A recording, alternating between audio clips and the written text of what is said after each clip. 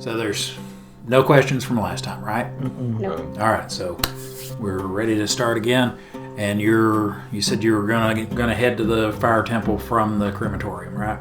Yep. Okay, so make it to the gates. The guards recognize same guard, same Templar recognize you on the way out as on the way in, so they know that you're not like some foreigner coming up that you'd left earlier in the day, and they let you pass without having to pay a toll or anything like that. You go down the King's Road, take a right, walk down a bit, get to the fire temple, and walk in. And not too far from the door is old Heener, and Heener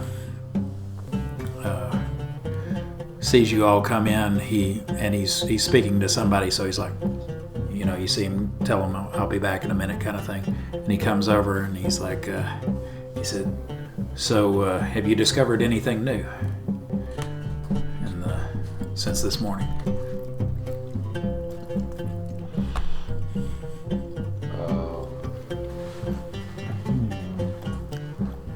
Found a few things down in the crypt. There was something written on the wall or something like that. I can't read. So there's stuff. There's stuff. He goes, has it helped you narrow anything down? Maybe given you strengthened your suspicions on one point or another? Because you were talking about trying to hire a skimmer to go to Siren Song. Yeah, That's correct. I think we still want to do that. Yeah. He's like, I think so. He's like, you all know. Do you know what the legend is on that, right? He says basically the reason it's called that is because ships that get close to it hear beautiful singing, and they are compelled to follow it, and they are led onto rocks where, as they sink, the sailors are devoured. So just so you know. So we need to go to the market, get some earplugs. Yep. I think, what did Ulysses use? Beeswax or something? Mm-hmm. And until you go buy it, it's none of yours. None of your beeswax. Well, you do want Gregorius found, right? He goes, most definitely. He is a valued elder of the temple here. So. Oh no. Yeah, we may not even fool with that. I don't know. Let me know if you want it down. I'll take it. Yeah. Can you hear it? Can you hear? Yeah, I can't even see what's going on since the Oh, I got you. Okay. it's all over there. But So one thing we did want to see was you had mentioned maybe giving us some funds to get some weapons before we head off on this adventure. mm-hmm. And one of You the had talked about making a list for me. and I hand him Oh, excuse me. the list only has one thing on it.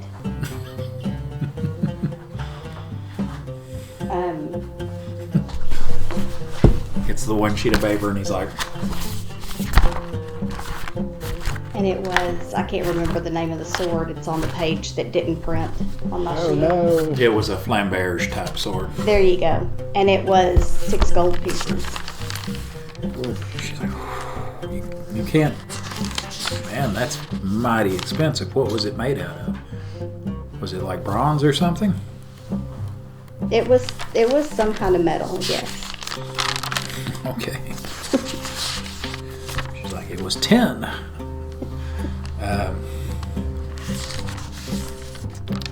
It's like, that's awfully steep for one weapon. But it's going to the gladiator, so it's like 4 weapons. It's like chicken math. It's real.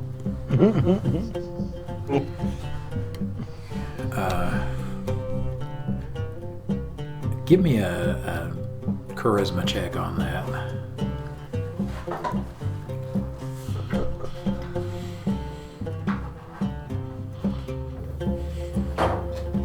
Because from your Charisma's past... a 15 and I rolled a 9. Oh, 10, sorry. Okay, because you know from your past dealings with him, both with this character and the other, he can be kind of cheap.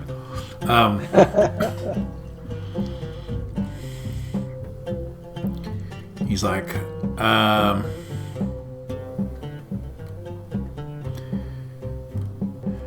he goes, how about this? He goes, I can authorize 4 gold pieces, but that's going to be everything that I can put. He goes, that's extreme. He goes, that's more than I would make it with my salary here in a year. How bad do you want Gregorius back? How about this? Counteroffer. You put in the 4, and then we will pay back the extra 2 once we have journeyed and collected some funds. I'll put in 4, and you'll pay back 2. He goes, sounds great.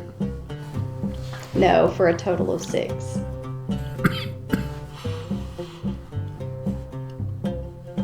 You're financing the trip for 4 gold.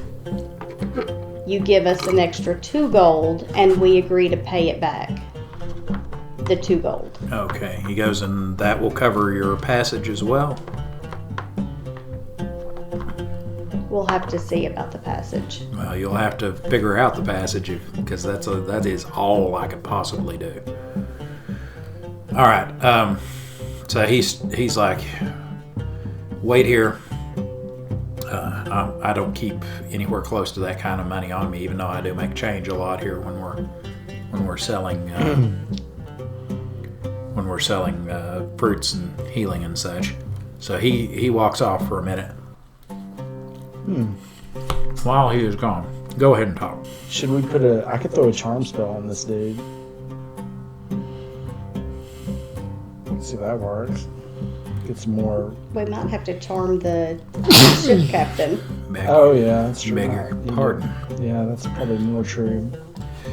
All right. Yeah. While he's gone, you see the door to the main door to the temple opens, and a well-dressed, looks 30-something looking man. He's balding on top, has his hair slicked back, has little spots of rouge under his cheeks, and is wearing the kind of robe that maybe kind of looks Egyptian, the kind of V, where it's kind of like 2 parts that cross like that and give you kind of a V or an X thing with a little bit of a epaulette's not the right word, but it hangs out over the shoulder a little bit there, and then along in the front, and that's like royal blue and gold in color. He comes in looking rather perturbed.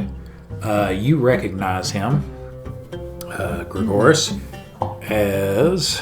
Give me a second to find where I have written his name.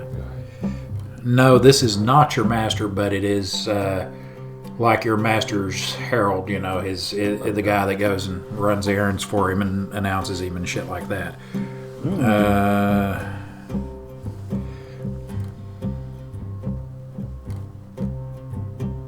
Yeah, he's like his envoy.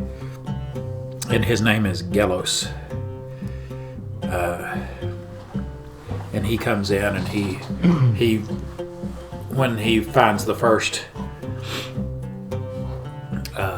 fire priest, he asks, he's like, where can I find Heener? And you can hear him saying this because he's saying it rather loudly, you know, where can I find Heener? So, and then the fire priest is like, points off in one direction, towards Heener, excuse me. And he's like, fetch him for me. So the fire priest is, you know, because it just responds to his imperious tone, and walks off to him. And he's looking, and Gelos is looking around, and he sees you, and he starts quickly walking, you know, in a perturbed manner, walking over to you. He's like, here you are. You're supposed to be back 2 days ago from or yesterday, whenever. He goes, from your service. He goes, and then I get a note from this priest saying that he wants to treat with me for your service. You're supposed to be you're supposed to be in the arena tomorrow for your first match. I fully intend to fight the first match. I was headed home right after this. Okay, right about then, Heener walks up, and he's like, how may I help you, good sir? Are you having a toasty day? You love that, don't you? The spirit fingers, the flame fingers of Heener. And that has been bumped badly. Oh no. Yeah, I'm seeing on your shoulder now. I was wondering about it. I just kind of looked at it. It looks crooked. The whole thing looks crooked. Yeah, well, that's because, like I said, it's got I hate the damn mount on this thing. The mount it came with. Okay, that's probably pretty good. It's pretty good. Okay. Hi, this is Moneymaker, your dastardly DM. I just wanted to take a moment to check in and make sure you were enjoying the show so far. If so, please let us know by clicking the like button and the subscribe button if you're not already subscribed, and leave us a comment below letting us know your favorite parts.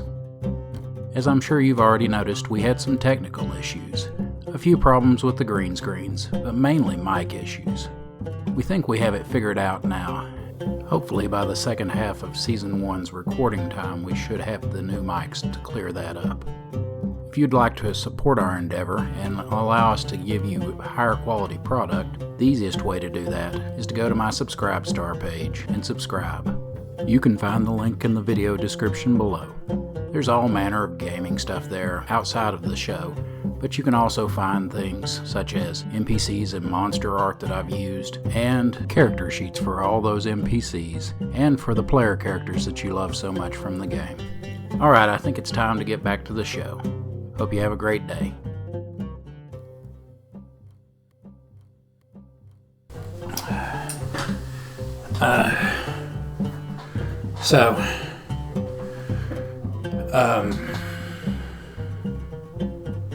Where was I at?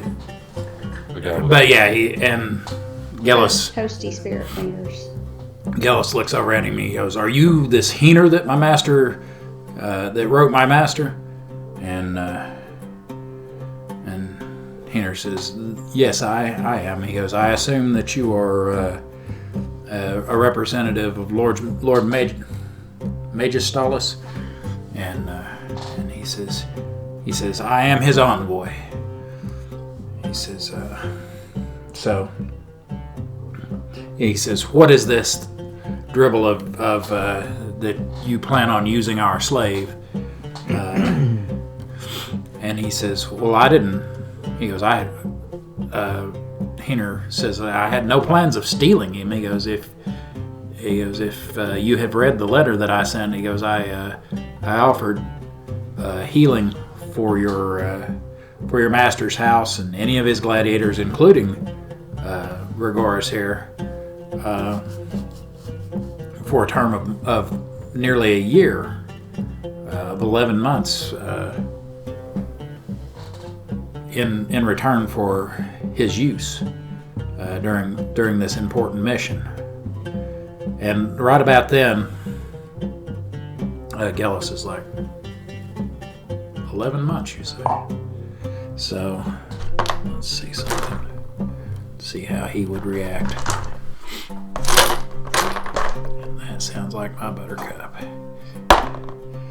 Okay. He's like, he says, I had not, he goes, I had not read down that far in the letter, apparently. He goes, oh, but he says, no matter what, my master insists that Gregoris is present for tomorrow's games. He said, number one, they're his first games, and my master has gone to great expense to have him trained at the finest ludus. He goes, House Jargo Ludus, which is just right over there. He says, and second, he says, an upstart family who's trying to move up in the Council of Patricians has insulted the honor of his gladiator stable, claiming that his house champion could best any of my master's gladiators. So that he says that that challenge cannot go unmet. He says, and you will be the first part of, if you don't beat his champion, at least you'll soften him up for ours. So he goes, so that is, he says, so he must be available for tomorrow. And the Heener says, I will swear upon the sacred flame, here before witnesses of my entire order, that that he will be delivered in the morning to the Criterion to be to participate in the games. And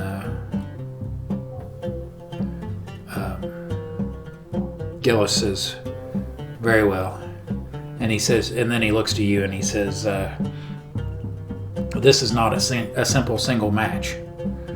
He says, the upstart, his insult went so far as to say that none of that you and that dwarf that you have are paired with are so lowly that they're not worthy of, without proving yourself not worthy of even fighting his champion. So he insisted on having you have a match against beasts first, and then in the afternoon facing his champion. I'll take it on. Very well. All right, he says, and Heener says, as a show of good faith, he hands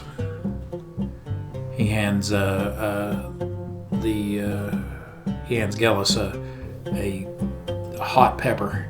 He says, take this to your master. He says, it should be quite enough to heal one of his gladiators who has sustained multiple wounds of a serious fashion. And Gillis says, very well then. And he looks to you and he says,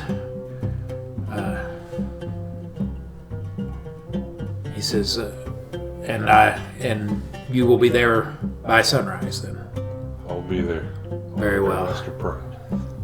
He says, very well. So he then leaves satisfied with the Heener's offer, and goes on out of the Fire Temple. So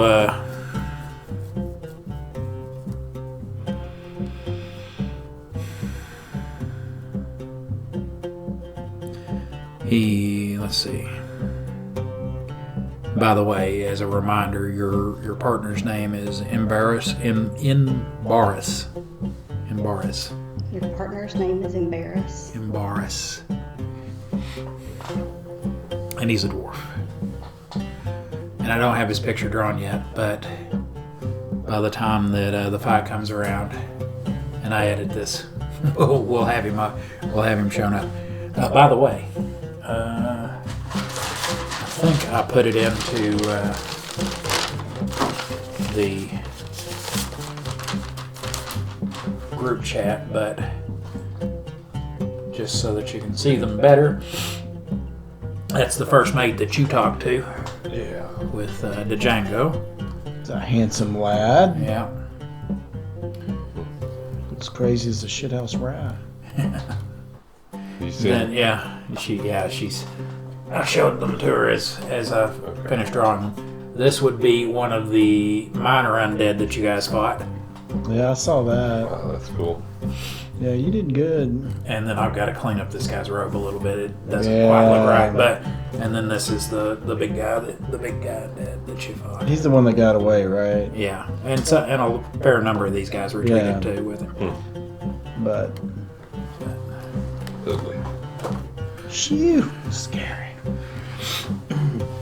All right. Okay. So, is there now that he's gone? Alright, so we got a fight in Yeah. the morning. Like not Heener. being able to see the computer. What's that? I don't like not being able to see the computer to make sure I'm still good. Okay, you want me to turn it around for you? All right. Well, before I do that, let me ask: is there anything that you guys want to do? Heener says to make sure that we can get you there in time. He goes, I'll put you all up in some of our spare cells for the night. And by cells, he doesn't mean like prison cells. He just means like small little cloisters that the priests usually stay in. Right on. I'd like to buy some extra healing olives or peppers or whatever, just to have on hand. All right. He says, by all means. Because if you got the cash, I've got the time. Okay. I've got 300 copper ceramic pieces. That's about what we had, right? That's what I've got written Think down. so? That's what I've got written down. Yeah. I think she threatened you on your half last time. He's like, your part is what you told me. Yeah. You remember that, and that's your share. That's what I've got written down. I have I think 300 that's right. ceramic That was pieces. the amount. That was the amount we found in the chest, yeah. Okay, we divide that up, so everybody has 100 of that. Although you've already spent most of yours, haven't you? I spent 100 of it on the poison. So you spent your part. All right, so I'm gonna. You didn't really spend anything, did you? I You were just spent- kind of like, Yeah, we were I'll come gonna back go. and talk to you. Yeah, we were gonna. I'm gonna go spend back. mine on prostitutes and healing potions. okay. Not necessarily. He has in the powdered order. healing Right. potions. Well, considering I have a fight tomorrow, I don't know if I'm actually going to put armor on me or not. But I can't go walking in with the shiny steel suit right now. I've got bark skin. I've got bark skin. I can reduce your armor class to Sure, but 6. I'll still need something to cover myself, so I'll probably buy some hide or something just to get me through the fight, unless he's going to provide something there. I don't know. So I'll let her talk. Sure. the Kank armor was 720 ceramic. You're right. The bracelet was 360. The hide mechalet was 95. That would take my share. But that would at least put me in a better armor class than what I'm sitting at right now at 9. What would that put his armor class at? It's going to be high? like a 7 or Because something. I can give you an armor class of 6. Sure. But, well, I'd do that like right before I leave Yep. you guys or something. But Yep, I yep. don't have And class. how many potions can I buy? Or olives? With 100? Yeah. A half one. Oh, No, boo. it's more than that. It's at least 3. There No, you can. you go.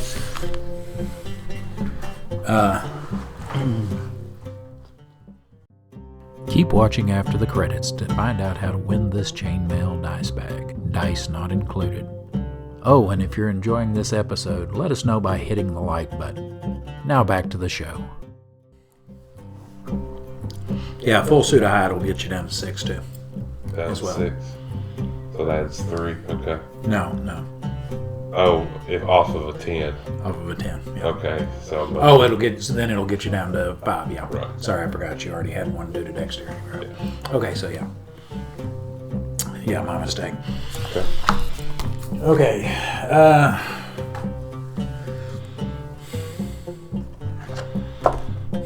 So while he's at the sports center tomorrow, do we get to just sit around and roast marshmallows? I mean, That's the idea. No. Don't worry. Things will happen. that's enough to make me worry. It seems like You've got your character tree updated, right? That's my favorite thing to say as Dark Sun DM the day before. Make sure your character tree is I need updated. to make a couple for this one. Yeah, I do have spare 3rd level characters, since I know we don't always have time to get together to make character tree stuff. So just in case something happens, it'd be like, okay, which one of these do you want? And sit around for about 10 minutes while I figure out how to get your guy close enough to him to play in. Okay, for you,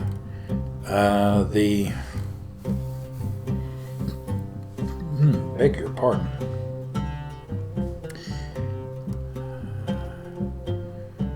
He says that he can give you 8 for that much. 8 olives. $8 for 100. Gary. Do what? He can give you 8. Oh, snap. Yeah, I'll do that. Yeah, just scratch out that 100 and put 8. And they're Okay, done. Carolite. They're the equivalent of Carolite ones. So Scratched out the money. I'm broke. Oh, wait, I got 50 left. all right. So you're gonna go. Is anybody gonna go with him while he goes to do his armor shopping? Sure, I'll go with I'm going to go pray. I'm going to go pray to the gods of the earth. Gonna go pray to the lords of the stone, huh? I got to go pray. So I'm There gonna go is do that. He didn't have enough money left over for prostitutes, so he's going to So go I'm pray. gonna pray. That's right. there is a stone Pray temple. for some prostitutes. There is a stone temple, Sweet. and you may find some of the guys who run the silk skimmers there. Oh, snap. Yeah. I may mix it up a Stone little. temple pilots over there. Temple of the Rock, bitches. All right. So he's going to the Temple of Stone. We're going Are you guys shopping. going to go shopping? Okay. So you go over there, and there's a whole lot of low rumbling, chanting. Like the beginning of like what I've got at the beginning of Love every me some episode. chanting. All right. So as you guys are going over across town to get to the marketplace, let's see.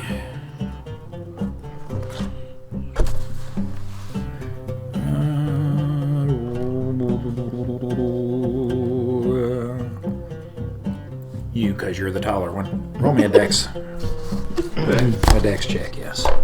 This is just kind of to see if you notice, if you see somebody before they see you. 13. 13, and I what's your... made it. I got 15.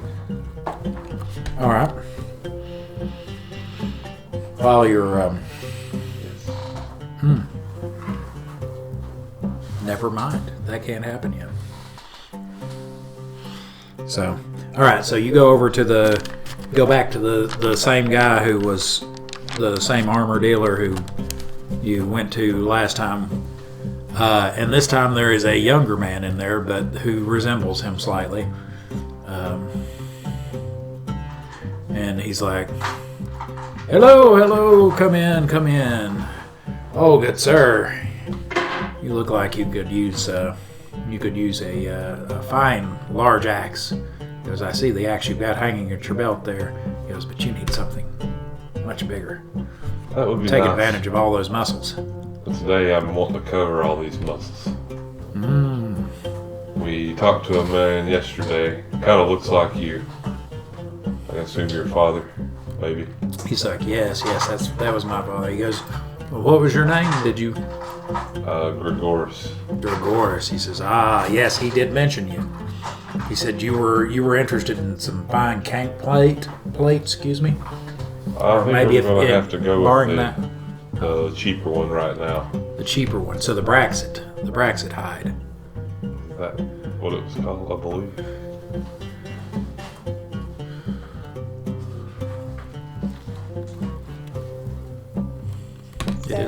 It is cheaper than the cank plate. The Mechalite was 95 ceramic. Okay. So it was the The Braxit was 360. He says, oh, okay.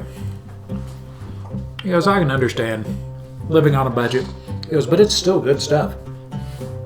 He goes, you've seen those things. You can jab them with a even somebody as strong as you could try to jab them with a pike and it just turn the pike. So it's good stuff. So he's like, hang on, and he goes in the back and he starts like getting out parts that are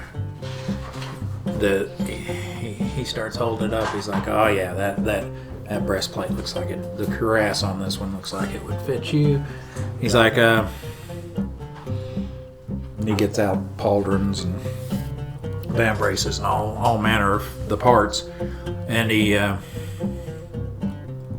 you gonna go ahead and give him the 95? Yeah, I'll let you pay for it. Okay.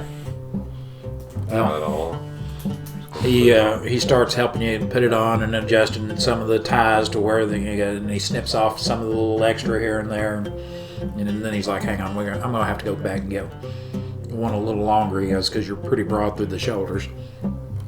So he goes back and gets a little narrow leather belt and takes one off and puts the new one on, custom fits it for you. He says, I hear that, Gregorius. He said you're a pretty broad. He's flirting. Yeah. He says, son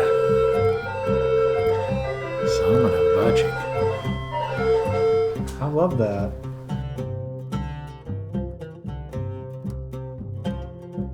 It seems like it's almost always the William Tell overture. Okay, where were we at? All right, yeah, but he says, he's like, he goes, you look like one of the heroes of old in that you cut quite a stunning and impressive figure in that armor. It's good, sir. Thank you.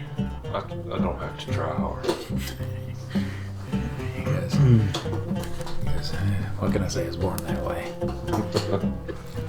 All right.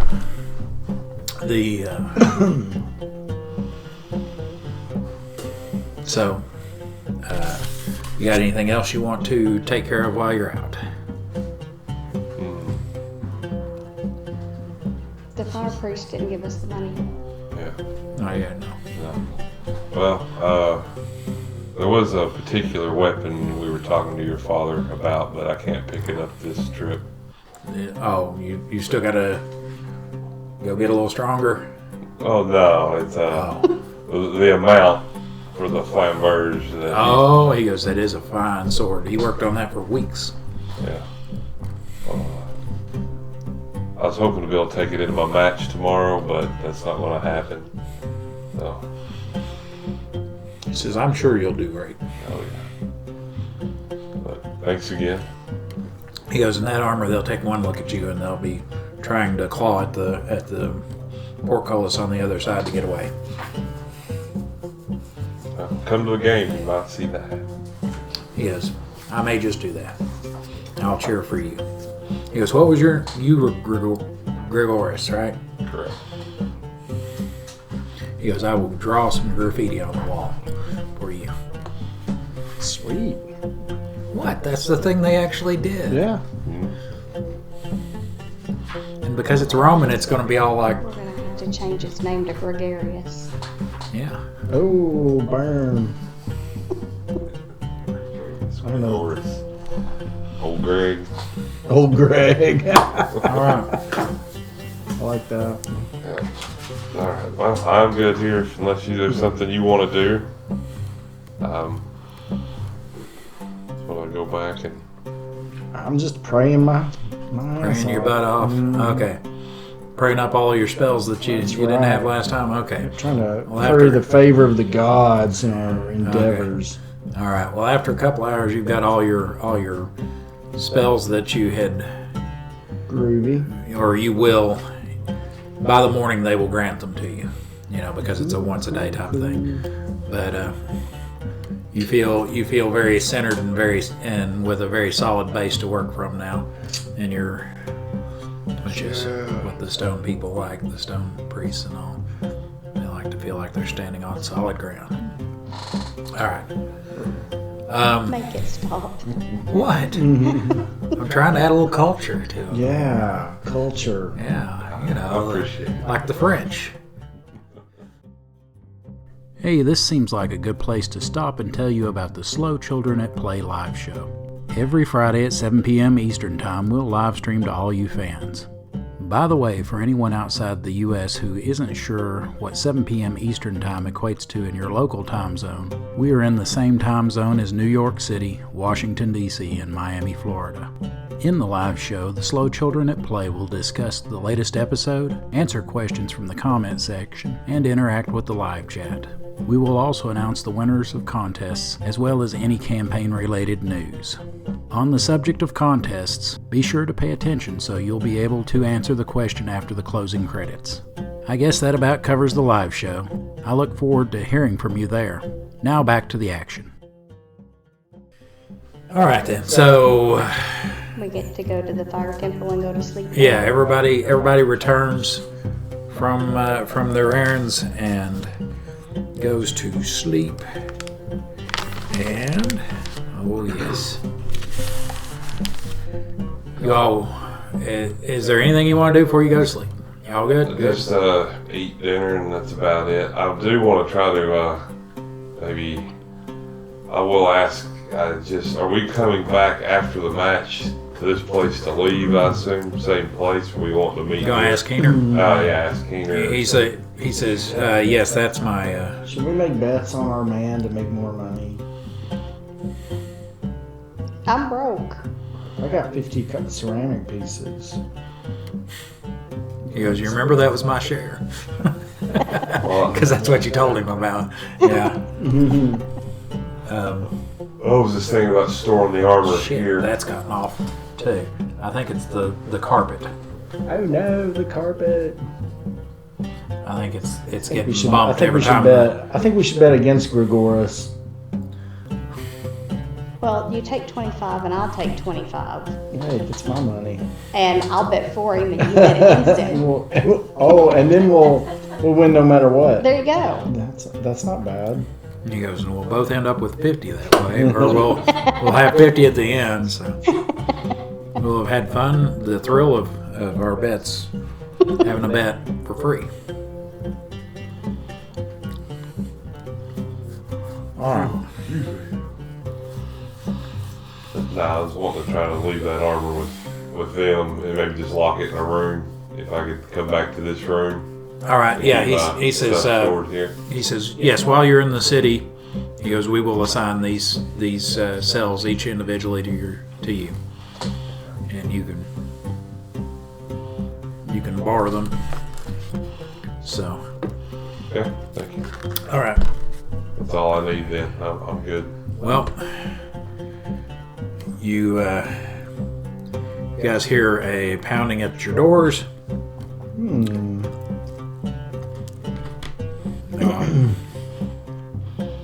Sunrise in half an hour.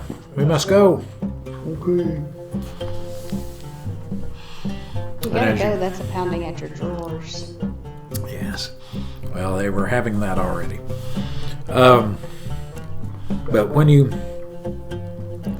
know, everything's kind of hazy this morning, almost like it would have been like if you're out of the city and you're near the shore, the way when the wind gets up, everything's kind of hazy. And the city's just kind of, when you get out, the city's just kind of under a gray pall. And if you look up, there's an eclipse. And the shadow narrows. It goes from just being over everything and narrows until it's just right over the building, the arena, the Criterion. Uh-oh.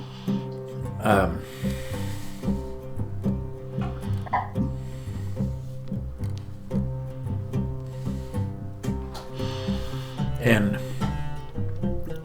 you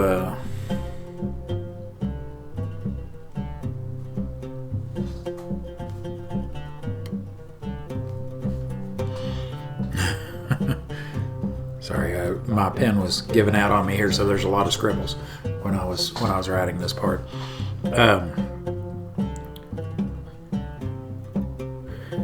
And you see in the from the shadows where it seems to be focused is the shadow is over in the bowels of the arena, down in a tunnel, down in below a heavy bone grate in a pit or a shaft going down deeper, reflected in mild torchlight. These eyes where you can see reflected off the backs of the eye, like something dark. That's all you can see is just reflected eyes reflecting back at you, and you can hear just gibbering and whispering, just repeating. Strange moons circle through the sky. Strange moons circle through the sky. And then all the light just kind of ceases for a second, like the everything goes dark, and a loud crackling roar just fills your ears. And then light starts to seep in from all around, and it's red and flickering and fills the sky as the moon crashes into the Criterion with tremendous force. And then you spring up and wake up, and it was kind of a dream you all were having at the same time. Shared dream. Well, that wasn't creepy. No. It was intended to be quite uplifting.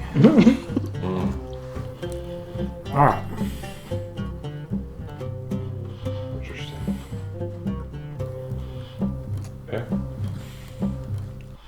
So, now, it really is morning. It's the week before the wedding. It's a Princess Bride thing. So now, what do you want to do?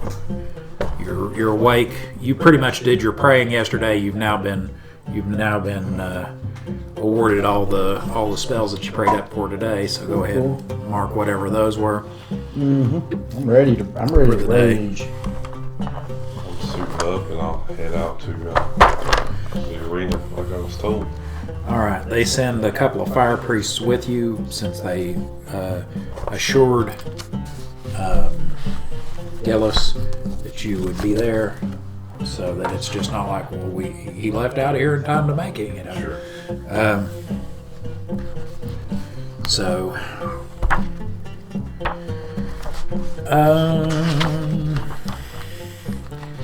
the whole walk over there's something about that dream that seems oddly familiar to you, to Gillis, or to Gregoris. And you can't quite put your finger on it. Something in the imagery of it that just seems familiar. And you have spent because the ludus you were trained in is basically very close to the Criterion. Sometimes they would take you in the tunnel that goes under the plaza and goes directly over there and kind of up to the area where most things come out onto the arena floor. They take you over there and do practice and give you like, okay, and here, and when you come in, you bow to this direction, bow to the king, and they showed you guys all that kind of stuff. So you are familiar with that area, and it did have to do with that, but you can't quite put your finger on what it is. Maybe it's something you know. It's just not coming to you, though. Is there anything you know about the Criterion? I can remember. Okay.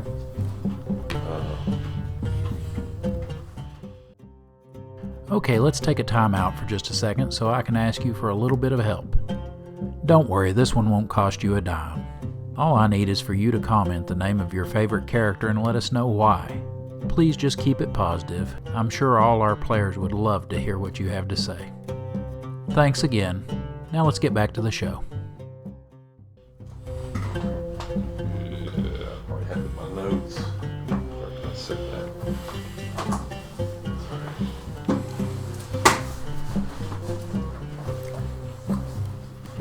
Is that in the stuff that you sent me? Maybe. Maybe. Okay, that's what I'm looking for. Because, I mean, that's stuff you know. Yeah, that is stuff I know. That is not stuff that I know. That's why I sent it to you. Yeah.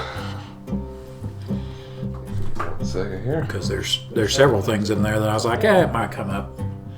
And if he already knows it, then...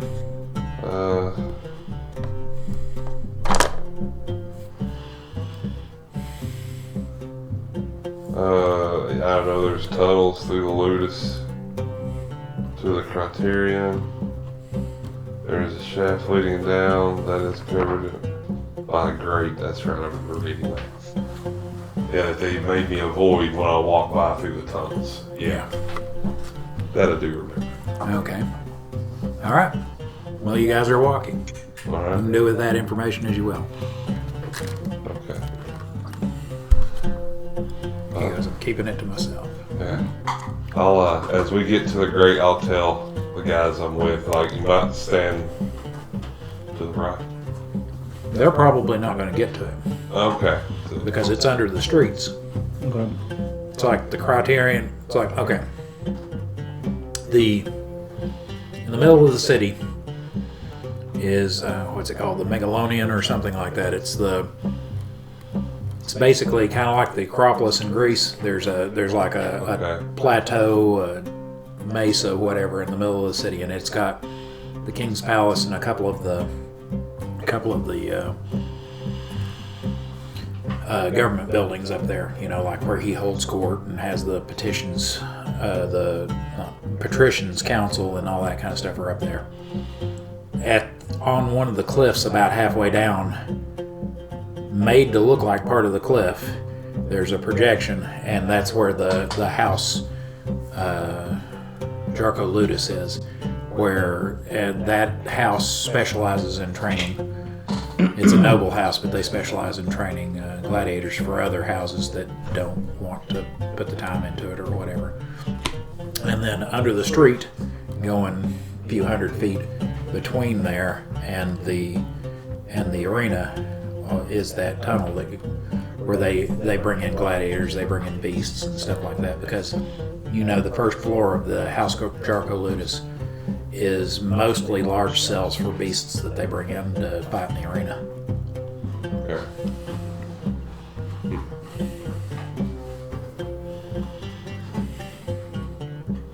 That's where that tunnel's at. Okay. And that pit with all that is in that tunnel, going down below Gotcha. even that tunnel's level.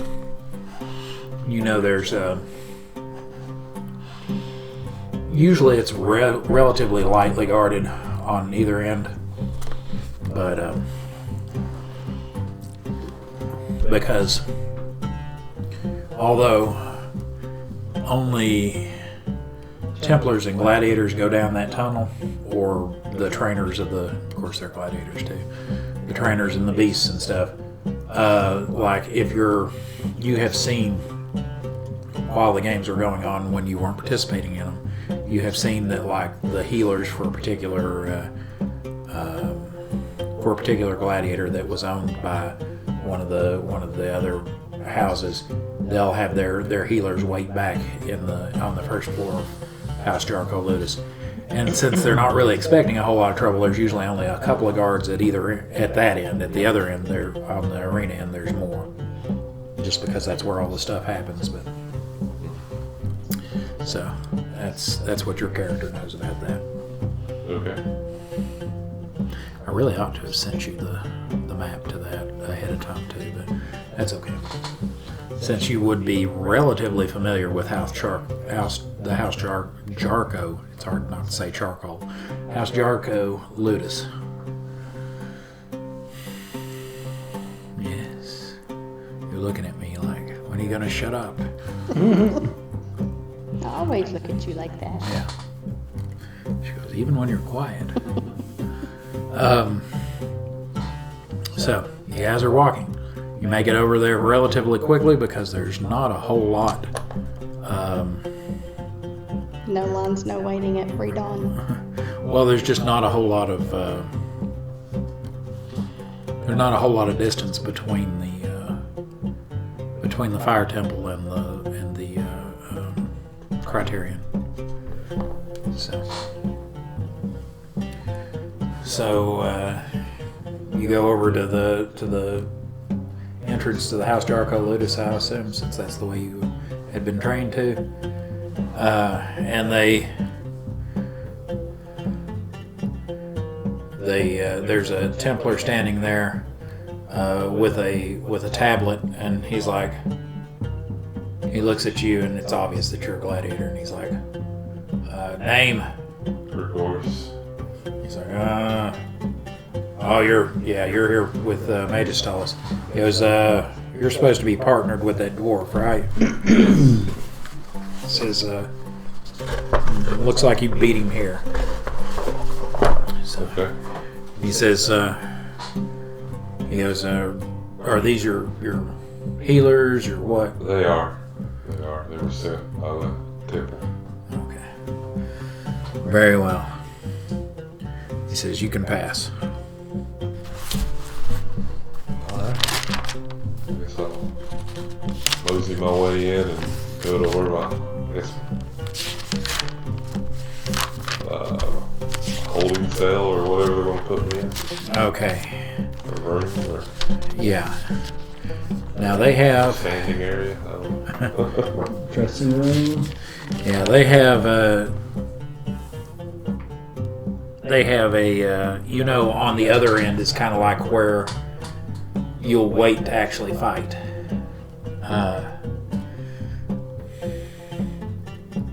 Because in the basement of the Criterion, there are cells, and then there are for like particularly dangerous people or whatever, or beasts, and then there are rooms that are just kind of like, okay, all the people on one side of the fight for the day are going to be, we'll put them in this room, and all the people on the other side of the fight for the day, we'll put them in this room. That way they won't be getting at each other before it's their turn to be out on the floor. So like this guy and this guy from the first match, they're going to be in opposite rooms. The second match, they're going to be, room 1, room 2, room 1, room 2 kind of thing. Unless somebody's particularly feral or something, and then they kind of get locked up in their own little cell. Gotcha. Okay.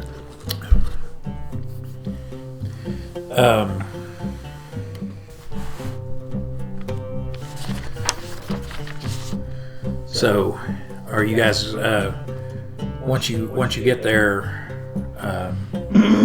you see that the door to the tunnel is open, and it's kind of a gradual sloping tunnel that towards the bottom just kind of, it doesn't do like this, it does more, it's got more of a curved bottom and slopes up to the top. And the one pit I was talking about is right like down at the very base of that. That's, I guess they figured that if it ever gets wet enough, they could use it for drainage. But so you guys you could go ahead and walk on if you wanted to. Are you guys gonna stay back and wait, or what are you gonna do? I'm good with staying back. I'm with her. All right. Take it that was the wrong decision. No.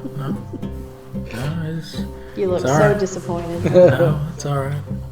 I will There. say, Well, as before we're walking, I'm gonna say, I know this just sounds odd. Did anybody else have an odd dream last night? Because I had a dream about this place. Both of them are going to be like, nope. Did you That's guys why- eat that's why anything that made you that's why I'm dream staying weird back. or anything? Because this is so strange how a vivid No, I had dream no, about it. I had no vivid dreams. Tell me more about your vivid dream. Well, all right then. It was like an eclipse or something. That's what I've heard of before. The moon, kind of made a shadow over the Criterion. The And then there moon. was a Beautiful. like a creature inside a gate, and he was whispering gibberish stuff. Oh no. Anyway, it just kind of reminds me of the tunnel down here. I know, that's why I said I'm staying up here. That's why I was asking. Okay. So you did dream about something weird. Alright. I thought it was just something being in that place If last you're night. afraid of the dark, we'll go with you. Now they're gonna. You know that they're supposed to wait back. That doesn't mean that you can't find a way to do it, but they normally would keep you back here. As you guys are talking about all that, everybody give me a wisdom check, I guess. I'm gonna have to do the Call of Oh, man, I Cthulhu failed sanity that check. one. Okay. Failed my I wisdom was an check. 18 and I rolled a 2. Thank God somebody. Okay. I'm like, I rolled a 20. That means I'm like completely. Dumbfounded. I'm Okay. like staring at the floor, like, wow. The two of you guys hear kind of a.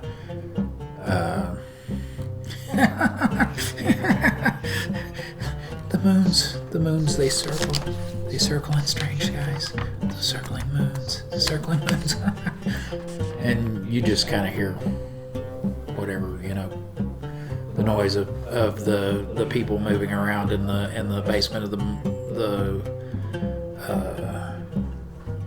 the house Jargo Ludus, and some of the beasts roaring or yawning or whatever. So Actually, I just heard what I heard in my dream. Very strange. I heard that as well. I didn't hear anything. You weren't You listening. didn't hear about the moons doing strange things or something like that. Nope. Maybe it's just from reciting what I dreamed last night. But you heard it. I don't believe I you. heard it. I didn't understand it, but I heard it. all right. So now what do you want to do? You know that there are 2 guards that are going to let him pass, but they're not wild about. They're not I going will to charm one of the guards. Okay. Now, are you going to hide and do it, or are you going to? Because this is pretty much for the most part, an How many open guards room. are there? There's a couple in other parts around but How many are there that would keep us from going down? just again? one on each side of it, so 2. Are they both male? Yes. If I promise to show them my titties, will they let us pass? There you go. Give me a charisma check. They're like, we really shouldn't. I can't. My charisma's a 12 and I rolled a 2. Okay. Well, that's pretty They're good. like, we really shouldn't, but But come on, they're nice knockers. You know you want to see them. okay. Let's see 'em. You gotta let us pass, and then I'll turn around and you can see them. All right, but I'll throw my spear at you if you don't. Okay. Okay. So we pass, and then I turn around and I go, "Wah!" Okay. Then they're like, And then I go, all right. And they give you the thumbs up, and then they're like, get back here. Didn't say anything about letting you go down, just let you pass. No, they let you go on. Coolio.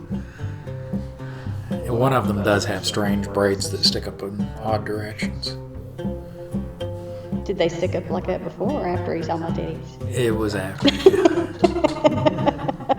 And he went,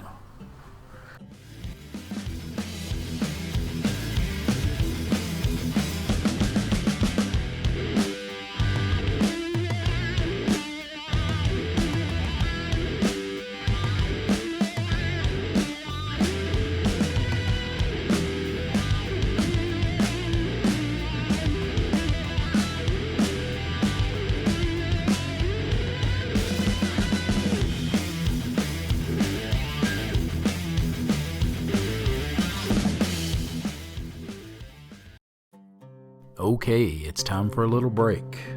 Thank you for watching. And to thank you for getting this far into the video, I'm going to let you in on a little secret. We're running a Superfan Appreciation Contest. Well, actually, it's 2 contests in one. We will be doing a weekly giveaway where you can win a game token of one of the monsters, NPCs, or PCs from Shadows of Balic.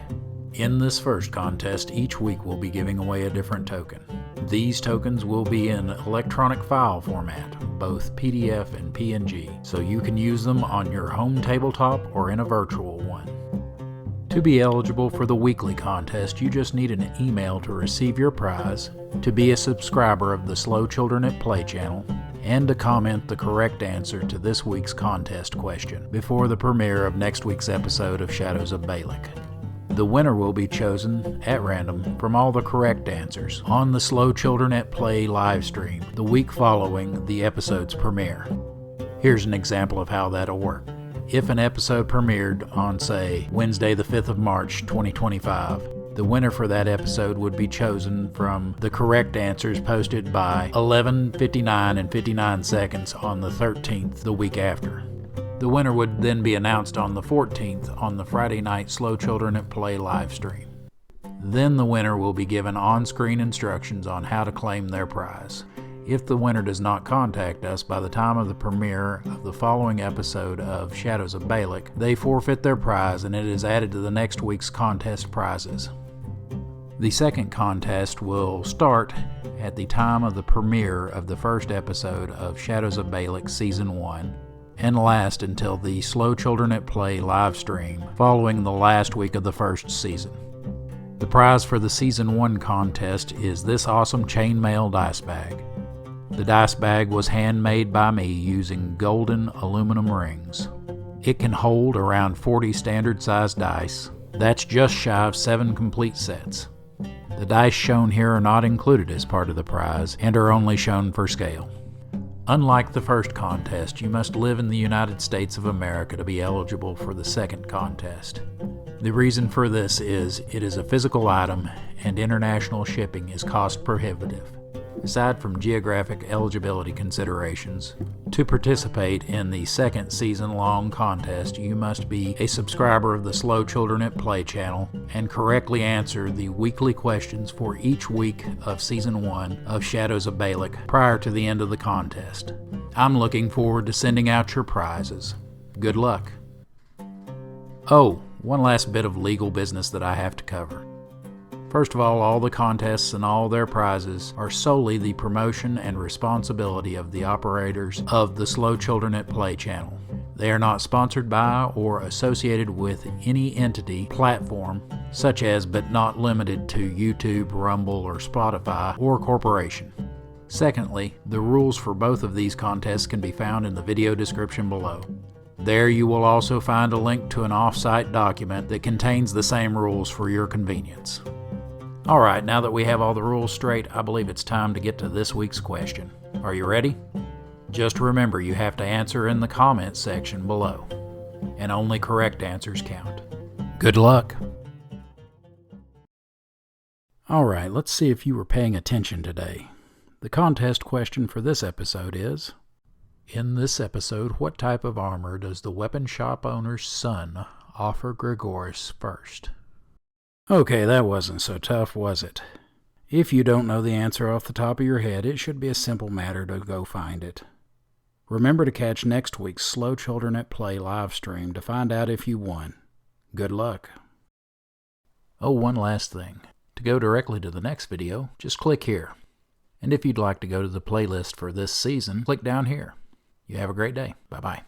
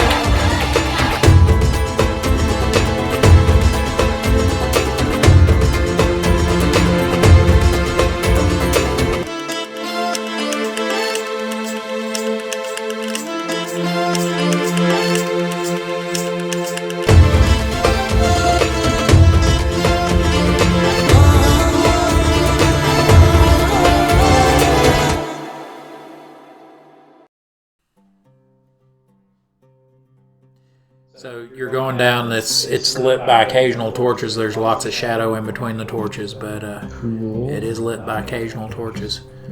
And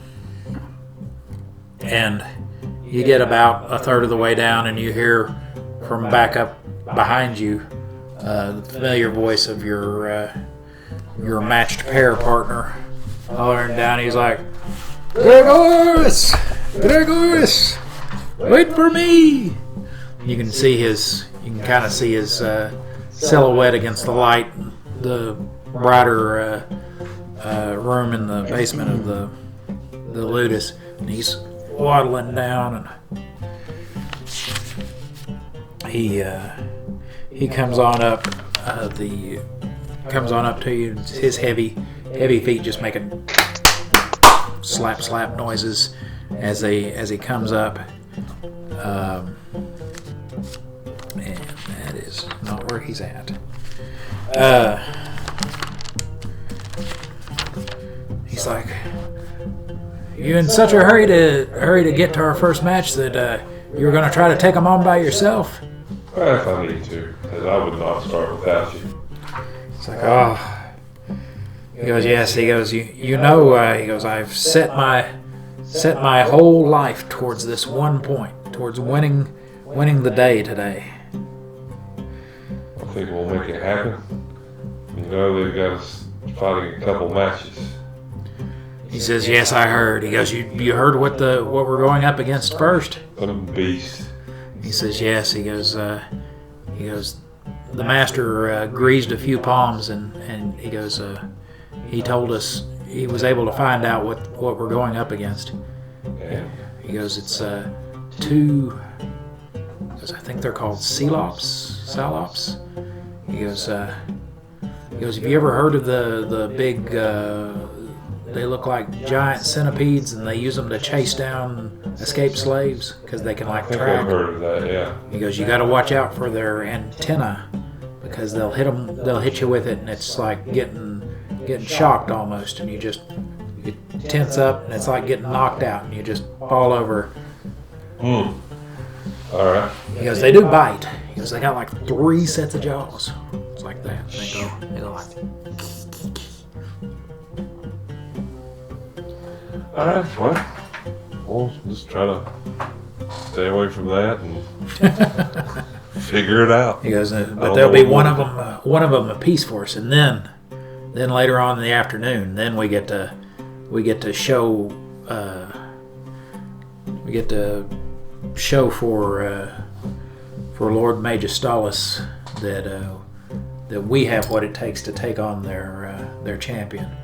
That will be a 2 against 1, but he's their house champion, and these are our first matches. So. Do you know anything about him?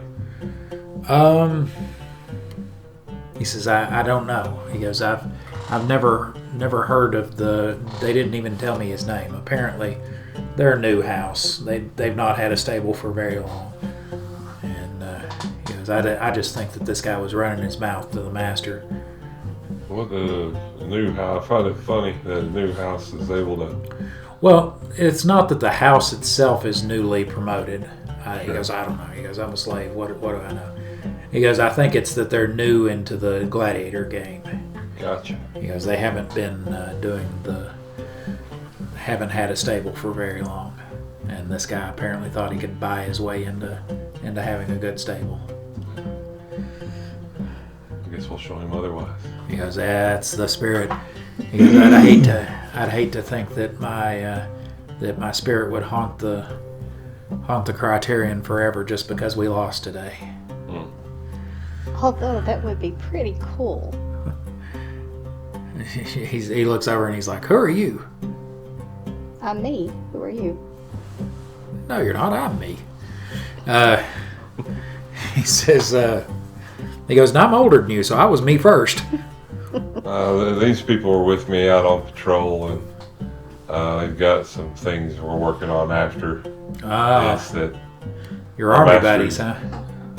Or say what? They're your army buddies, huh? Yeah, pretty much. Oh well. He says, "Well, come on, let's go." He's eager to. I'll follow him. I'll let him lead since he's All right. eager to go. Just watch out for the hole. He goes, yeah. He goes, one time I about stuck my foot in it. And they told me, boy, you'd better not stick your foot in that. You'll pull your leg back. You'll have just a nub for an ankle. I've wondered what's in it. He goes, I heard some squealing one time. Deliverance.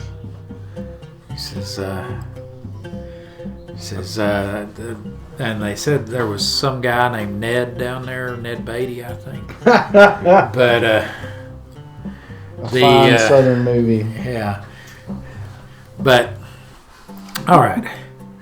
So he passes that up on, and he's going as fast as his little feet will carry him.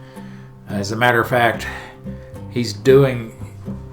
watching him run. You've seen him run before, but because compared to his torso, how short his legs are, he kind of has to just kind of throw his legs around in front of him like this as he runs. So, you seen Return of the Living Dead? A long time ago. You know when there's that one, they go outside and there's that one that's eating somebody's brain, and it jumps up, and I think it's an amputee. I'm not sure. I think it was actually a homeless guy that they gave a certain amount of money to be just a makeup wearing extra, but he was like from the knees down amputee, and he was just kind of coming at him like, and they shot at it. It was one of the first zombies that they saw killing somebody. He kind of runs like that. Okay. Only he's not hollering brains. And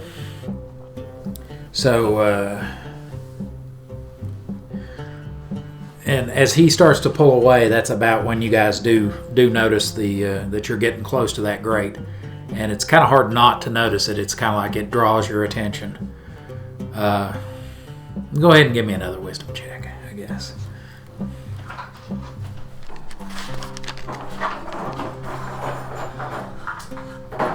Made it. I had a 6. All right. I failed. You failed. Yep. Made it. You made it. I mean, All right. Well, this is a 6. nobody else is hearing this, but all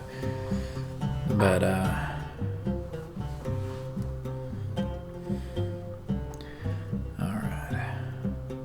But yeah, you're hearing the whole thing about the strange moon circle through the sky. Strange moon circle through the sky. Strange moon circle through the sky. What? Oh, Ted. Exactly. You're just walking along with everybody else. Yeah. You guys are not hearing that at all? No. You don't hear it this time? And this time you can definitely tell the direction of it is from the grate. Okay. And you kind of get a if you look that direction, you kind of get a flashback of eyes lit up looking back at you, although you don't actually see that. You just kind of get the dream flashback from that. Okay. Yeah, I think what I was dreaming about was in here. And I'm not going in that thing right now. We're just going on by. Yeah, because you have to be in Yeah. the match. You got places to be, Yeah. people to see, things to do. You got things to do and people to kill. Yeah. Sounds more fun. Just watch out for that hole. All right. I'll do it. All right, so you guys gonna let him go on and you're gonna look at it or what? No, I'm gonna go on past. I'm following her. Okay. Now you know that there's gonna be like 7 or 8 guards at the other end. Yeah. And they're That's true. they're I don't know all if the guards will let you by down here. Well, they'll let me buy this. That's up to you. But They won't let me just stand at the gate and watch the games. No. Well, the way that there's several sets of gates that you've got to go through on the other end. That way, in case one happens to be open and somebody rushes in, it works kind of like an airlock to keep them from getting into the next and then getting into the tunnel after that. And some of them, are very, very large and very heavy, so that like large beasts can't just plow through them. yeah, okay. So there's like layers of gates and places like that we may go through, or that we have to go through, and you may just have to pay admission to get in. Oh, I jiggled the camera. Oopsies. But I could tell you, It seems okay. what was it, how many gates are in this place that they let us out into the arena? You've got at least 2 to go through. I mean, like from watching it, that's from the arena floor. Like if you're coming in and out of into the arena. And out Oh, you mean like if yeah. you're trying to just get into the crowd? No, like if they let me out to fight, Yeah. how many gates are out there in the arena floor? Oh, there's this one and like one more. Okay. Because it's there's like one big gate but a lot of times they'll just let somebody out and they'll go kind of walk over to kind of near the far side, and then their opponent will be let out after them. Okay. Yeah, I didn't know if that's where you guys might want to set up if you go out there and watch the thing. And you know that directly above the main gate going out is where, if the king attends, that's where him and his entourage have a tendency to sit. Okay.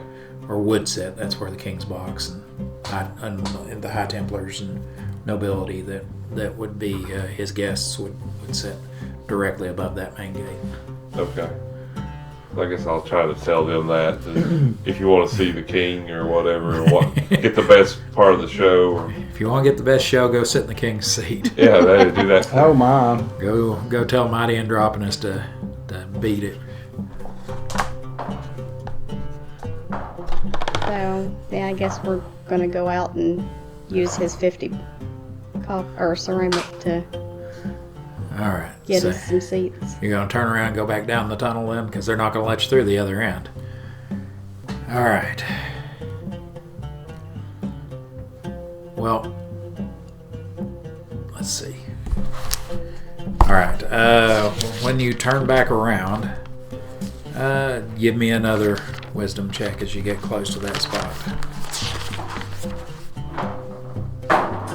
I made my wisdom check with a 7.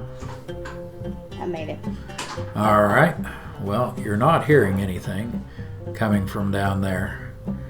And you get by it without hearing anything. Hi, this is Moneymaker, your dastardly DM. I just wanted to take a moment to check in and make sure you were enjoying the show so far. If so, please let us know by clicking the like button and the subscribe button if you're not already subscribed, and leave us a comment below letting us know your favorite parts. As I'm sure you've already noticed, we had some technical issues, a few problems with the green screens, but mainly mic issues. We think we have it figured out now. Hopefully by the second half of Season 1's recording time, we should have the new mics to clear that up. If you'd like to support our endeavor and allow us to give you a higher quality product, the easiest way to do that is to go to my Subscribe Star page and subscribe. You can find the link in the video description below. There's all manner of gaming stuff there outside of the show, but you can also find things such as NPCs and monster art that I've used, and character sheets for all those NPCs, and for the player characters that you love so much from the game. Alright, I think it's time to get back to the show. Hope you have a great day.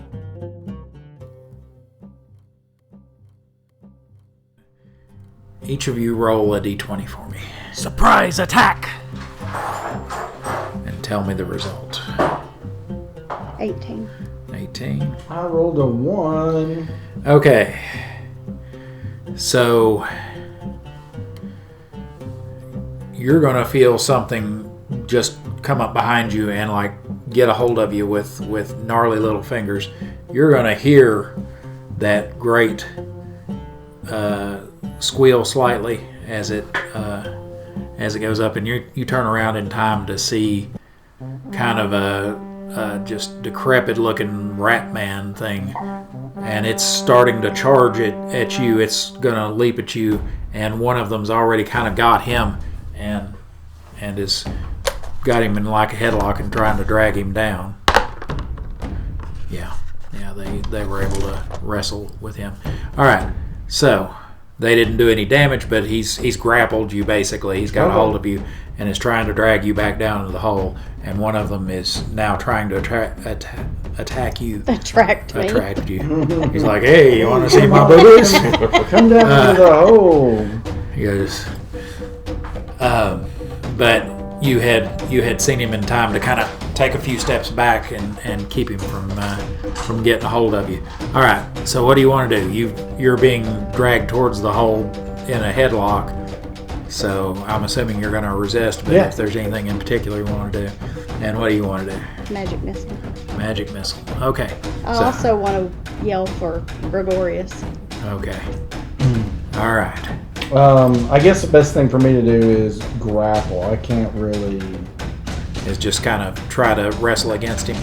Yeah. Okay. All right. Now I will. Or cause light wounds. I could cause light wounds to him. You could do that. Yeah. I'm gonna cause light wounds to him. Now, did you have it memorized as cause light wounds? Yeah, of course. So you instead of one of your cure light wounds? No.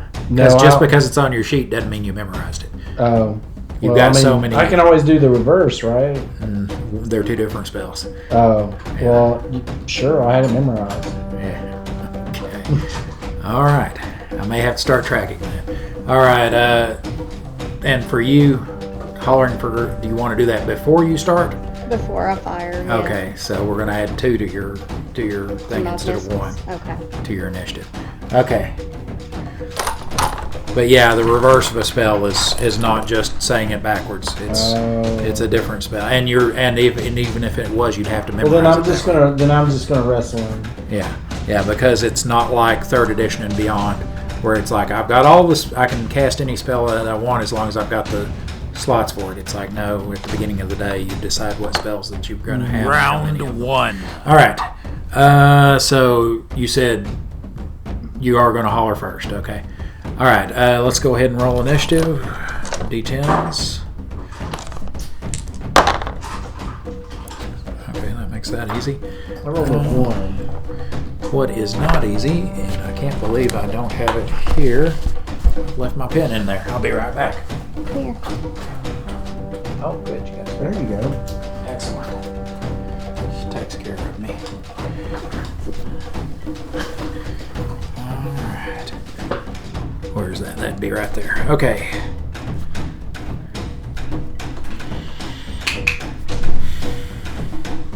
And you said what? What'd you roll? I rolled a 1. Okay. You are right there. What'd you roll? And I rolled a 3, making it a 5. Okay. All right. So you were going to just go ahead and try to resist? Yep. Let's do a roll off on that. We'll do it as a strength check or something. Okay. So roll a d20. What is your strength again? 13. 13. Okay. All right. You're a little stronger than this thing. All right. Yeah. Go ahead and roll me a d20. High is good. I rolled a 20. Okay. All right. So that is enough that you're able to wrestle free of him, and it took his action to try to hang on to you, and he was unsuccessful. So before they're able to continue to try to press the attack, you're able to do your thing. So go ahead and do your thing. Am I screaming? You're screaming and you're casting. Gregorius, we need help. Okay, right as the one gate closes behind you, you hear, Gregorius, we need help from down in the bottom of the tunnel. You're like, oh, too bad. Sucks to be y'all. I'll turn to the guards like, can you let me back through? Something's happening to the people I was with. All right. I'll say my turn, I guess. Yeah, we'll let you say that. Give me a charisma roll. He's going to roll a 20.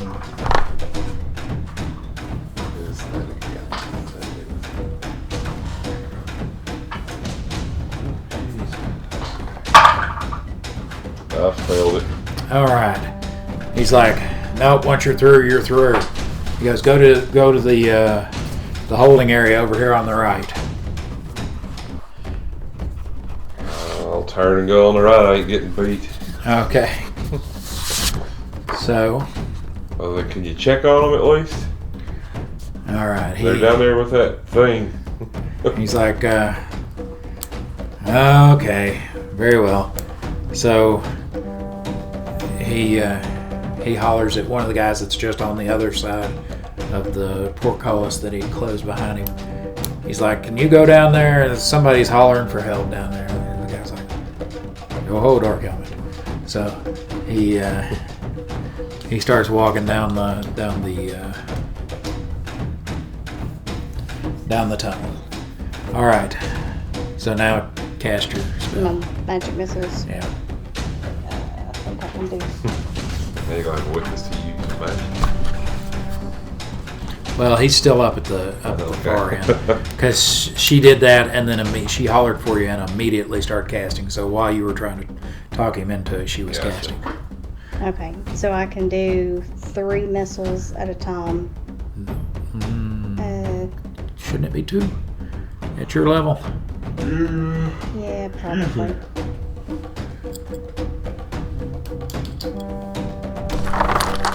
Like there was 3 levels or something like that.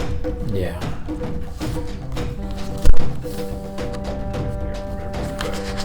Let's see. 2 at 3rd level. Okay, 3 at 5th level. So I can do 2. Yeah. And they're 1d4 plus 1. Yep. So you're gonna try to hit the guy that's coming after you? Yes. Okay.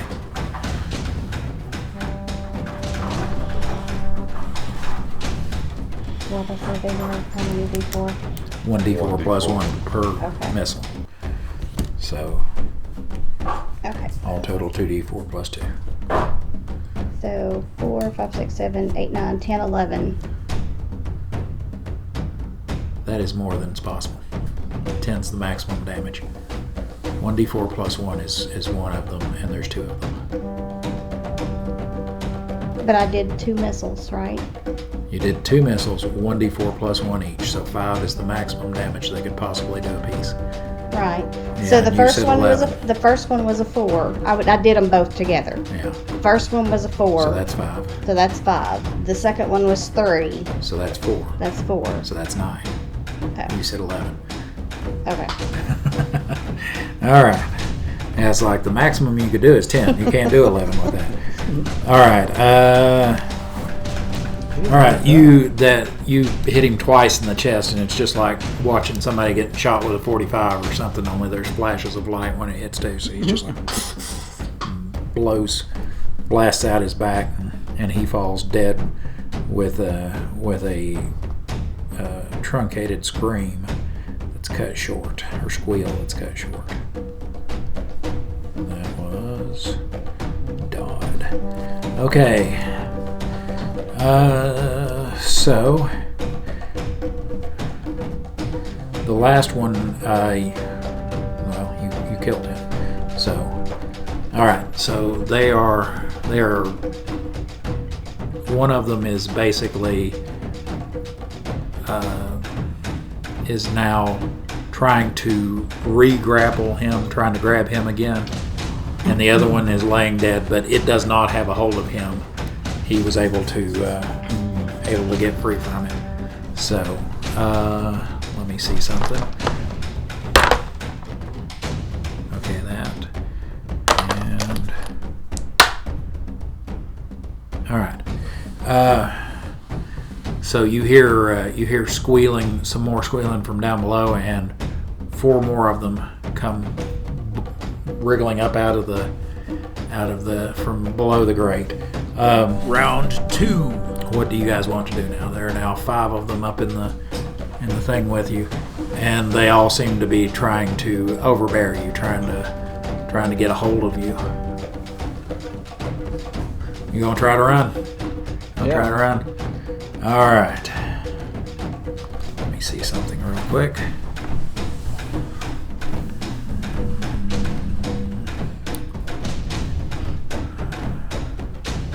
I just have to outrun him. I just have to outrun you. She's like, magic missile to the kneecap. You can't do that again. Actually, I can. I have it memorized twice. All right. So, I would say she wouldn't do that, but I can't be confident. I know. I can be confident that she won't lie to me about what she's got memorized, but I won't. I can't say that I wouldn't be confident that she wouldn't hamstring somebody to get away. Why she likes playing evil characters. Okay, so you guys are running. All right, roll initiative for me. Just don't abandon her. I promise you'll never live it down.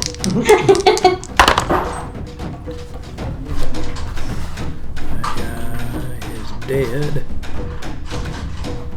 I rolled a 7. All right. Roll the 2. Roll a 2. All right, roll off for the quickest of them.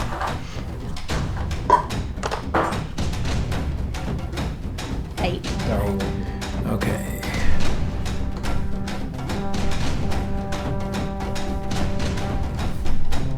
And you said you rolled a 7, did you say? A 7, I say. Say.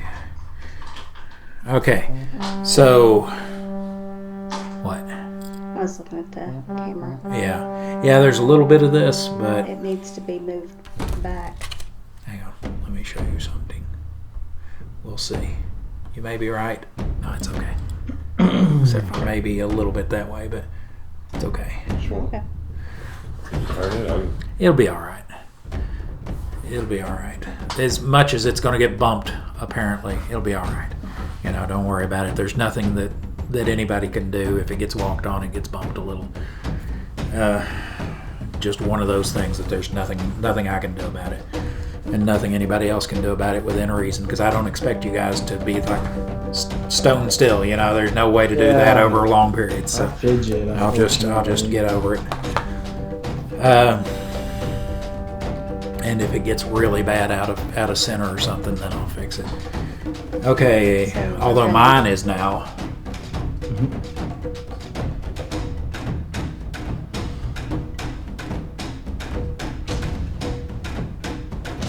It seems like it has been pulled back. Because I know I didn't have it sticking out. It's not on the carpet. Yeah. I don't understand. And they're Your getting step moved. stool. They're getting moved. That's because I can't reach the floor otherwise. I know, but There we still. go. That's got most of it. Okay. All right. So the one tries to grab. Who wants to be odd? Who wants to be even out of the two? I'll be even then. Okay. It's gonna go after you. One of the new ones that came up.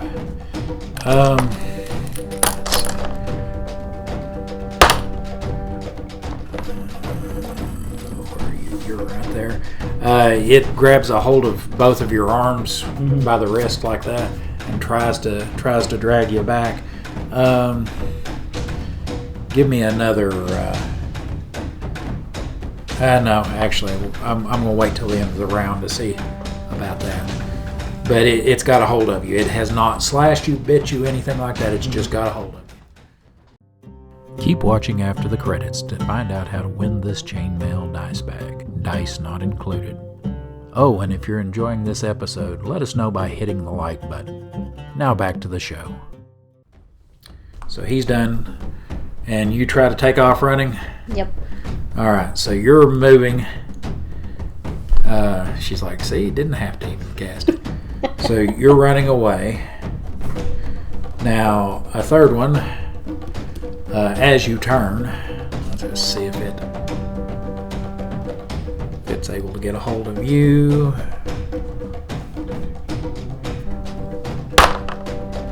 And it does grab a hold of you, yes, with both hands as you turn to run.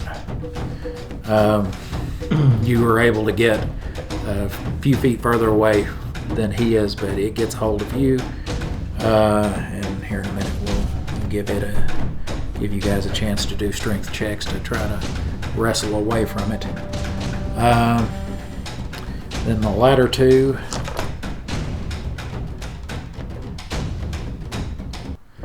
The latter two are going to then, let's see who they will try.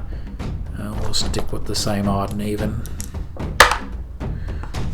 This one's going to try to get a hold of you too. And it's able to clasp you. It goes after your ankles, and you're able to get one of them out of the way, but it gets a really good grip on your left ankle. And the last one, he comes after you, and he slips on a damp tile, and his squeals roll out as he hits the ground. Tile's damp because I probably peed my pants. Yeah. All right. Let's go ahead. Let's see. Though you've got what, 2 on you, and you've got 1 on you. Let me think about. Okay. Go ahead and each of you roll D20 for me, and we'll compare it. Oh no.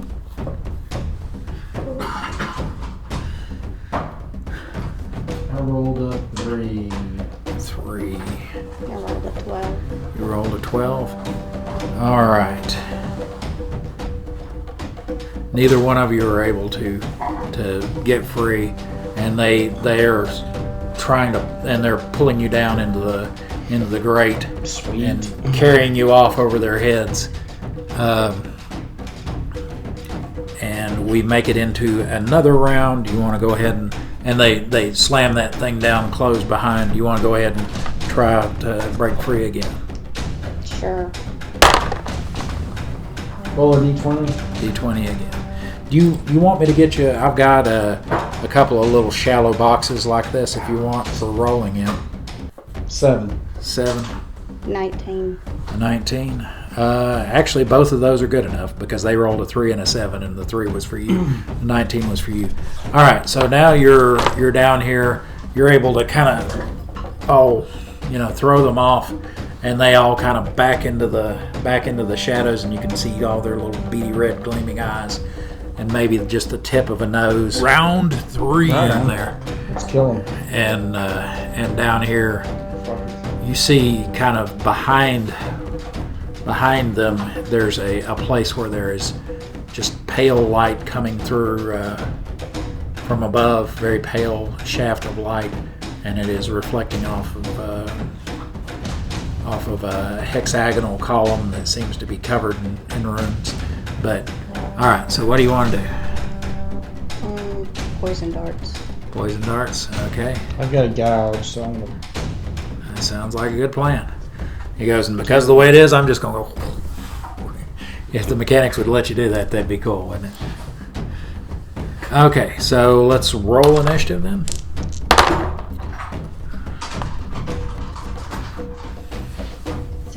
Six. And you were poison darting, right? Yeah. Oh, I go on 9. On 9, so that's going to be a while. Yep. Neither one And of we us are got- very motivated. No. Down to the hole at this point.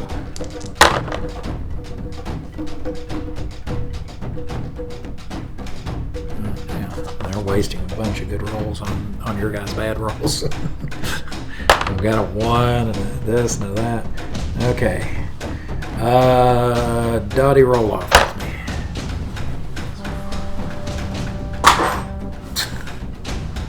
Was that your phone? Damn. Luckily you got a good case on it. Yeah. 5. 5? Alright. So you'll go before that guy. Alright. So now that you're down here and they've got you out of sight, they're going to try to do attacking on you. Like I said, these are a bunch of rat men. Some of them are wearing torn up clothes that look like they stole them off of dead beggars or whatever.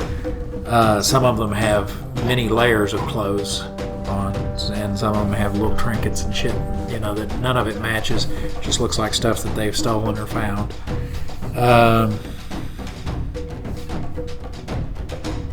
But but they each tried to bite you.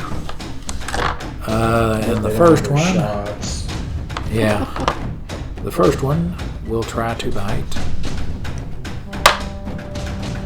him, and it is going to be able to. The bites, it does 3 points of damage to you. So it gets a hold of your forearm and sinks its teeth into your forearm, but it doesn't like latch on. It's just kind of a kind of thing. Where were we? 3 points of damage to you, bringing you down to 12. All right. The next one, that's that guy. The next one is going to try to bite. Where'd my D4 disappear to? There it is. You as well. They like the taste of you, apparently. They smell it out. Humans better than half-elves. But this one, you see him lunge for your leg, and you're able to pull it back away from him in time to keep him from, and he just snaps open air, or snaps empty air. The third one, do this a little bit. There we go. Aha, it helped. Goes after you. And he is, he's unable to bite you. You're kind of out like this, and he nips at your hand, but you pull it away. Now go Dottie. Go Dotsfeld. Or Fell. 2 darts. Yeah, why not? Yeah. I don't remember, but yeah. I think it is. always been 2 darts. I think it's 2 darts, yeah. It's just been a while since we played, and I was like, okay, I know it's 2 arrows. 13. An 8 and a 13. Okay. So just At least one of them did. Yeah, you know the 13 hit for sure. The 8 is unable to hit the 13. Oh no, the 13 misses for you. Because you've got a 20 Thaco. So you see you're like, and it kind of clinks off the wall behind him, and like that, and you like, it hangs in like where they're wearing loose hangs in the cloth under their arm and doesn't get them. So Dotsfell is no good on that. All right, second to the last, and last of them goes after him again, and is able to bite him once, and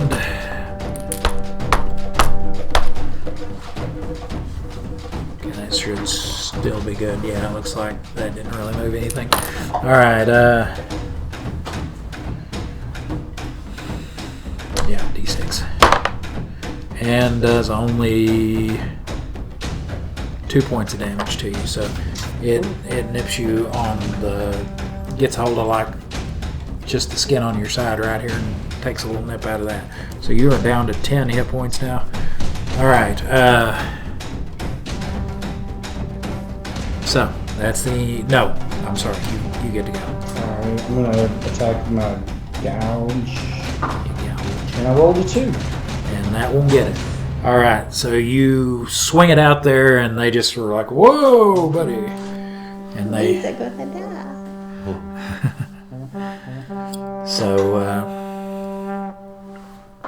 So now that's the end of that round. All right, there are still 5 of them surrounding you. Round 4. So you're just going to continue to try to do the same thing? I'm gonna color spray. Okay. That's like one of your most powerful, isn't it? Yeah, it's still a 2nd level, but it's... Yeah. So that one... Okay, yeah. I was thinking prismatic spray for a second. I was like, no, that's a 7th level spray. No, Yeah, it's like, I'm no, not color that good. spray is a little different. Not there. This one just like stuns them or something, doesn't it? Yes. Yeah. Okay, so you're going to try color spray, and you're going to do what? I'm gonna attack with the gouge. Going to attack with the gouge again. Hey, what Okay. do you have my armor class as? Is it? I have it as a 9. Should it be? I've got written down on my sheet that I have a studded leather breastplate and leather on both legs. I don't know if that's. Because I had it written on my character sheet that my armor class was a 9, but I don't know if I took into account Yeah, I don't know about all. armor. Is that it? Yeah, there we go. Yeah, I don't have any armor on you. Okay, well maybe next go around then. Maybe next. Yeah. When did you get all the I other don't know, stuff? man. I didn't. I just wrote Yeah. down. Yeah, that may be a wish list because this is. I've got Yeah, I know it's not tortoise on. blade, holy symbol, brown I mean, index leather. I don't think breeches. it's a wish list. Yeah, but- because I don't know where you would have got it otherwise. Yeah, it's the only place we've been to the store, and it wasn't in the trunk. Yeah, yeah, it wasn't in the trunk and all that. Yeah, I don't know where you would have. I've got leather boots. I've got yeah. leather belt, leather breeches, but that's only pants. That's Yeah. not armor. No worries. Brown leather, wide brimmed hat. Yeah, I don't know where that came from. Okay, well I'm gonna attack with the gouge. All right.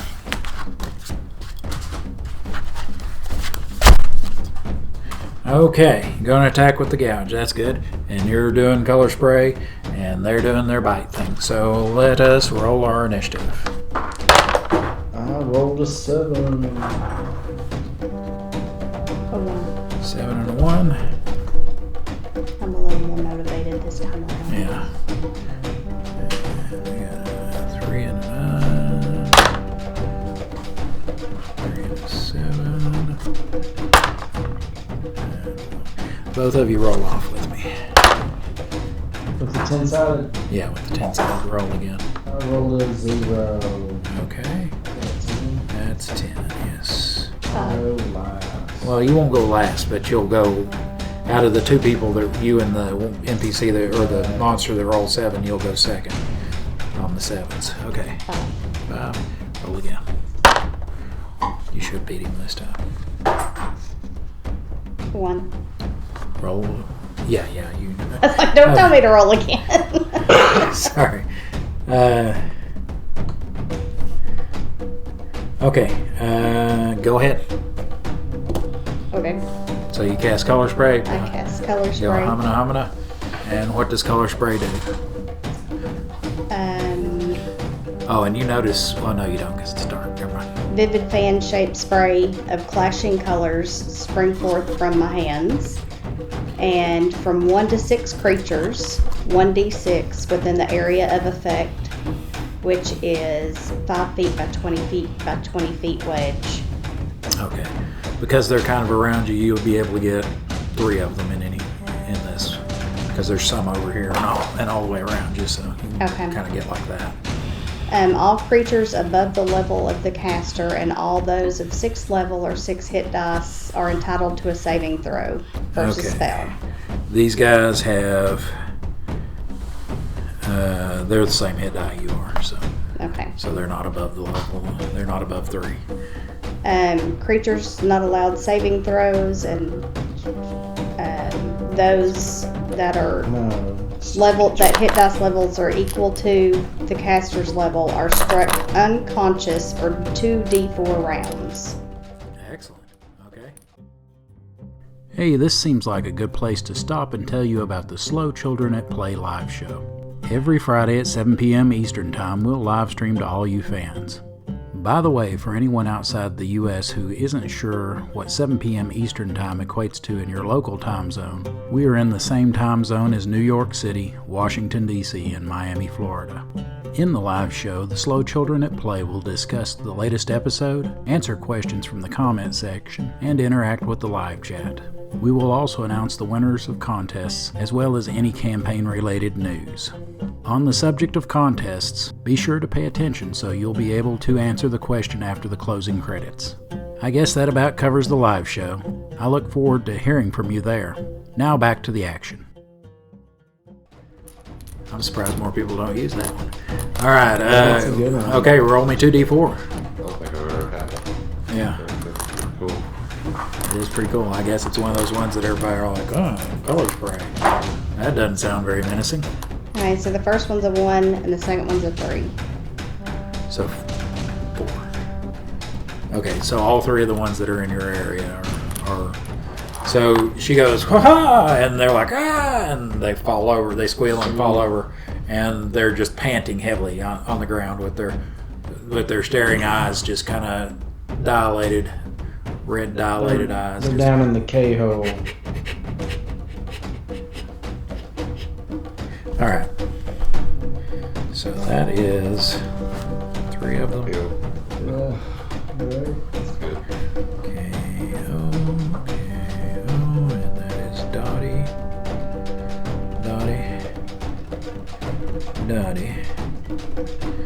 All right.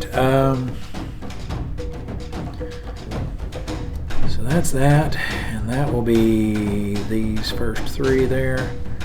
So let me see something. That may be enough that sounds like the kind of thing that for these kinds of creatures is good for a morale test. Yeah, that makes sense. Check their morale. Let's see, a D10 isn't going to do it because they'll make it every time. Is that me or you? So, Okay.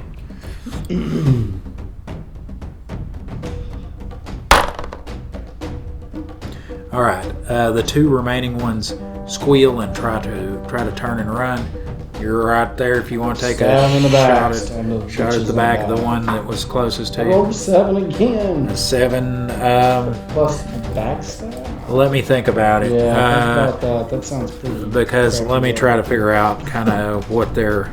Let's see, their armor class. I'll give them at least 2 of that armor class as dexterity, and I'm going to make that go away, since they're just like cutting and running as quick as they can and not trying to dodge shit. So let's see, where are you at? You're out there.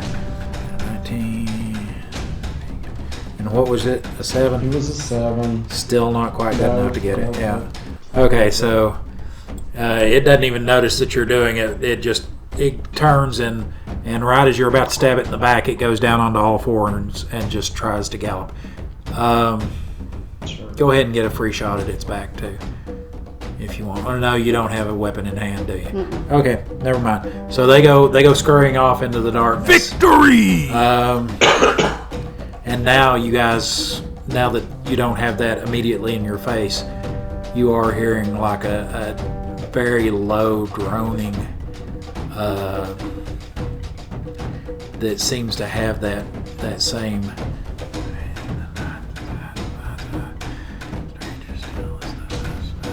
kind of a whispering drone, and you can kind of catch the word strange every once in a while and catch a few of those other keywords that you know that are in the parts of the poem that you've seen. Well, I'm And- freaked out. Before we go on, let's go back to you. I actually intended to go back and forth in this, but that's okay. We can now go back and forth. All right. It's tough to So it comes time that that your match is up, and they open the big gates in front of you, and the intense light pours in from just you were used to the torchlight, so it's just like it opens, and at first it's just a glaring light that it takes your eyes a few seconds to adjust to. You walk out, and there are easily 25,000 people in the stands, just screaming. Nobody, they don't seem to be like in any sort of chant or anything, where they're all kind of, but it's just kind of a din of white noise cheering, and some booing and all that in between. The floor of the Criterion, as you already knew, but I'll describe it for everybody here, is made up of like 10-foot hexagons that are like marble, made of white marble with like the black veins, that run through certain marbles. And from past experience and being told that these can be raised and lowered, not so much like in the middle of a match, but like to set up, they can raise them to make mazes, or to make high ground over here, or to make a wall or a fortified area that you could defend, kind of thing. Where it's like all but one is raised. Where it's like it's just got an open one that's not raised here, kind of thing. But right now they're all pretty much flat. There's a little undulation here and there, a couple of places that you could trip and hang a heel up if you're not careful. So there's a few that are a few inches higher here and there at random points. But yeah, as you guys go out, as you break the portal, the crowd noise increases, kind of like, like they were in between matches before, and the din was lower. And as you come out, the crowd kind of goes nuts. And they announce you and your partner. They're like,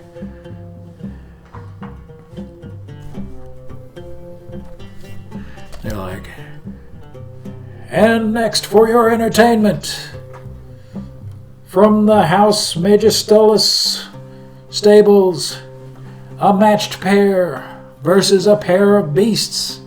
And the crowd's like, ooh, and it goes around. By the way, when you look up to look at the crowd, you can see the crowd, and above them are these things that look like giant, like triangular sails from like a junk would have, like like an Arabian ship would have, those triangular sails. It looks like 100-foot tall sails sticking up above that, but that they're actually carved out of marble. But they help keep the one from a distance. You can see them over the walls, so they look like sailing ships. But they also cast shadows over different parts of the stands during different parts of the day. But you see the crowd, and above it these 8 sails, because there's like 2 on each side, and then above that the cloudless olive-colored sky, like what we've got here of Athos above that, with the blazing crimson sun beating down upon you.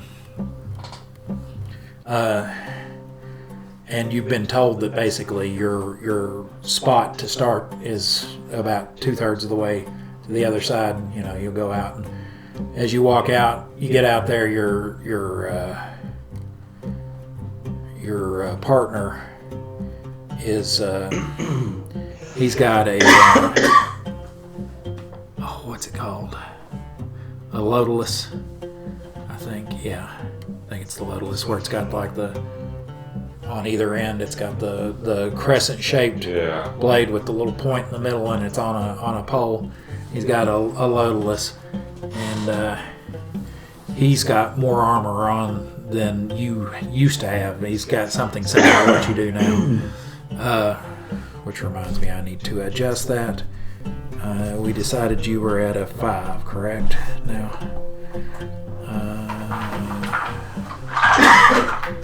Gregoris is a 5. There we go. So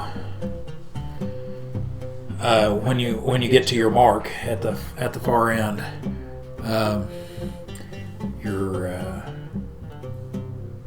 your dwarven partner, he's just loving this. This is what he's been looking for. All the hardship and toil, all the lashes that he's endured was for this glory. So he's just soaking it in, and he's turning around to each part of the crowd, holding his weapon up over his head, like, trying to get them into it. He goes, and they will be matched against 2, not 1, but 2 of the slave Bane, the Cylops. And the crowd's like, ooh. And they open, the gates that you walk out of open again, and these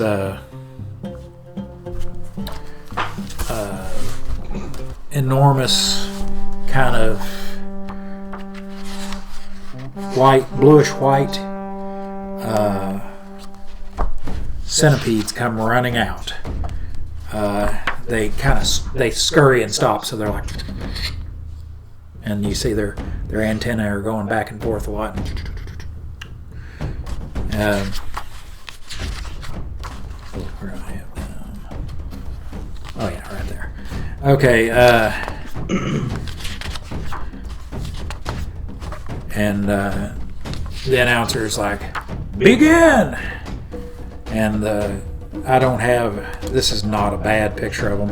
I had drawn one. I just don't. It's on my computer, and I can't without screwing things up. I can't. But Okay. kind of like that. Round 1. And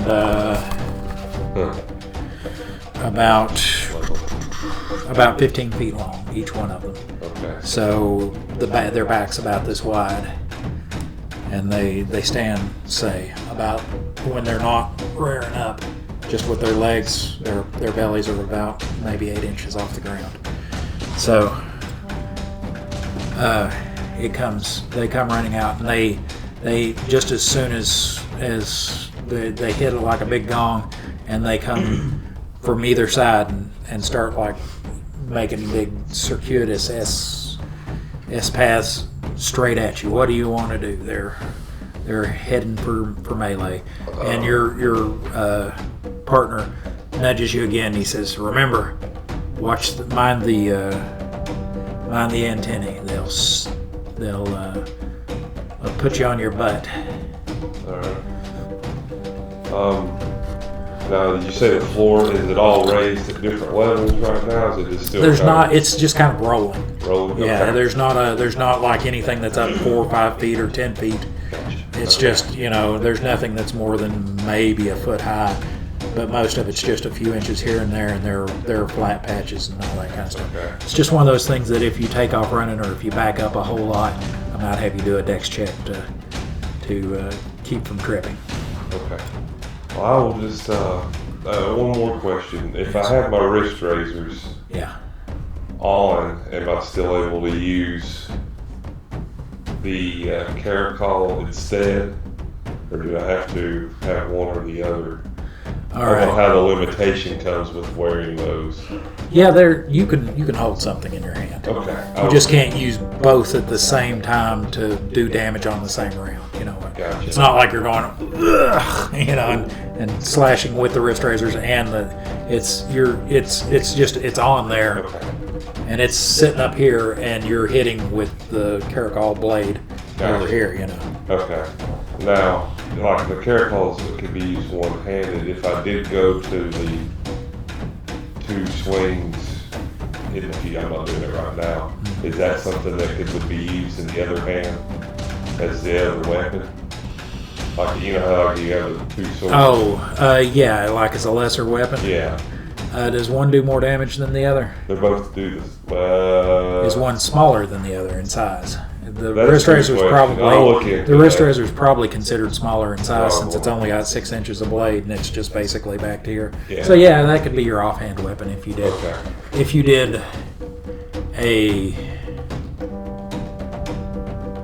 if you were doing like, okay, I wanna attack 2-handed instead of just this is my 2 attack round. Yeah. You could do something like that. Okay. But then that would be like a special attack where you got a negative on the offhand kind of thing. Gotcha. But Okay. it would give you an extra attack for that round. Okay. Interesting. All right. It's just harder to do. Yeah. Okay. I don't plan on doing it right now. I was just wondering if it would work. Yeah. Okay. Yeah, you could make that All work. right. So yeah, my intention is to use the caracol, and I guess I want to stay next to my guy. I don't want to run away from him or try to split up. Okay. So I'll engage, I guess, the one that comes at me to the right. All right. All So right. all right, he gets kind of like 2 steps from you, where you guys are kind of back to back, but you've still got a little bit of room to where you can do this without elbowing each other, kind of thing. Where if he's doing something like that, he's not going to hit you with the butt of his weapon. But you still are kind of watching each other's back. That way he gets like that. All right, so you're going to attack Hal. This is 1 attack round for this. With caracol. With caracol, 1 attack round. Yeah. Okay. Okay, let's take a time out for just a second so I can ask you for a little bit of help. Don't worry, this one won't cost you a dime. All I need is for you to comment the name of your favorite character and let us know why. Please just keep it positive. I'm sure all our players would love to hear what you have to say. Thanks again. Now let's get back to the show. All right, so let's go ahead and roll initiative then. Where's your D10? 6, yeah.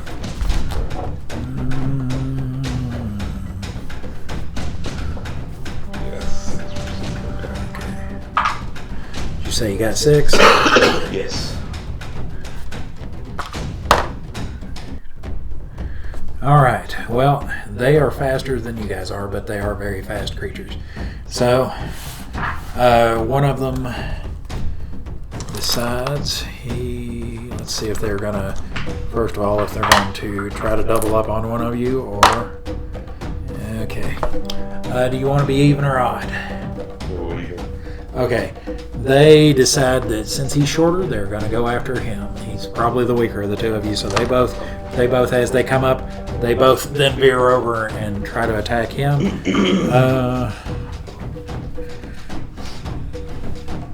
Okay, so the one kind of rears up and it's like, it's rattling its jaws, and then it strikes like a snake almost, and you see as it goes down, it's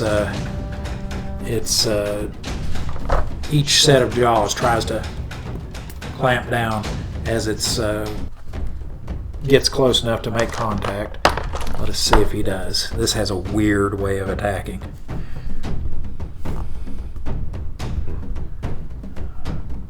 Okay, yeah. So I get to roll 3 times for each attack on this. That's what I was wondering if it was going to be. Yeah. Correct. Okay, the first set, yeah, it lunges so hard and he kind of moves sideways and it tries to follow him and it flips it over.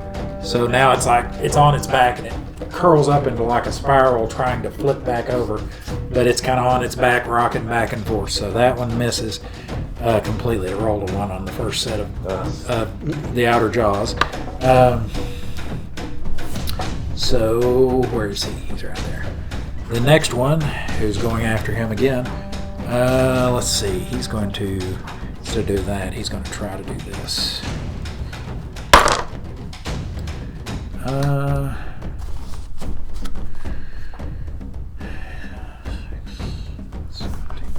All right. It instead of trying to bite him, it swings one of its antennae around and hits him with it.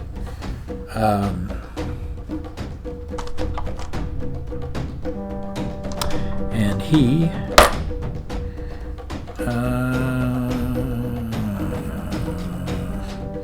what is your save versus paralyzation? I didn't write one down for him, but I'm assuming it'll be the same versus you for you, since you're about the same level and the same class. 14. All right. Yeah. He when it does hit him, it finds some of his skin, and he's just like that. He just kind of starts jumping and goes stiff and falls over. So, all right. He goes down already. He goes down already. Doesn't even get. Oh shit! But that's okay. So now it is your turn. All right, I'll chop it. At the nearest one. Yeah, I guess so. You want the one that's on its back or the? Probably the easiest one to hit. Yeah, it's probably the easiest one to You hit. get a soft belly. Yeah. All right.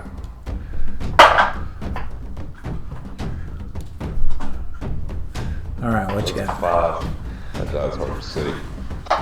A 5 will not hit it.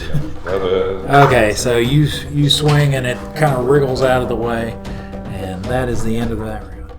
Will Gregoris and Embarrass become an embarrassment to Lord Magus Stolas? Or will they overcome these outrageous odds and emerge victorious? Watch next week and find out.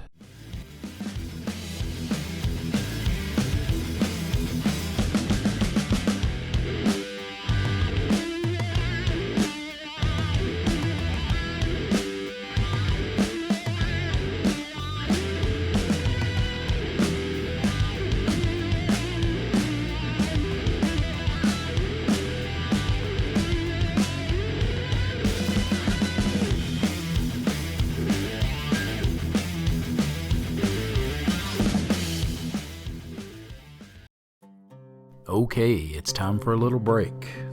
Thank you for watching. And to thank you for getting this far into the video, I'm going to let you in on a little secret. We're running a Superfan Appreciation Contest. Well, actually, it's 2 contests in one. We will be doing a weekly giveaway where you can win a game token of one of the monsters, NPCs, or PCs from Shadows of Balic. In this first contest, each week we'll be giving away a different token. These tokens will be in electronic file format, both PDF and PNG, so you can use them on your home tabletop or in a virtual one. To be eligible for the weekly contest, you just need an email to receive your prize, to be a subscriber of the Slow Children at Play channel, and to comment the correct answer to this week's contest question before the premiere of next week's episode of Shadows of Balic. The winner will be chosen at random from all the correct answers on the Slow Children at Play live stream the week following the episode's premiere. Here's an example of how that'll work. If an episode premiered on, say, Wednesday the 5th of March 2025, the winner for that episode would be chosen from the correct answers posted by 11:59 and 59 seconds on the 13th the week after. The winner would then be announced on the 14th on the Friday night Slow Children at Play live stream. Then the winner will be given on-screen instructions on how to claim their prize. If the winner does not contact us by the time of the premiere of the following episode of Shadows of Balic, they forfeit their prize and it is added to the next week's contest prizes. The second contest will start at the time of the premiere of the first episode of Shadows of Balic Season 1 and last until the Slow Children at Play live stream following the last week of the first season. The prize for the Season 1 contest is this awesome chainmail dice bag. The dice bag was handmade by me using golden aluminum rings. It can hold around 40 standard-sized dice. That's just shy of 7 complete sets. The dice shown here are not included as part of the prize and are only shown for scale. Unlike the first contest, you must live in the United States of America to be eligible for the second contest. The reason for this is it is a physical item and international shipping is cost prohibitive. Aside from geographic eligibility considerations, to participate in the second season-long contest, you must be a subscriber of the Slow Children at Play channel and correctly answer the weekly questions for each week of Season 1 of Shadows of Balic prior to the end of the contest. I'm looking forward to sending out your prizes. Good luck. Oh, one last bit of legal business that I have to cover. First of all the contests and all their prizes are solely the promotion and responsibility of the operators of the Slow Children at Play channel. They are not sponsored by or associated with any entity, platform, such as but not limited to YouTube, Rumble, or Spotify, or corporation. Secondly, the rules for both of these contests can be found in the video description below. There you will also find a link to an off-site document that contains the same rules for your convenience. Alright, now that we have all the rules straight, I believe it's time to get to this week's question. Are you ready? Just remember you have to answer in the comments section below, and only correct answers count. Good luck!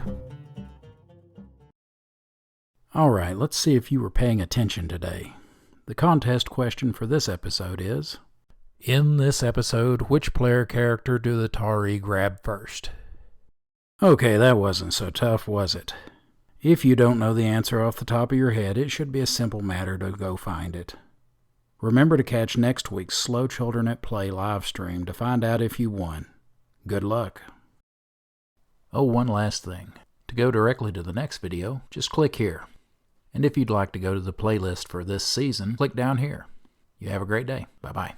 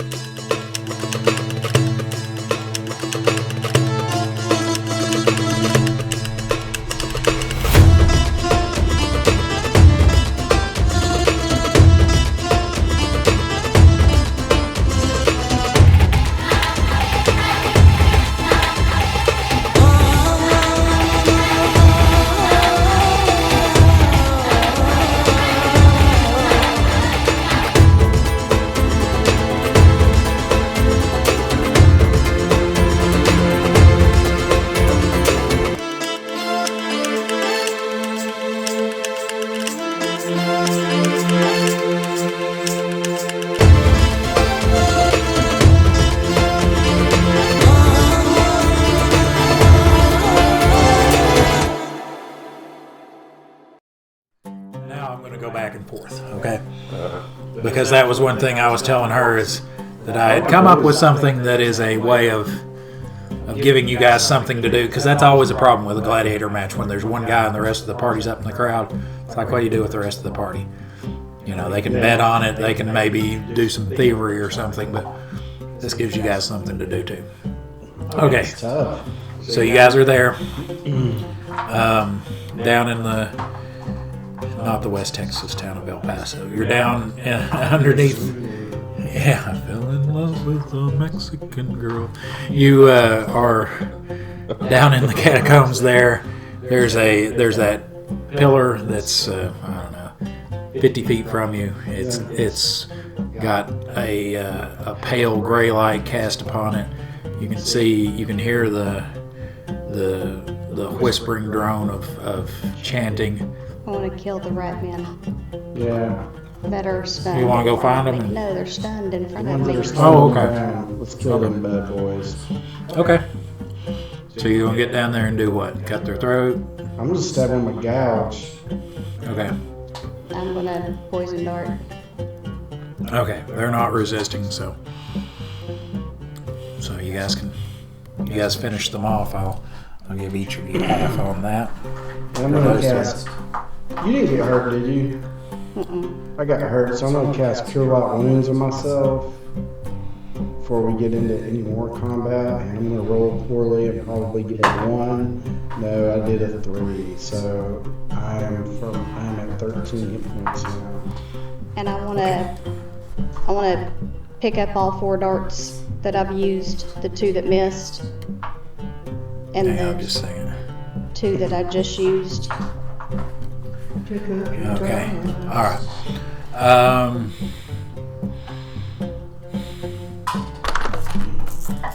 There were 4 of them, right? I like that. I give them a 50-50 chance of surviving. Actually, no, I'll give them better than 50 because they're darts. They're not like arrows. They don't have enough weight to break themselves, really. Give them a 75% chance of surviving each. Okay, that one's good. That one's good. Ooh, that one's not. That one hit 100, so that one broke itself. So 3 of the 4 are good. Yeah, one of them I rolled 100 on. It wasn't on the D100, it was on this little double 10, but it was double 0, baby. So you're up to, I had to write a little note where he healed himself so I could give him XP for that, for healing himself. And I gotta write down a little note for him here. DJ, okay. All right, so you guys have finished them off. Now I wanna go look at the shiny. Okay, now, like I said, it's because of shadows, the carven runes that are all over it are in high relief, you know, because of the shadow and the angle of the light. But as you get closer, your eyes are drawn to parts that you have already seen before, you know, between the piece of paper that you found and what you found on the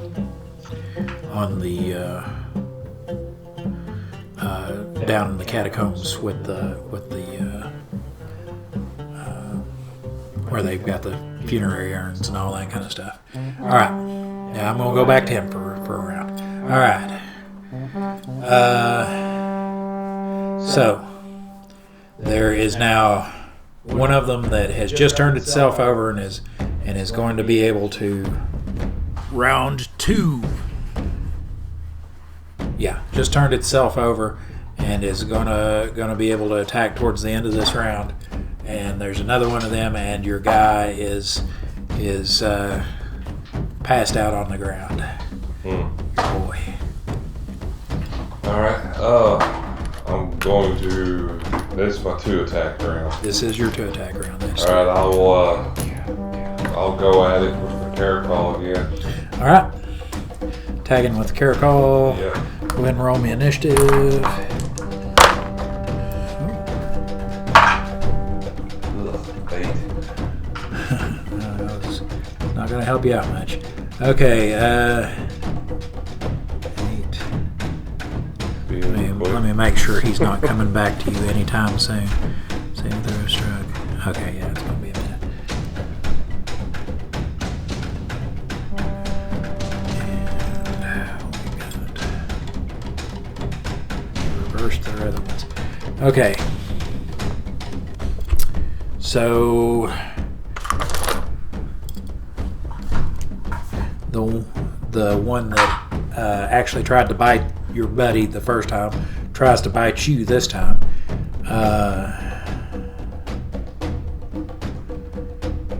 Okay, so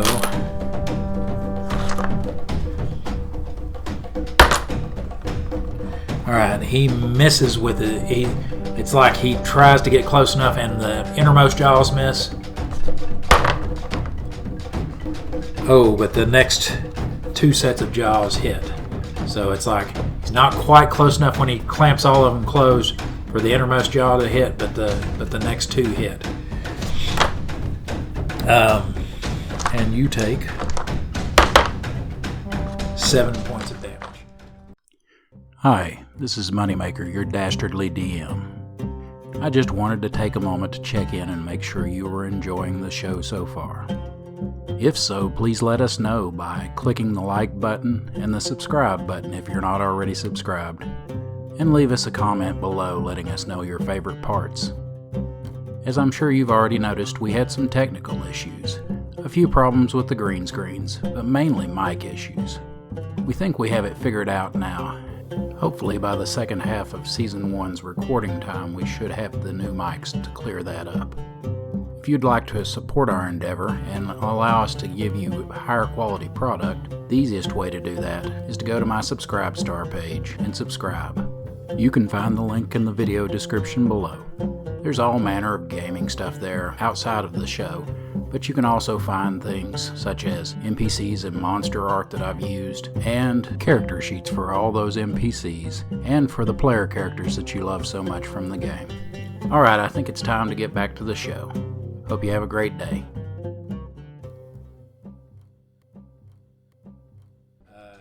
The second most just kind of they just barely give you like half-inch deep wounds, and they're not even completely in your skin, but the outermost jaws stick in and dig in 3 or 4 inches.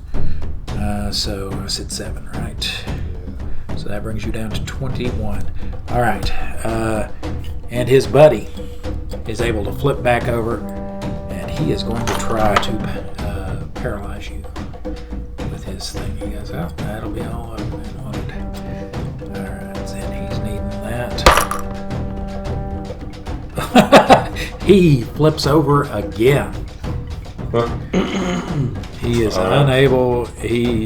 This one just seems to be he's discombobulated. So he flips over again. Apparently he shocked himself when he shocked your buddy. Yeah, he rolled 2 ones right in a row. What? Okay, one right after My turn, that. I guess. Yep, your turn. Go Alright, for it. 2 attacks. A 19 and 12.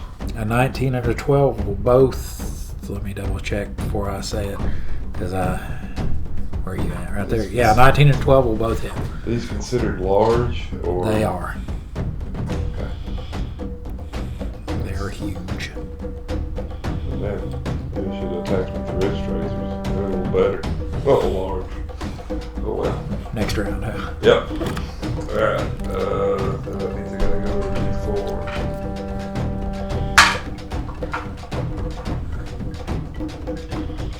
4? No. 2. Okay, so 2 and 1. So You are- 5. Yeah, you're going to be quite strong, though, aren't Yeah, you? plus 8 on both swings. So, 16, 21. All right. So, There's another bonus. Is there a bonus for specialized? you're specialized in them, so Yeah. that's +1 again to each one of those. So, 23. Yeah. So, yeah, you hack into that thing, hack hard at like the side of its head and almost make it through the other side. Its head's just kind of hanging on by a thread, and it's still alive, and it's doing its legs are all pulling in, and it's working its jaws and its antenna back and forth. It's still alive, but barely, and it doesn't look like it's going to be doing any fighting back. Nice. And that is Gregoris. All right. So now let us go back to you all. So, you said you guys walked over and stood up? Okay. Well, I did. I don't know if he followed. You did. Did you follow her over there? Sure. He's like, nope. I'm standing back here by myself. I am guarding the gate. Okay. When you get there, you see that the side facing you does have in common written that more of that the poem of the Saffron Sovereign. When you get up to it and you read it, can you both read? I don't remember. I know you can read. Reading. You can read. Okay, when you read it, you see it says, wailing like wailing, that the sirens shall sing, where flutters the folds of the king. We must fade unseen in dim Narvosi. Not gonna write it down. I can't write that fast. Yeah. Okay, I will go slower for you. Let me read it over once, and then Okay. so that it's not just like 2 words at a time. Okay. I'll read the second stanza too. The call of my core, my will is dead. Die thou uncalling, as tears unshed will shrivel and die in lost Narvosi. Okay, now back to the beginning. Wailing that the siren shall sing. You ready? Yep. Where flutter the folds of the king.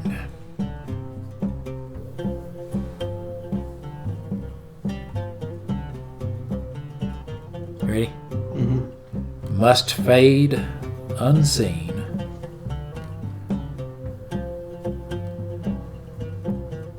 in dim Narvosi.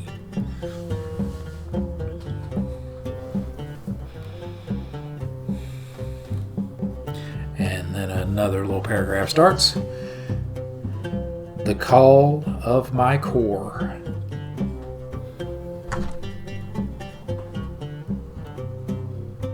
My will is dead.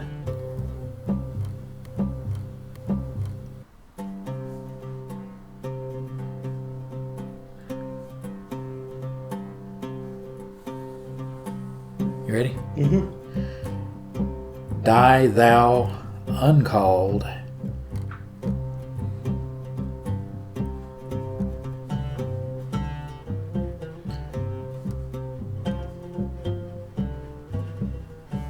As tears unshed.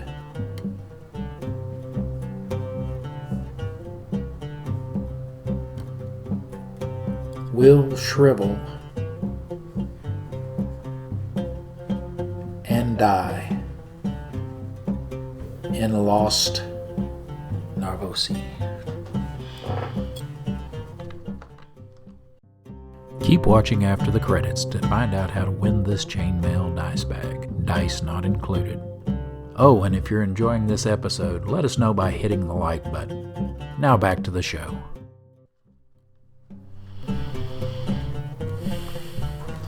And carved all over around that and all around it, you see that this pillar is not completely straight. It has a little undulation to it, and it is covered with the exception of the one section that is written on, which is kind of a wide section, in these They look like what's a good way? Kind of like piping or half round, where it's just corrugations like that. They go all the way around it, basically horizontally, just a few hundred of them all the way up, and then there's a one wide spot, but it still has kind of a curved edge at either end, and that's where the carving is that has that. And at the top it comes to a point, or not a point, but it's rounded at the top. So all right, now back to Round 3. Gregoris and his match. Okay, so what do you want to do this round? You have one of them that you've nearly lopped its head off and it's just sitting there kind of twitching. Your buddy is laying on the ground kind of twitching, and the other one of them is just getting up from slipping a second time. All right. I want to drop the caracol. All right. And jump and attack the other one with the wrist razors. Okay. And this is your one attack round, so all right. Wrist razors on the healthy one. All right. Okay. Roll your initiative.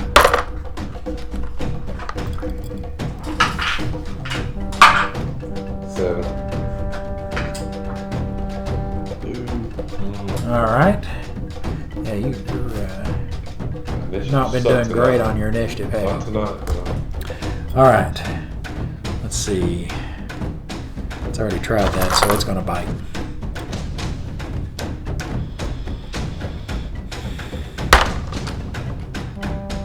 And that is cocked as hell. There we go. Its innermost jaws miss. Its second jaws miss. But it hits with the largest jaws, doing 6 points of damage to you, bringing you down to 15 hit points. Okay.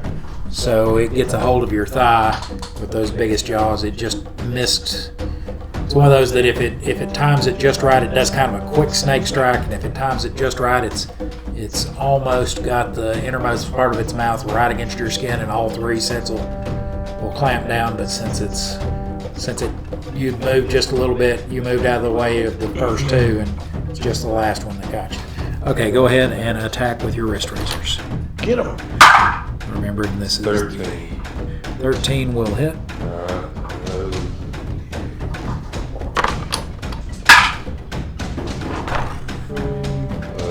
That's that earlier. 8, 11, 12. 12. All right. You rake those down its back, breaking some of its chitinous plates, the parallel ones that run down it, and a dark brown ichor kind of oozes to the surface and hardens a little bit, but it still kind of looks like puffy Gorilla Glue or something. But it is still in the fight. You said 12, right? Okay. So, I'm going to go ahead and do one more round with him since we were on you guys for quite a while because of the having to do the poem thing. Okay, so go Round 4. what do you want to do this thing I'll take both my attacks at it. with the wrist razor? Yeah. Okay. All right, so you're just going to stab twice with the wrist razor, and it's going to try to bite you again, so go ahead and roll initiative. This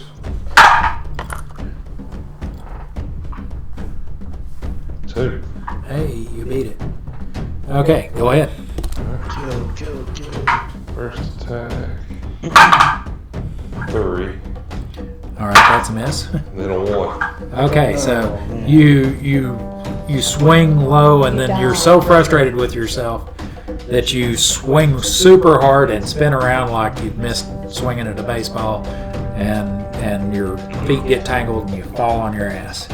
So you're going to basically spend the entire next round picking yourself up, unless you want to fight off your back. He goes, it works for some MMA fighters. It does. I don't want to kick somebody.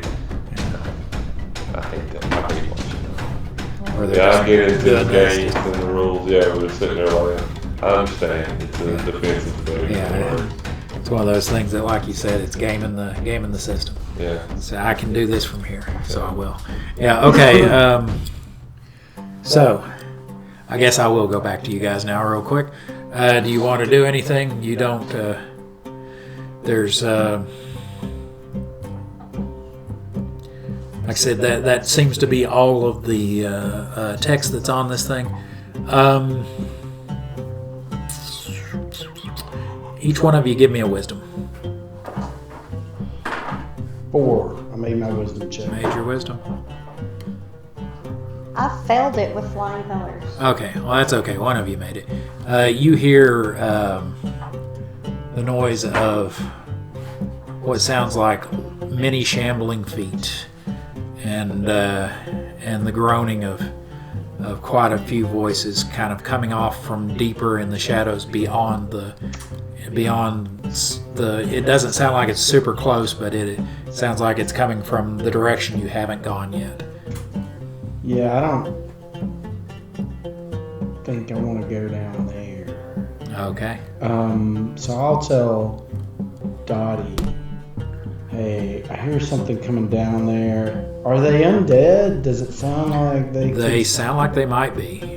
I mean, I think I hear some undead from down there, 'Cause- and I kind of want to get out of here. I don't know what 'Cause- you think about that. it's definitely doesn't sound like the They high-pitched don't sell squeals. healthy.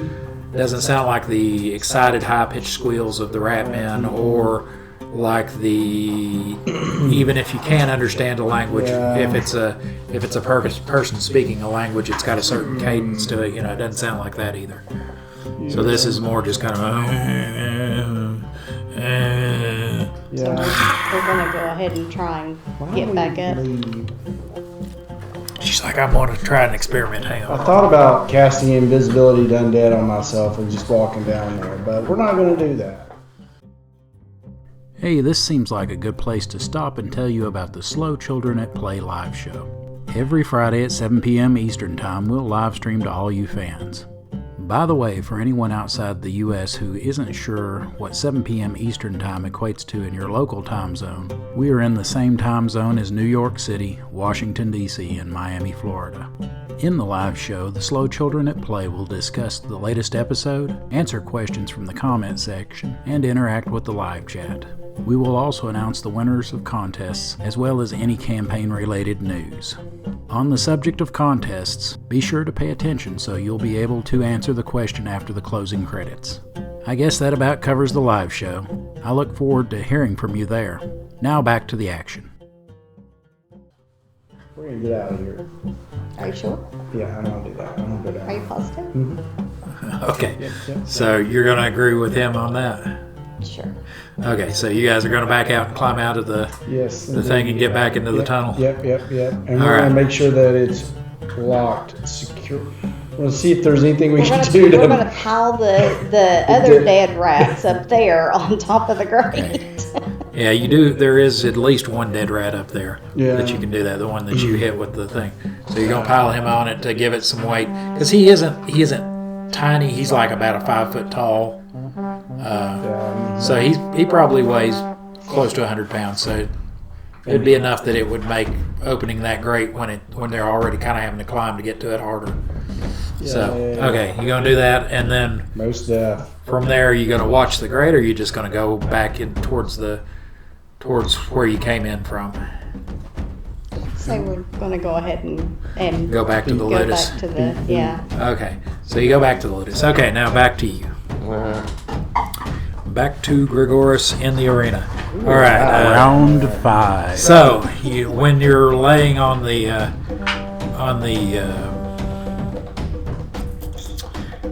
arena floor, you are actually kind of surprised how cool the white marble is, even in the sun.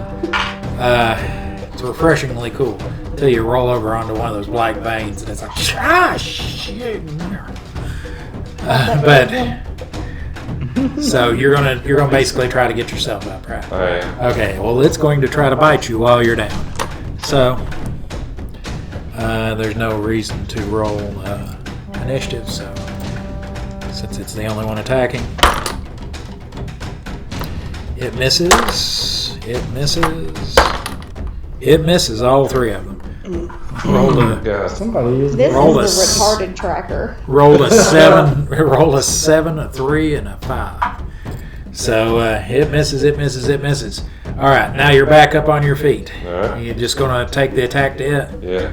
Okay. Round 6. Let us with the same thing, right? This is 2 attack round because you used your 1 attack round to stand up. All right. So go ahead and roll initiative. 6. All right. You go ahead. All right. 13. And a 5. The 13 will hit. The 5 misses. Okay.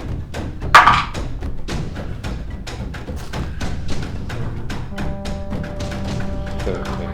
17 points of damage. All right. You kill it a lot. Do you want to describe it? I mean, you overkilled by about 5 points there. You want to describe it, or you want to let me? Go for it. All Let me right. know what I did. Well, you swipe at it with the 1, and it rears back like this, and its mandibles are like, and you just kind of come up with an uppercut under its head and just impale all 3 of all the way up to your knuckles, all 3 of the blades, the 6-inch blades into its head, and when you do, it quits doing this, and it's just like, and it leans back, and its whole body starts to roll up into a ball, and its legs pull in. So. And the crowd instantly, once they see that and they see that you've defeated it, roar loudly, and you're getting like, there's no fruit on them, but like little short sprigs of olive branch are being thrown down at you, and and there's not so attractive women pulling up their shirts There at you you. I'll take what I can get right now from the It's like, slave. hey, boobies. And there's just the crowd seems very pleased with you. And the announcer, he's like, all right, excellent show. They've done a great job. Say. Well, his other buddy took a little of the heat off of him for the first You round. did great. You took that much. You took it all. You're good. Did the dwarf even survive? He is still alive, but he is. The guard at the gate, he's like, drag your partner over here. I'll pick him up and throw him over my shoulder. Okay. Carry him All right. up. You get him off of the arena floor and back in, and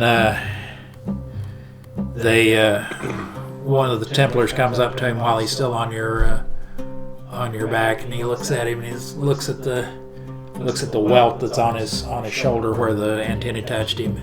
He kind of takes his eye, and he does that, looks in both his eyes. Like, he'll be okay in a few minutes, because it'll take a few days before that goes away, but he'll be all right.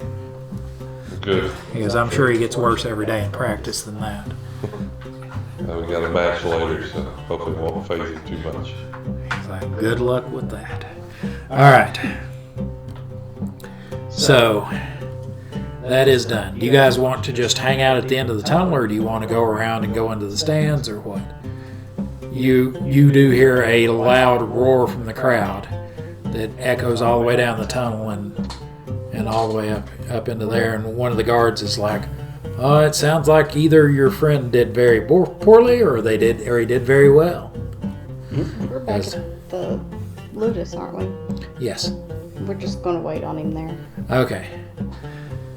All right. Well, they once you're done, one of the Templars asks, "Did your master provide healing for you?" Yeah, we have the clerics that came with us. He says, "Very well. Go back to the Ludus until it's time for your next match." And he's looking down at his tablet. Okay. He says, "They'll send you down when it's time." I'll head back. Watch out for the hole. All right. Yeah, and when you go down, you notice that there is a large rat man-looking thing laying over that grate. Okay. I guess the guard never saw anything other than the rat man. Never saw them. Yeah, by the time he got down there. Yeah. Yeah, he's like, yeah, I got down there and there was a dead rat man laying there with 2 holes in his chest. He goes, and I got down on my hands to look at him, and I got up and my hands were all dirty and covered in black dirt, and my knees were. He says, but he goes, I don't know. I guess those people walked on. They must have made it to the other end before he sent you on down. Good. Okay, so and then you go on down and you see that the dead rat man thing is laying over the grate. Okay, we'll shuffle by it. Don't go down the grate. Whoop. Do the Zoidberg shovel. All right. So you guys see him coming up out of the darkened tunnel and into the large open area that is at the mouth of that tunnel. So you guys can now see each other and exchange words. Glad you're not dead. Why didn't you help us? Oh, and he comes up. What? He also has his dwarf friend with him. What happened? I heard you shouting for me, but the guards wouldn't let me come. We got attacked. Yeah, there were a bunch of rat people. Well, I saw the carcass laying on the grate. No, that was just one. They managed to drag us underneath the grate. It was not great. Okay. Well, I'm glad you made it out. What was down there? I mean, More of the coin really. and potentially some undead. We didn't hang around. I wonder if it has anything to do with the dreams and the poem. Weird. The more of the poem, what does it say? Stuff. And we read the poem to him There you go. Yeah, that's fine. I and share it with him. I want it word for word. I want to hear this. He goes, read the whole thing Yeah, out. he can't read. I know. Okay, let's take a time out for just a second so I can ask you for a little bit of help. Don't worry, this one won't cost you a dime. All I need is for you to comment the name of your favorite character and let us know why. Please just keep it positive. I'm sure all our players would love to hear what you have to say. Thanks again. Now let's get back to the show. I keep losing your partner's name, and I know it's I like wrote it down here embarrassment, earlier. but it's not. Embarrass? Embarrass? Embarrass. There you go. Instead of being embarrassed, he's Yeah, embarrassed. embarrass. Yes. All right, but yeah, embarrass That's is what my when- mama would have said. He's embarrassed. He's embarrassed. All right, yeah. So embarrass is with him, and he's like, "Oh man," he's like, "Wouldn't you know?" He goes, "Man, you gotta let me get the first hit in on that guy. Let me go first this time." He goes, "I gotta make it up. Gotta make it up to you." All right. This was embarrassing. What happened out there? Well, you didn't die. No. He goes, "No." You took that antenna like a man. Short man, but you did well. He's like, oh. He's like, I've got to make up for it in this. He goes, he says, they told me a little bit about this guy. Not much.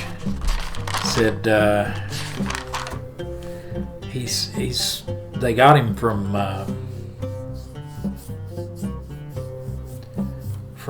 Rain, I think. It's where he's been shipped in from.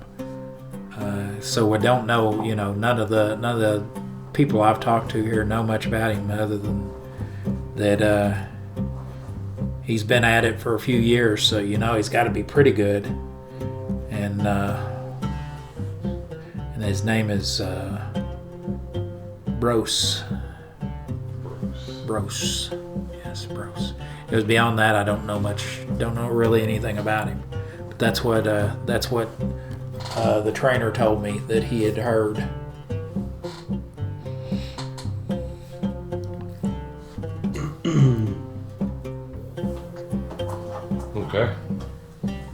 Don't know.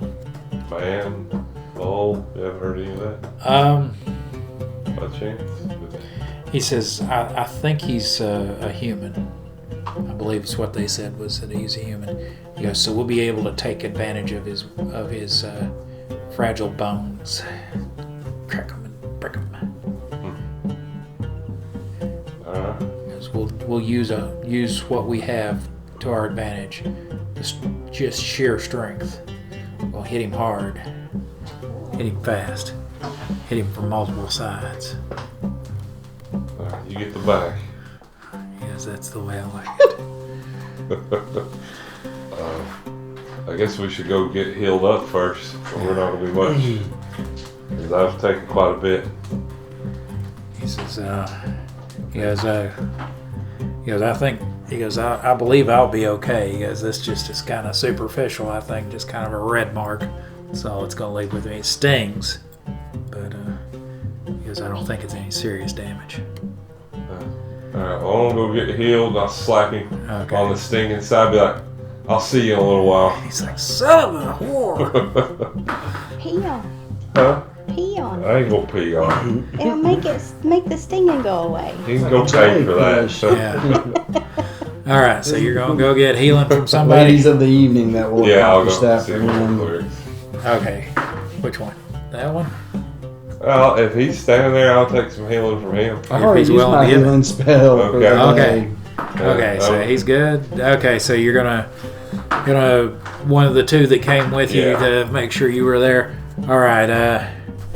They give you a cursory inspection of your wounds.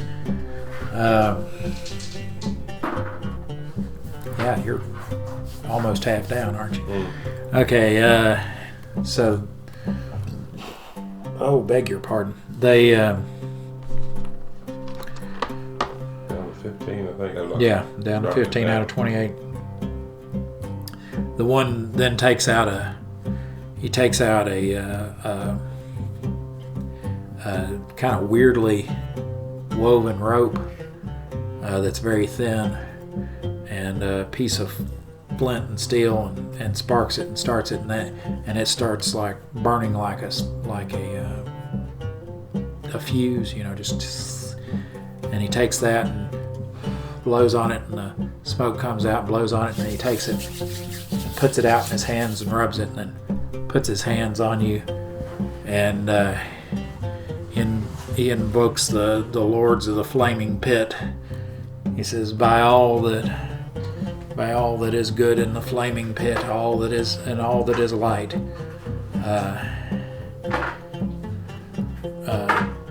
pour your healing warmth into this man and heal his wounds.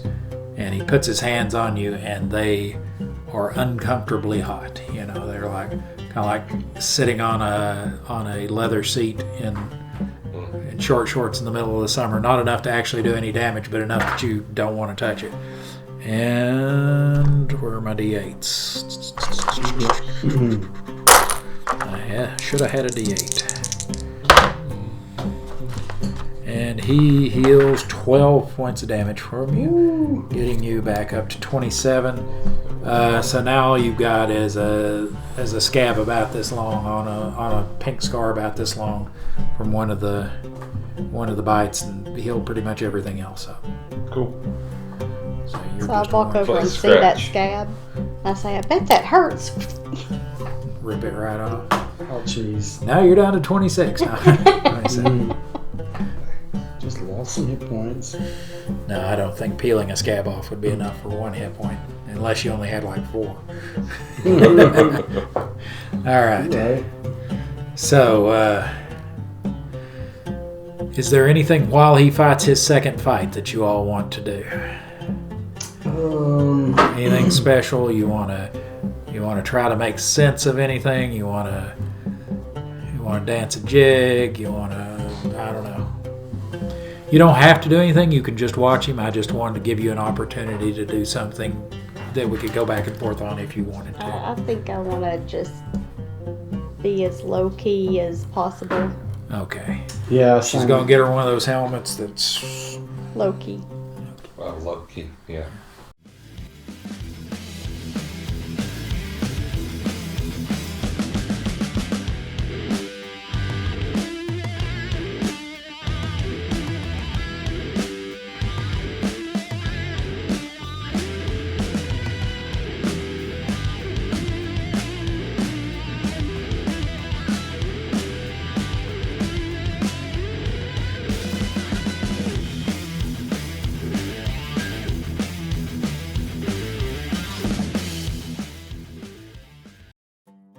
Okay, it's time for a little break. Thank you for watching. And to thank you for getting this far into the video, I'm going to let you in on a little secret. We're running a Superfan Appreciation Contest. Well, actually, it's 2 contests in one. We will be doing a weekly giveaway where you can win a game token of one of the monsters, NPCs, or PCs from Shadows of Balic. In this first contest, each week we'll be giving away a different token. These tokens will be in electronic file format, both PDF and PNG, so you can use them on your home tabletop or in a virtual one. To be eligible for the weekly contest, you just need an email to receive your prize, to be a subscriber of the Slow Children at Play channel, and to comment the correct answer to this week's contest question before the premiere of next week's episode of Shadows of Balic. The winner will be chosen at random from all the correct answers on the Slow Children at Play live stream the week following the episode's premiere. Here's an example of how that'll work. If an episode premiered on, say, Wednesday the 5th of March 2025, the winner for that episode would be chosen from the correct answers posted by 11:59 and 59 seconds on the 13th the week after. The winner would then be announced on the 14th on the Friday night Slow Children at Play live stream. Then the winner will be given on-screen instructions on how to claim their prize. If the winner does not contact us by the time of the premiere of the following episode of Shadows of Balic, they forfeit their prize and it is added to the next week's contest prizes. The second contest will start at the time of the premiere of the first episode of Shadows of Balic Season 1 and last until the Slow Children at Play live stream following the last week of the first season. The prize for the Season 1 contest is this awesome chainmail dice bag. The dice bag was handmade by me using golden aluminum rings. It can hold around 40 standard-sized dice. That's just shy of 7 complete sets. The dice shown here are not included as part of the prize and are only shown for scale. Unlike the first contest, you must live in the United States of America to be eligible for the second contest. The reason for this is it is a physical item and international shipping is cost prohibitive. Aside from geographic eligibility considerations, to participate in the second season-long contest, you must be a subscriber of the Slow Children at Play channel and correctly answer the weekly questions for each week of Season 1 of Shadows of Balic prior to the end of the contest. I'm looking forward to sending out your prizes. Good luck. Oh, one last bit of legal business that I have to cover. First of all the contests and all their prizes are solely the promotion and responsibility of the operators of the Slow Children at Play channel. They are not sponsored by or associated with any entity, platform, such as but not limited to YouTube, Rumble, or Spotify, or corporation. Secondly, the rules for both of these contests can be found in the video description below. There you will also find a link to an off-site document that contains the same rules for your convenience. Alright, now that we have all the rules straight, I believe it's time to get to this week's question. Are you ready? Just remember you have to answer in the comments section below, and only correct answers count. Good luck! Alright, let's see if you were paying attention today. The contest question for this episode is, in this episode, how many hit points of damage does Gregoris do in his killing blow on the second Cylops? Okay, that wasn't so tough, was it? If you don't know the answer off the top of your head, it should be a simple matter to go find it. Remember to catch next week's Slow Children at Play live stream to find out if you won. Good luck. Oh, one last thing. To go directly to the next video, just click here. And if you'd like to go to the playlist for this season, click down here. You have a great day. Bye-bye.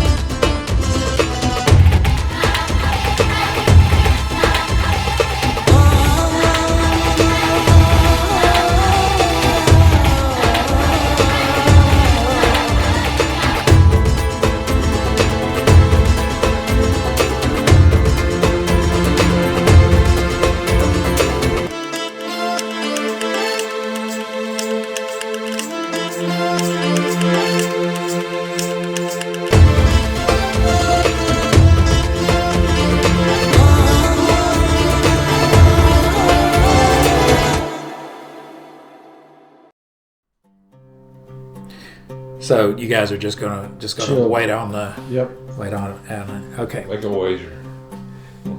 Yeah. Okay. Yeah. And if you want, some of the guards may take you up on that action. All right, I'll try to bid. I've got 50 ceramic pieces left. I will bid on my boy here if I can find anybody that wants to do that. Okay. Yeah. One of the guards is like, ugh. Or not one of the guards, actually. One of the trainers is like, he's like, yeah, I helped train those two. He goes, they're fresh out of they're still fresh meat. He says, I've heard of this other guy, this Bros. He's supposed to be pretty good. He goes, I'll take that action. He says, I'll even give you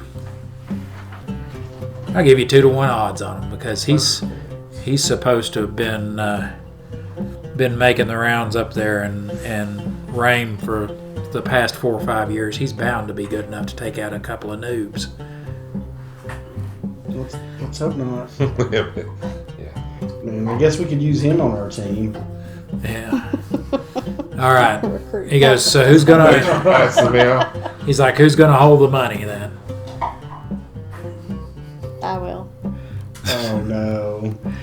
All right. He is aware that you two are together. Give me a. You want to try to talk him into it? She's like, I'll hold it between my boobs. Sure. If it were paper money, that would be a whole lot easier, wouldn't it? Right. Oh no. Although I guess you can put it in a sack on a long cord and have it just hanging there. She's like, oh no. I failed my charisma She's check. like, I smiled at him and I had half a steak stuck in my tooth. Okay, he's like, I think, I smell like dead rat man. He didn't like it. yeah, he's like, Had some blood on your face. you look a little crazy. I don't know that I can trust you.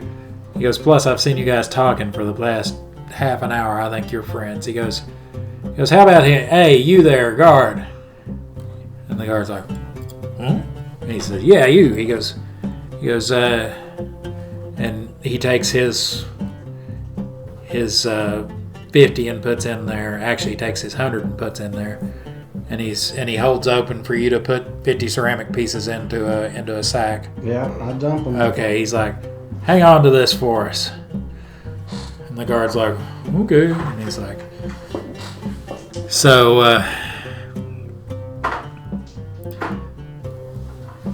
okay.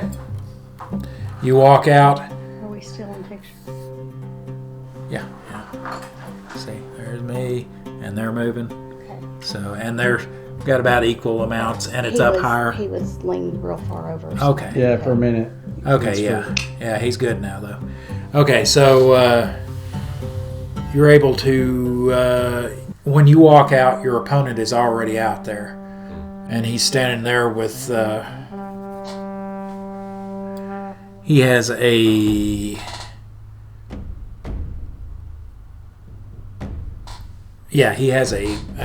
bastard sword in each hand like this. Like steel? No, not steel. Okay. They're bone bastard swords. Damn. It's like, yeah, he's what? No, they couldn't afford something like that. So he has a bastard sword in each hand like this, and he's getting the crowd revved up, and they're all like, Bruce, or Bros. And then he's like, he turns and sees you, and he's like, and points at you, and he's like, and the announcer's like, now for a grudge match. He goes, these three have beef that goes all the way to the top. He goes, defending the honor of House Magistalis, or Gregoris. And he points down at you. And you're like, oh. No, but what do you do? I don't know. I'll do the whole. I'll just rake them across each other. Oh, kind of with the weapons like that. And do the whole arms out thing, and Okay. then maybe the Conan thing or something, and then. Hi, this is Moneymaker, your dastardly DM. I just wanted to take a moment to check in and make sure you are enjoying the show so far. If so, please let us know by clicking the like button and the subscribe button if you're not already subscribed. And leave us a comment below letting us know your favorite parts. As I'm sure you've already noticed, we had some technical issues. A few problems with the green screens, but mainly mic issues. We think we have it figured out now. Hopefully by the second half of Season 1's recording time, we should have the new mics to clear that up. If you'd like to support our endeavor and allow us to give you a higher quality product, the easiest way to do that is to go to my Subscribe Star page and subscribe. You can find the link in the video description below. There's all manner of gaming stuff there outside of the show, but you can also find things such as NPCs and monster art that I've used, and character sheets for all those NPCs, and for the player characters that you love so much from the game. Alright, I think it's time to get back to the show. Hope you have a great day. Okay. He goes, he does and turns away and then realizes, there are people all around me. Yeah, but and then he says, and embar us. And he twirls his weapon over his head and takes it and drives the spike in between two of the hexagonal parts of the floor there, like into where three of them meet. He just like that, and the crowd. Let's see if the crowd likes you or not. Yeah, we'll do it as a percentile, considering what they saw before with you when they announce you and you do your thing. Yes, they are impressed. They cheer just like they did with the other. And you hear a smattering of people that are chanting your name, although it's not like the other where the entire crowd was echoing your opponent's name. And with your buddy, yeah, no, they laugh at him when he does that because of his last performance there. All right, so, and the announcer's like, begin! Round 1. And you see the one guy, he takes his one bastard sword and sheathes it over his back and grabs the other one and goes two-handed, and he's taking long, loping, back and forth strides towards you, kind of like trying to make you guess, okay, is he going to attack from this side? Is he going to attack from this side? But he's just hopping as far as he can pretty much from foot to foot as he's going back. So he's like 7 or 8 feet and another 7 or 8, 10 feet that way, 7 or 8, 10 feet that way, So what do you want to do? He's making his way towards you. All right, I'm going to kind of, even though he's doing that back and forth, I'm just going to kind of move to the right. Okay. And working my way towards him. Okay. Generally. All right, and your buddy's like, good. Yes, the reach around maneuver. I'll take his back. All right, and he starts to go off to the other flank. Something you've practiced. Yeah. The reach around. When you get out of it what you put in. Though. You get out of it what you put into it, so you have to practice a lot even after hours. Yeah. All right. So you're gonna move off to the right. Are you when it comes time? Are you going to try to avoid him, or are you going I want to engage him? Once you guys get out, you guys just kind of come in as a pincer and engage, and you're going to use your wrist razors, you said, or your.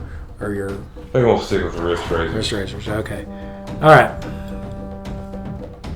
So let's go ahead and roll initiative because you guys are going to kind of all come together eventually within a few seconds. Oh, okay. Your buddy actually does well. Oh, Lord. Nice. Okay, where is he? He's right there. It's a single digit instead of the tens. That's messing with me. I see. What did you get? A 1. A 1, all right. So... It's a 1 attack round. Gets started. When... shit, I need to move that down. There we go. He wants to get that threesome started. Yeah. When you guys... right as you guys start to come together, he's he's like looking back and forth between the two of you, and because of that little bit of hesitation as to which he's going to engage with first, you guys are able to kind of beat him to the punch. So go ahead. 15. 15 will hit this guy. All right. Yeah, 15 will hit him. He's a small, medium. Yeah. He's a normal sized man, so he's in that first damage category. 9. So roll a 1. No, roll a 2. Roll a 2. Oh, shoot. Sorry, it's 10. 10. Okay. No, hold on. Yeah. 10. Okay. 10, 11. 11. Okay. Specialized. I'll give it All right. So, wow. So you throw your punch with the wrist razor on it, and you catch him just below the ribs and kind of stab into that little bit of kind of fleshy, muscly area that doesn't have much in the way of organ in there. It's just core muscle there. Stab him in that pretty good. You said you ended up saying 11 or 12? 11. 11. Okay.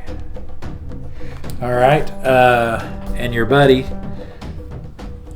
he whips his weapon around and rakes its blade across his chest, just the point of it, not he doesn't catch him with the crescent parts of the blade. Doing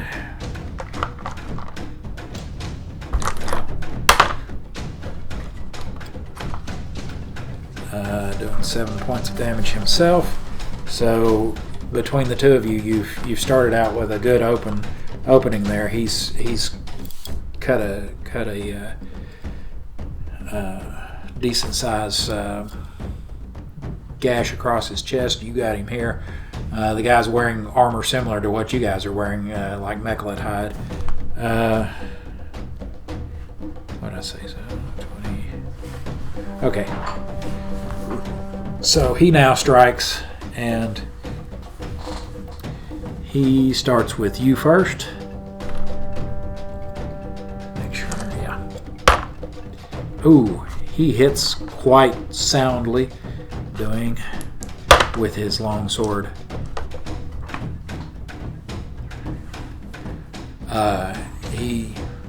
He slashes you and finds right under where your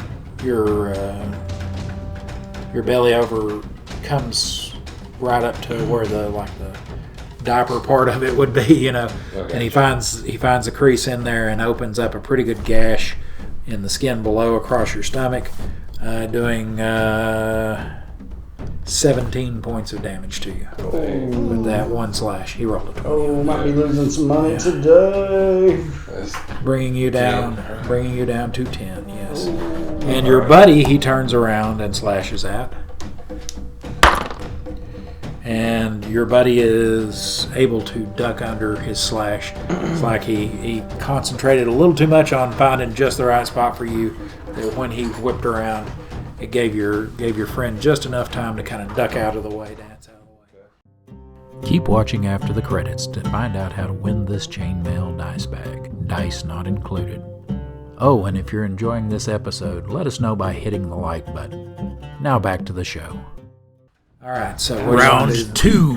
Question: would I be able to eat my olive at the same time I attack, or is that two different? No, that's a do it yours. That's Fuck your figure.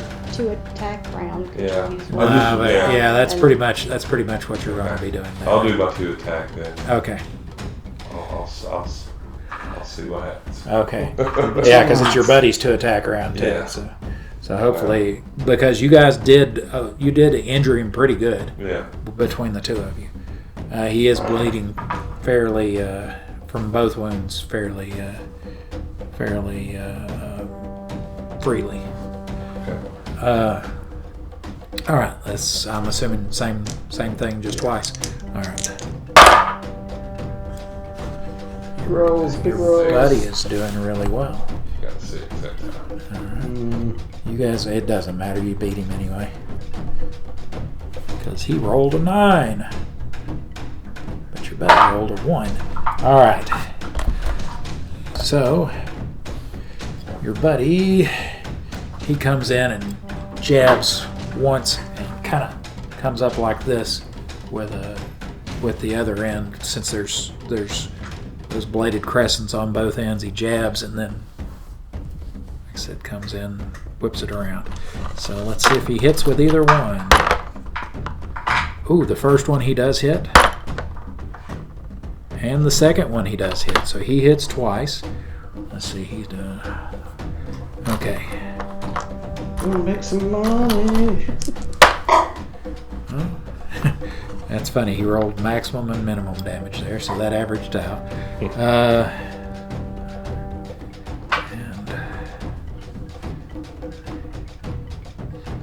So yeah, he with the jab, he catches him square in the gut, and it completely penetrates the armor with the spike part that's about this long, and the two ends of the crescent jab in. So he gives him three points there of where he opens up 3 wounds there, and then when he yanks free, he catches him kind of in the chest near the junction of his chest and his shoulder there, and gets between the shoulder armor and slashes him there. So that gives him, what did I say? So he's now bleeding from several places. Go ahead. What's what? 16 and 1. Well, the 16 will hit. So you do real well, and then you decide to try to do some sort of big finale in it, and you trip over your ass. Okay. Well, that's enough to kill him. Do you want to describe it, or do you want me to? Go for it. All right. After him slashing you across the belly, you're pissed off, so you just give him a straight punch into the eyes. So it's like 2 in the eyes and 1 in the bridge of the nose there, and it goes probably back to about right here into his head, and he falls dead.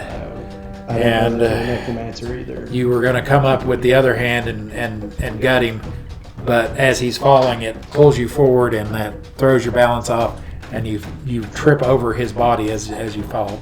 But he is now dead, and you're going to have to pick yourself up. But you and your buddy, and the crowd just goes, they giggle as you fall, but then they go nuts as they realize that he's laying there bleeding out from his face, and that now the blood has stopped flowing after a few seconds of not having enough pressure behind it where his heart stopped. Victory! All right. Sweet, I just made some money. I'll stand up, my arms all. Yeah. Got Victory. a nice bloody spot on that white marble there. There you go. Well, I guess whoever, they're king or lords or whatever they are, kind of bow that direction. Bow to them, okay. And then take these swords. You see King Androponus is there sitting there watching you. He's a very large, muscular man, and by very large I mean like about 8 feet tall, very large, and extremely muscular, like bodybuilder muscular. He's got silver hair that is kind of got like the Caesar haircut, where it's kind of like mine is sometimes when I got that sides grown out. And his eyes, you don't see any whites or any pupil or anything. It's just all silver. His eyes are reflecting silver. So, and he's wearing a kind of jagged silver crown. And when you bow to him, he gives you a knowing nod, and the crowd echoes yours and your partner's name back and forth at each other. So they're like, Gregorus, Embarrass, Gregorus. And Embarrass seems to feel as though he has redeemed himself when he hears them chanting his name, and he's just like the thing over his head, going through katas and stuff and trying to look all. And then he takes it too far and he starts looking like that one Russian guy that's all like.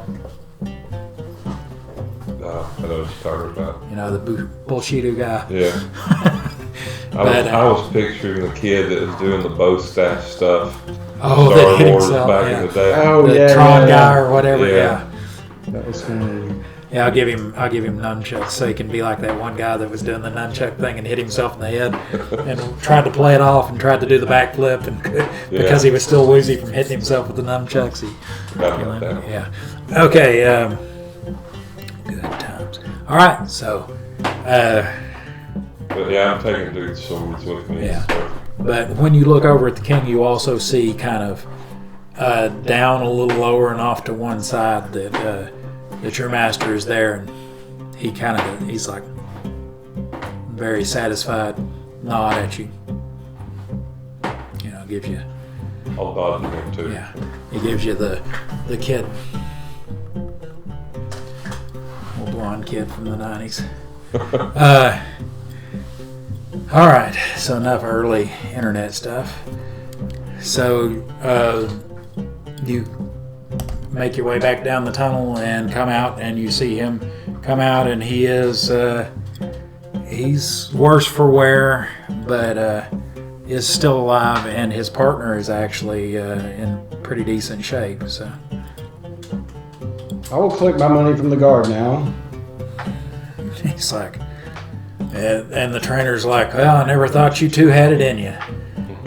He says, And I will tip the guard that held the money 10 ceramic pieces for his trouble. he says, you cost me 100 ceramics.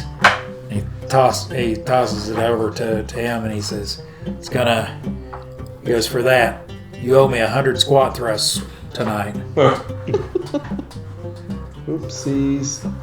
You're the one that taught us. What did you expect? Yeah. He goes, you make a sound argument. You make a sound argument. He goes, but what I said will only make you better.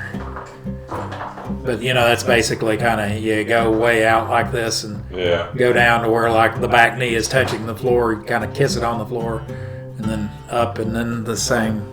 I almost skip those. Because that's how you get the big legs and the strong core. One of the ways. All right. And the knee replacement. And the knee replacement. Oh, Don't worry. Some half giant will replace his knee long before he needs that. With the butt of the pommel of his sword. All right. So yes, there is victory there, and there will be in the video for the people who are watching it have already seen it because I've got a little graphic that goes victory. I see it. Oh. I made money. And he made money. All right, so you guys have that done. What do you want to do? The fire priests or the dude. What was his name? Gilios or something like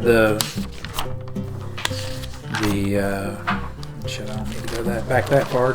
The representative. The representative of your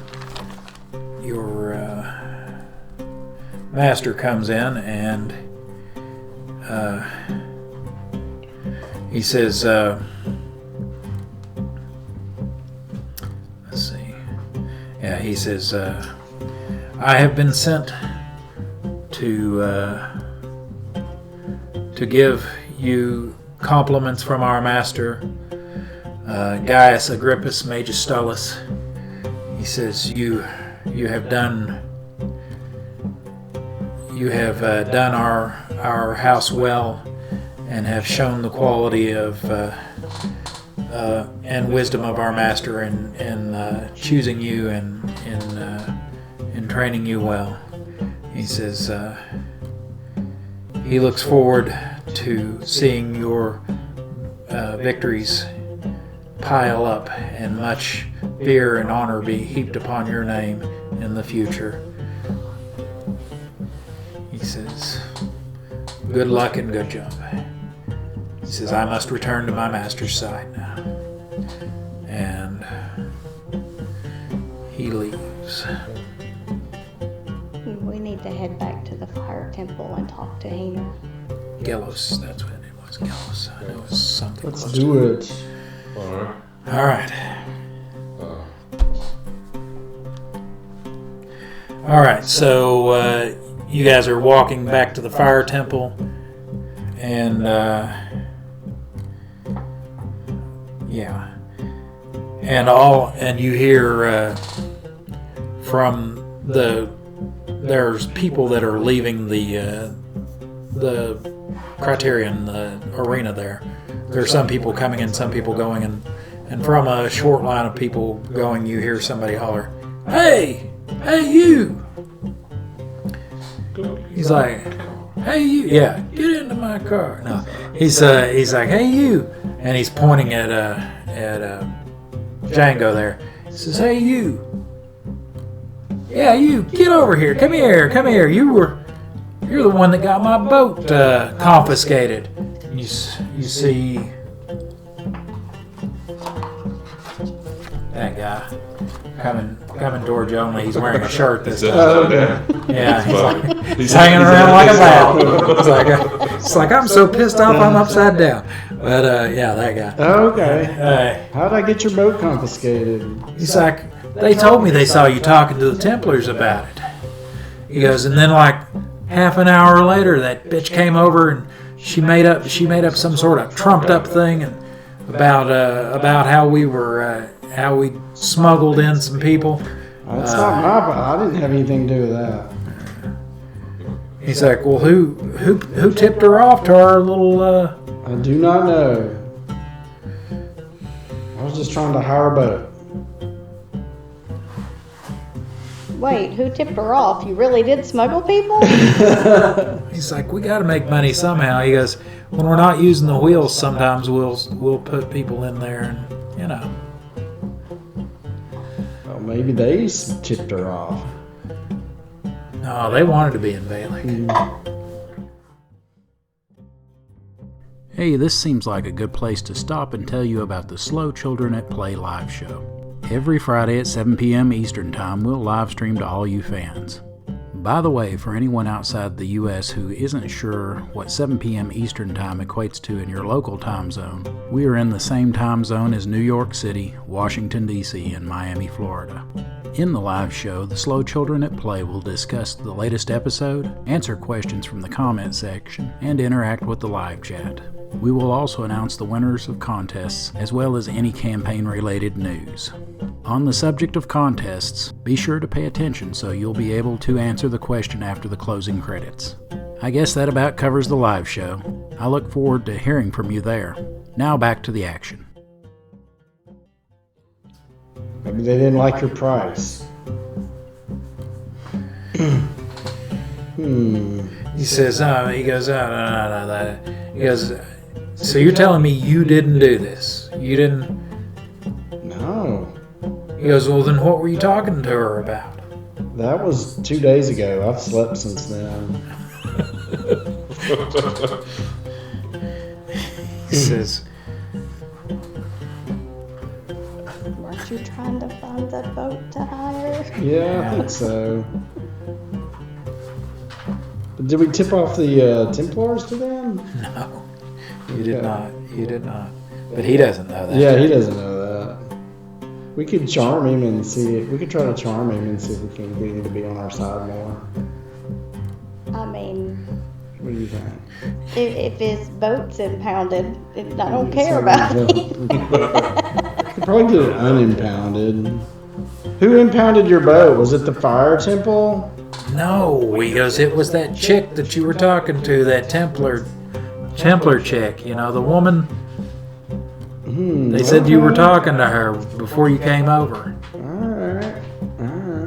Because I don't remember her name. I don't either.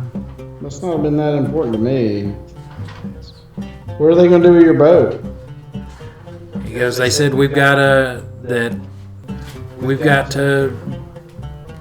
pay a big fine to get it back, otherwise they're going to auction it off. Oh no. Oh no. How much is the fine? How much is the auction price? He goes, they're wanting We like got a crew. 500 silver for it. How much gold do we have? Not that much. They only got like a couple hundred ceramic. Yeah. We don't have to buy your sword now. He goes, didn't the captain say you were supposed to fix this for us? I thought I don't know, did he? I throw it back at him as a question. Okay, roll me a charisma check and see if you can baffle him with bullshit. Yeah, I know. That's totally what I'm trying to do. He goes, that's my MO, buddy. My charisma is a 13. Come on, roll. So that's not bad. I rolled a 10. Okay. He's like, yeah, you said you thought you might know somebody Yeah, maybe.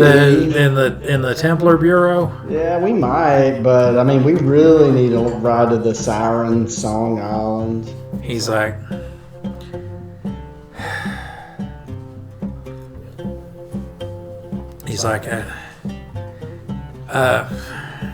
man, you guys got us over a barrel here. He's like, stay here, and he doesn't actually go anywhere. As a matter of fact, he kind of like gets a hold of not forcefully, he just kind of puts his hand on your shoulder, right, so that when he turns around, you can't just run without him knowing you're running. So he's like, hey, Captain! And he waves him over, and the captain who you spoke to, who had been with him over there, but had been like, I don't know, buying lizard on a stick or something. Right. Because it's tasty. But you don't know how long it's been there. He waves him over, and the captain comes over. He's like, "Yeah, it's that guy." And he's like, "Oh no, calm down, Captain. He told me." He's like, "He wasn't the one that did that." He said, "Well, didn't they say that he was talking to that bitch Templar?" And he's like, "Yeah, but." He goes, "Why was it you were talking to her?" He goes, he said he said something about that he was gonna. Didn't he tell you he was gonna try to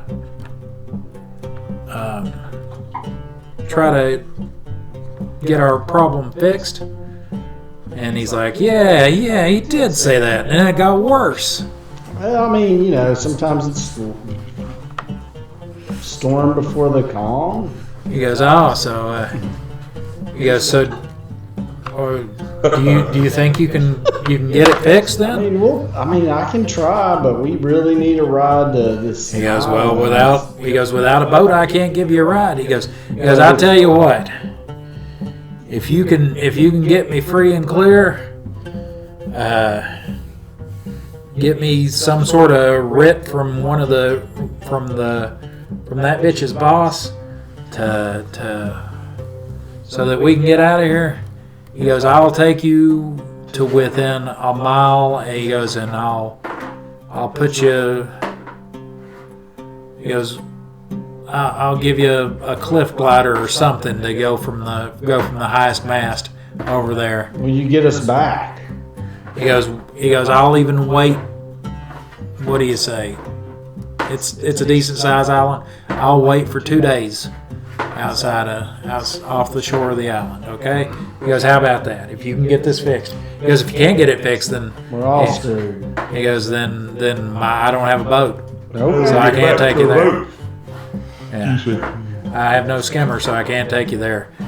He goes, and I guarantee you nobody else is desperate enough to go down there. He goes, the last guy that was desperate enough to go down there hadn't been seen in nearly 2 months. Right. I'll see what I can do. Try. Who is it? That was the dude we're looking for. He says, priest. He goes, that was old Mysticless, Captain Mysticless of the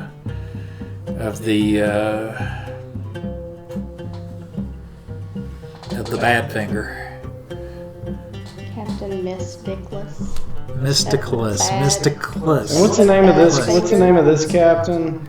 That's a good question. I had it written down.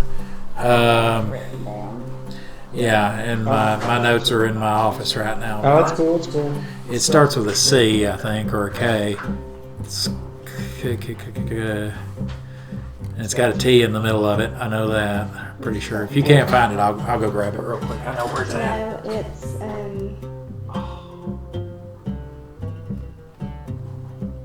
oh, maybe I don't have it. I thought I did. Okay. Oh, the skimmer captain is Critias. Critias. There you go. I know it's a C or a K and had a T in the middle. Right on. Okay. Yeah, we'll. Captain Critias. That's who you're talking to now. Yeah, so I guess we'll go back to the red temple. We'll go back to the fire temple and try to get them to confiscate his boat. And we need the money for the sword. And we need the money for the sword. Right on. He goes, the sword, right? Yeah, that's the ticket. The All 4 right. gold pieces or 6 gold pieces? He's We like, paid 46 gold pieces? Yeah. Okay. So he's like, he says, for now I'm staying at a place near the docks called the Serpent's Foot.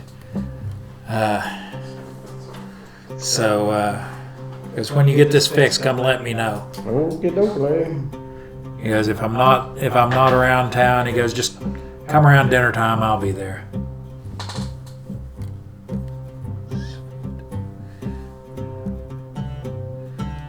All right, it's light too bright, or is it just pressure? It's burning. Burning. Did they give you any drops or anything? And you can't use your prescription drops because you don't know how they're gonna. Well, for 2 days I can't 2 use days. those. Just gotta let it do its thing, huh? All right, I'll try not to rub it, I guess.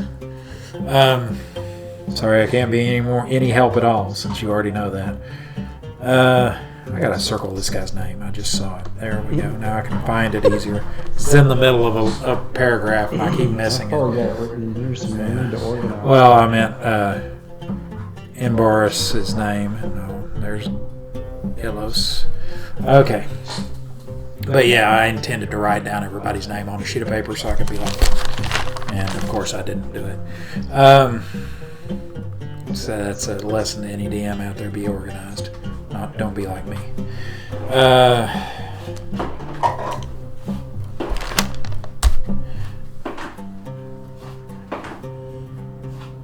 So we find Hainer. All right, yeah, you go back and find Heener, and he says, oh,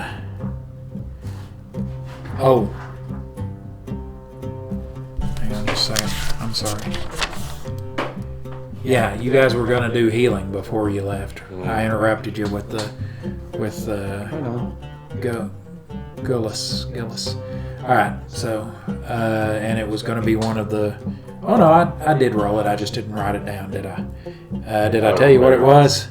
No. It was 11 points of damage that you were healed with that one. And he'll go ahead and give you a cure light too. That was a cure serious. So that brings you up to 21, and the cure light is not as good. It's a little old. Yeah, a little expired, maybe.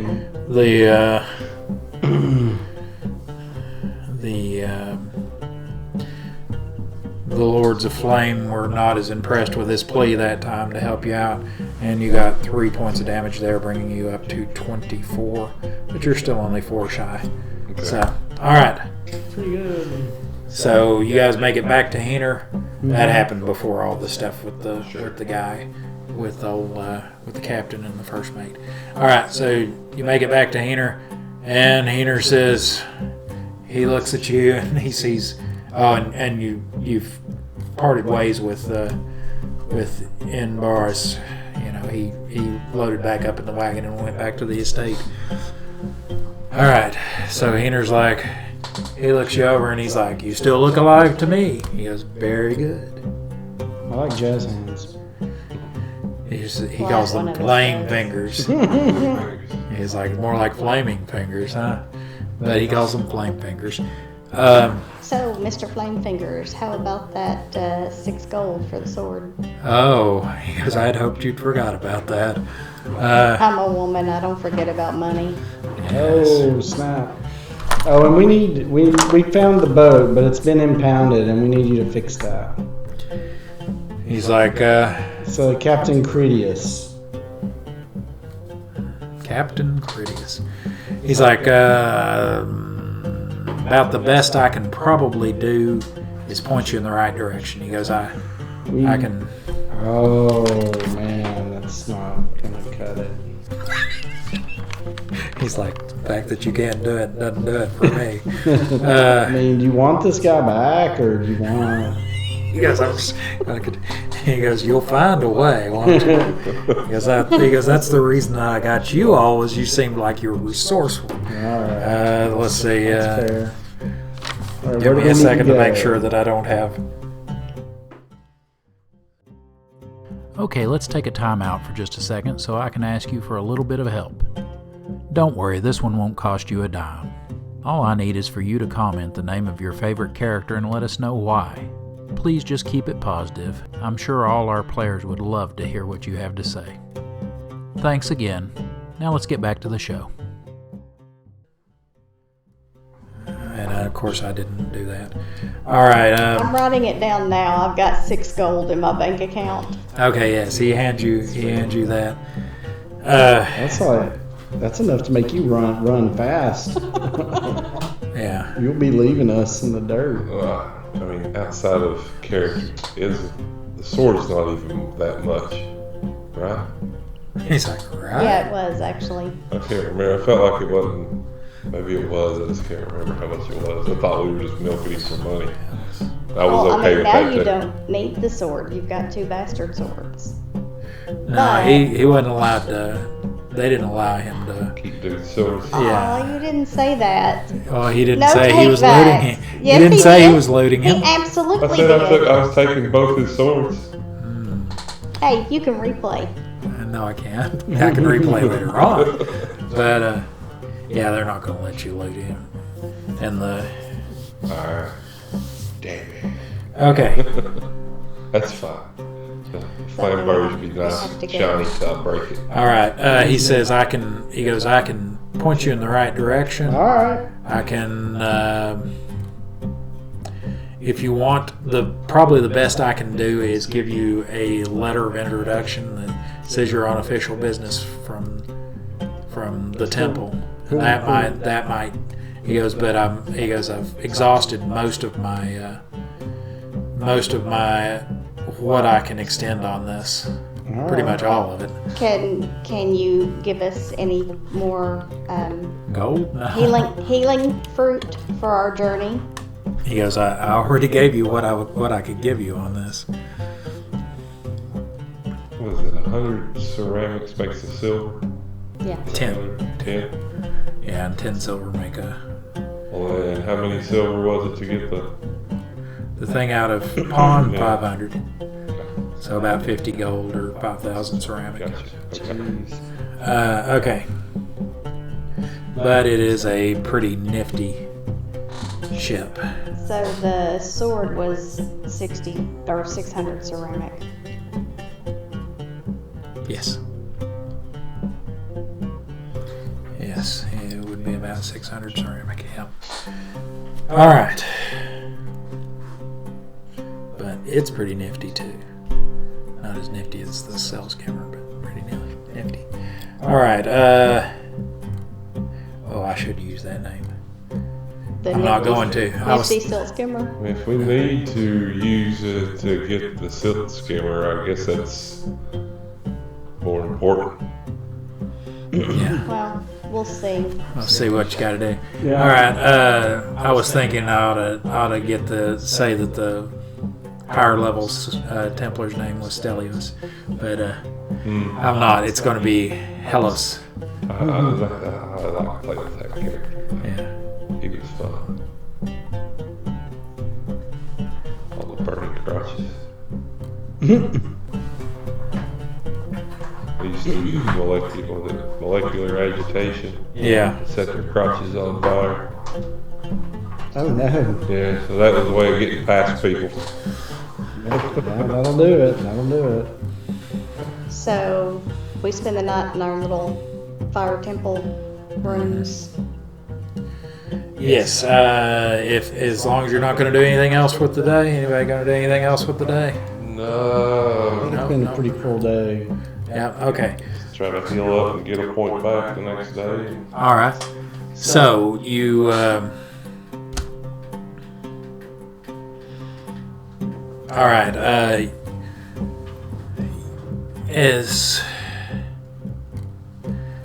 as you sleep, you all have another dream. This time, you see yourself you're all kind of drifting, almost like in where it's like your shoulders and head are forward and the rest of your body is just kind of trailing along behind you, through this area where there's no sky and there's no land, but above and below you looks like it's mirrored or mercury almost, but it's very shiny and reflective, but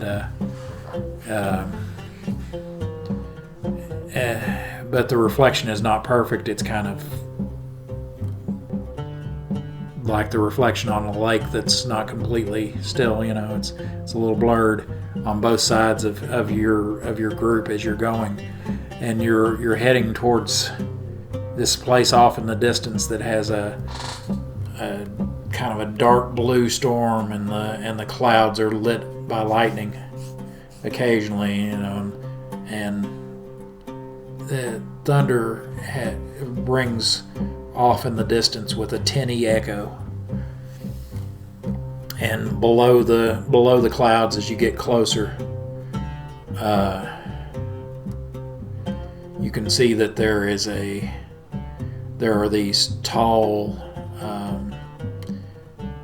shapes, some of them that go into pinnacle points, some of them that are more rectangular, and they're just all around underneath the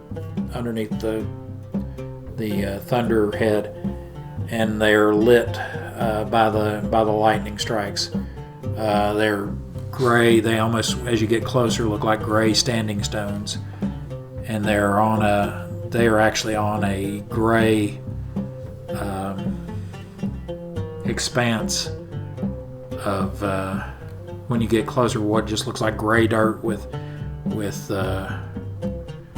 just from a distance, it just looks like dead trees all over the place that have no leaves, and their gnarled roots kind of come up through the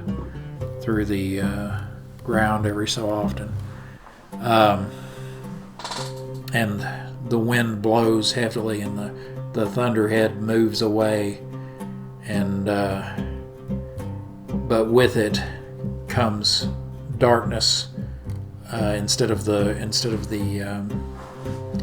mirrored sky and the mirrored ground, you've got the gray ground below you, more of a light gray sky is revealed behind the cloud as it moves away, and on it are black points just all over the place. So it looks like a photo negative of the night sky almost, where the black's kind of a light gray, and the stars are all black, and they're slowly turning, and moons come up, but they're not black. They come up and slowly wheel over the sky, and you see as the thunderhead finally pulls completely away, and it's kind of, you can only see it between a few of these immense structures. You can see it kind of down some of the avenues between them, some of the lightning flashes that are lighting up the sky behind it, blue and purple. You can see the silhouette of this huge, at this distance, and in kind of the dream haze, it's hard to make out, but it seems to writhe.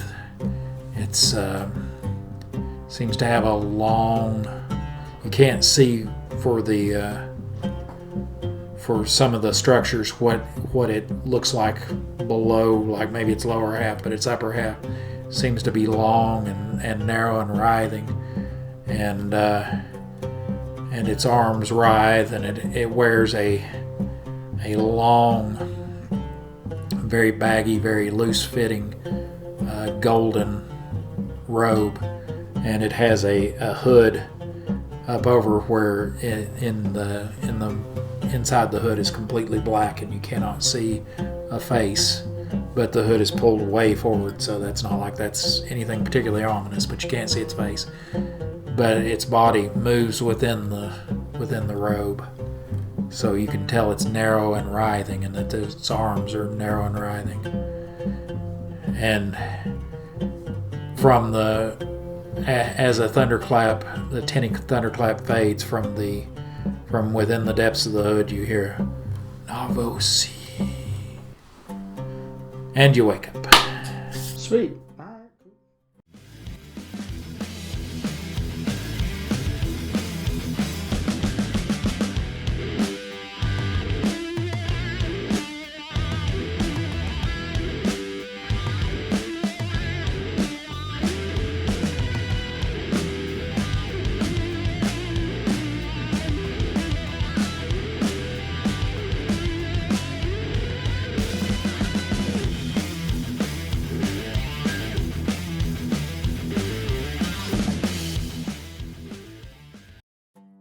Okay, it's time for a little break. Thank you for watching. And to thank you for getting this far into the video, I'm going to let you in on a little secret. We're running a Superfan Appreciation Contest. Well, actually, it's 2 contests in one. We will be doing a weekly giveaway where you can win a game token of one of the monsters, NPCs, or PCs from Shadows of Balic. In this first contest, each week we'll be giving away a different token. These tokens will be in electronic file format, both PDF and PNG, so you can use them on your home tabletop or in a virtual one. To be eligible for the weekly contest, you just need an email to receive your prize, to be a subscriber of the Slow Children at Play channel, and to comment the correct answer to this week's contest question before the premiere of next week's episode of Shadows of Balic. The winner will be chosen at random from all the correct answers on the Slow Children at Play live stream the week following the episode's premiere. Here's an example of how that'll work. If an episode premiered on, say, Wednesday the 5th of March 2025, the winner for that episode would be chosen from the correct answers posted by 11:59 and 59 seconds on the 13th the week after. The winner would then be announced on the 14th on the Friday night Slow Children at Play live stream. Then the winner will be given on-screen instructions on how to claim their prize. If the winner does not contact us by the time of the premiere of the following episode of Shadows of Balic, they forfeit their prize and it is added to the next week's contest prizes.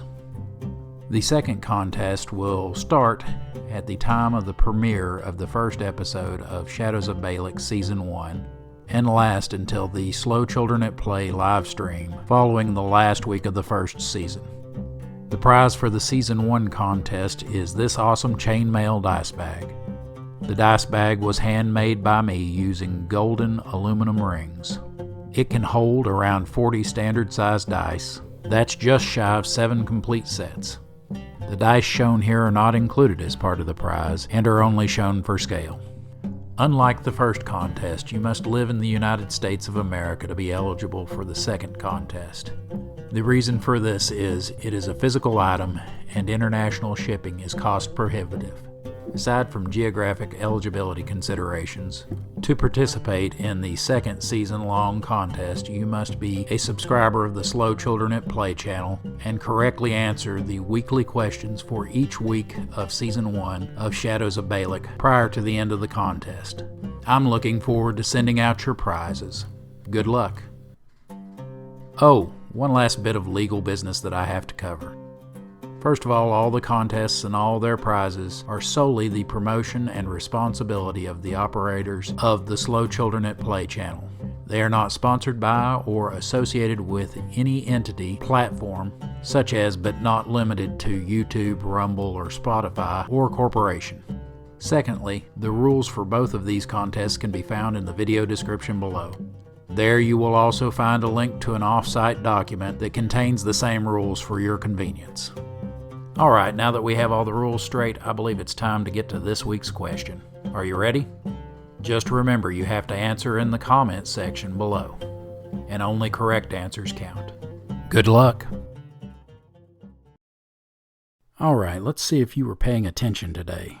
The contest question for this episode is, In this episode, how many ceramic pieces did Django win betting on Gregoris's gladiatorial match? Okay, that wasn't so tough, was it? If you don't know the answer off the top of your head, it should be a simple matter to go find it. Remember to catch next week's Slow Children at Play live stream to find out if you won. Good luck. Oh, one last thing. To go directly to the next video, just click here. And if you'd like to go to the playlist for this season, click down here. You have a great day. Bye-bye.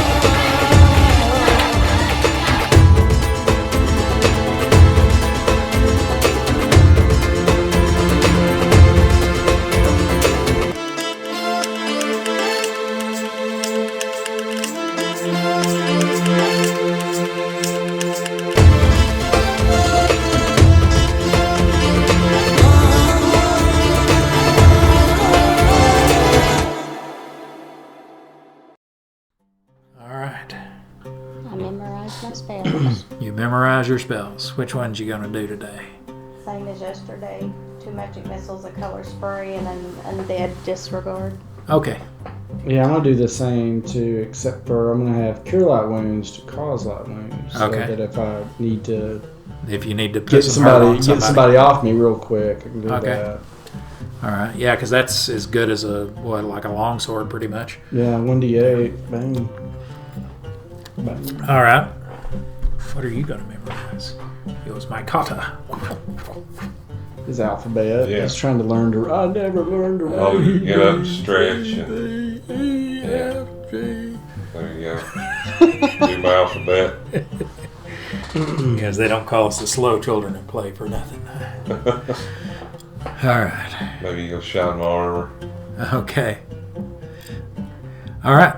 So you guys have your morning stuff done. They have a small, for lack of a better term, mess hall with very thoroughly cooked food, but nutritious. So you appreciate it not because of the amount of flame that's been put to it, but because of how hard it is. It is very stone-like.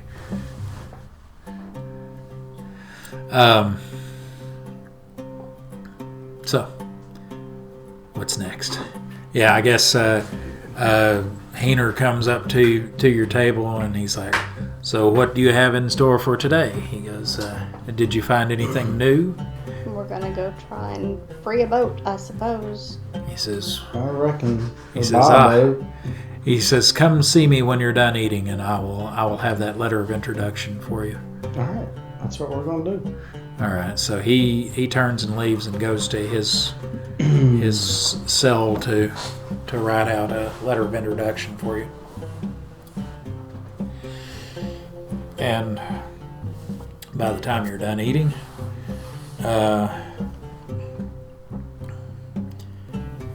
when you're walking across you gonna be all right, babe?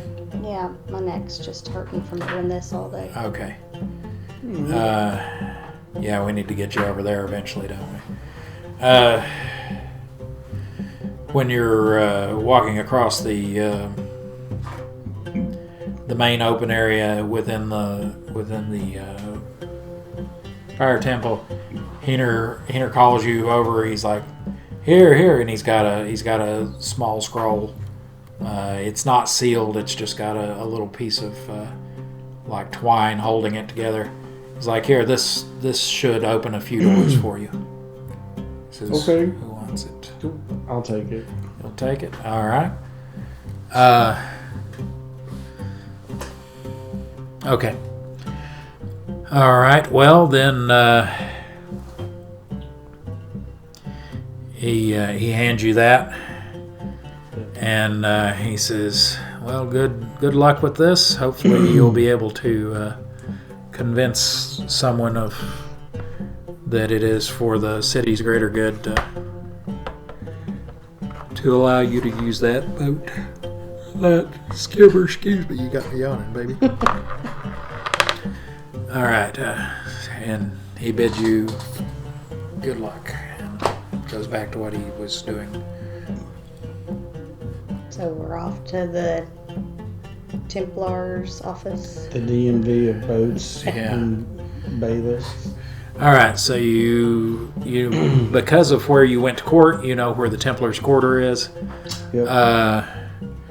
You go down to the south and off to the east, past the ramp that goes up onto the raised area that the Megalonian is on, and then you come to where the Templar's quarter is walled off inside, so it's a second kind of inner city within the walls of the city. But it's got a large gate there that is standing open, but has 2 guards on either side and a Templar overseeing them. And when you walk up, one of the guards challenges you, and he says, "You there? What is your business?" We need to speak with the DMV Templar about DMV Templar. about getting a boat released into service. And I brandish this letter. Okay, he's like, "The Demon V." He's like, "What have you got there?" Show you the letter. Okay, he takes it, and he doesn't takes it really over to the Templar who's overseeing him, and he undoes it and opens it up. He's like, "All right, everything seems in order," and he rolls it back up and hands it back to you. And he says, he leans over his shoulder, and he calls out. He says, "August!" And this young guard brandishing with a gladius at his hip comes out, and he's like, "Yes, sir." And he says, take these people here to see Helios, excuse me, to see Helios, and he says, "Yes, sir." And so he says, "Follow me," and he walks at a fairly brisk pace, marches you back through several sets of streets past the courthouse where you had your trial, and a little bit further into a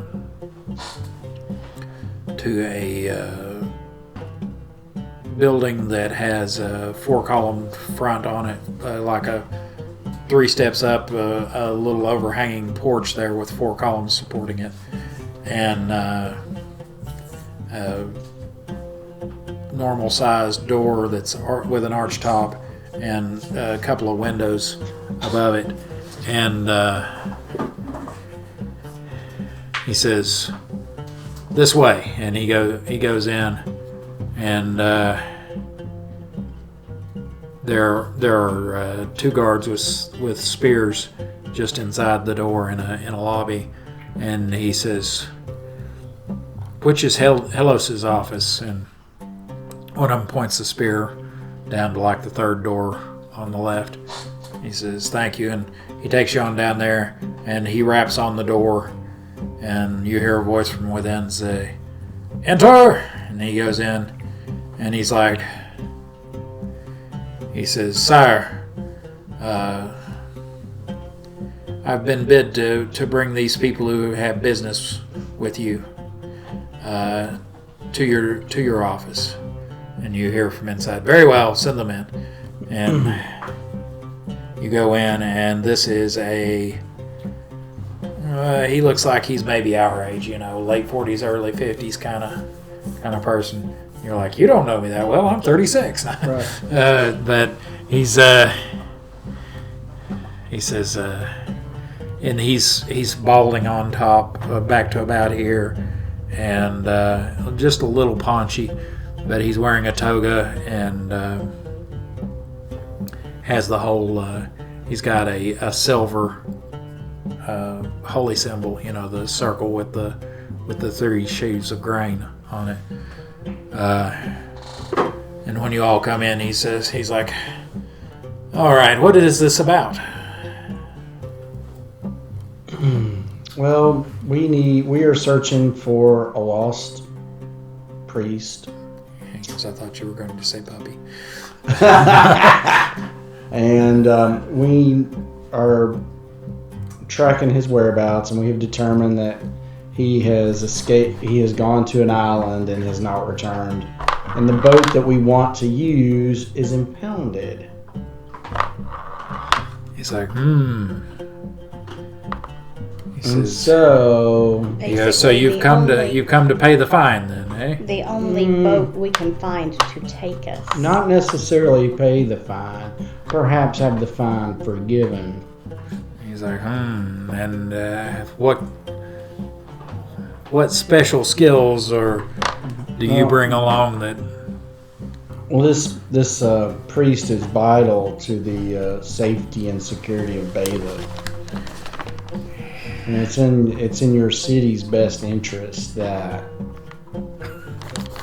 we have this boat to use to retrieve this itinerant priest and return him to the bosom of his brothers. All right. At that point, Dottie has to turn around. Yeah.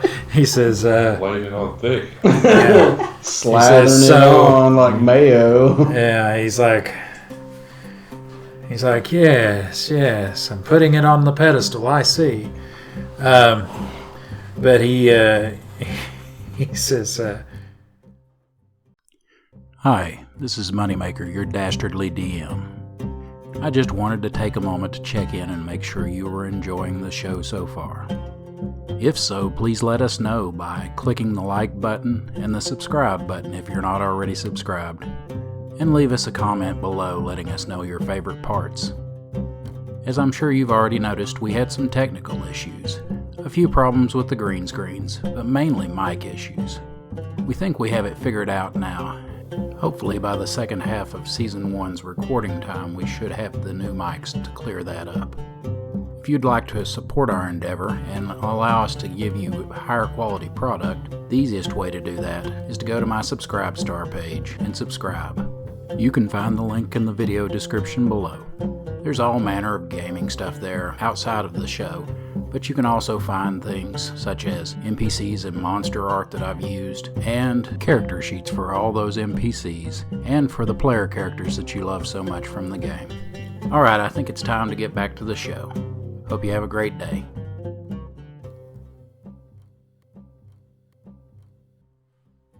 who is this priest, and how is he vital to the well-being of the city?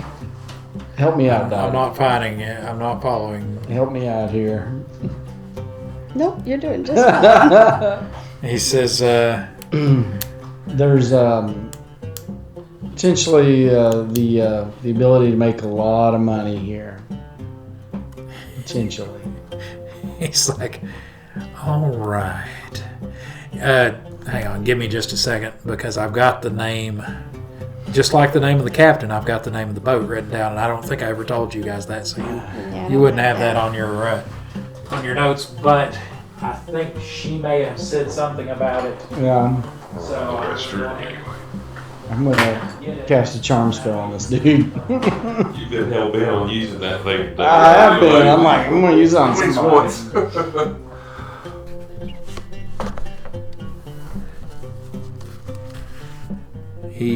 the name of it is just the Strider, or it could be the Silt Strider. The Strider? Strider, yes. Okay. Also known as Aragorn. Yes. Oh yeah, that's yeah. That did cross my mind. Okay, there we go. Got it written down on my super notepad here. Okie dokie. Okay. So the Strider is the name of the ship, and you guys know that. Okay. alright. Yeah, we really need this ship to complete this mission for the Fire Temple, and the Fire Temple is gonna be so happy that this guy is back. He goes, I'm sure they will. I mean, if it was anybody else, they would have just written it off. He goes, yes, I'm certain they would. He goes, so did old Critias put you up to this? He goes, that cheapskate. No, not really. We just feel like he is the most capable captain to help us complete this mission. More like the only captain. He goes, yes,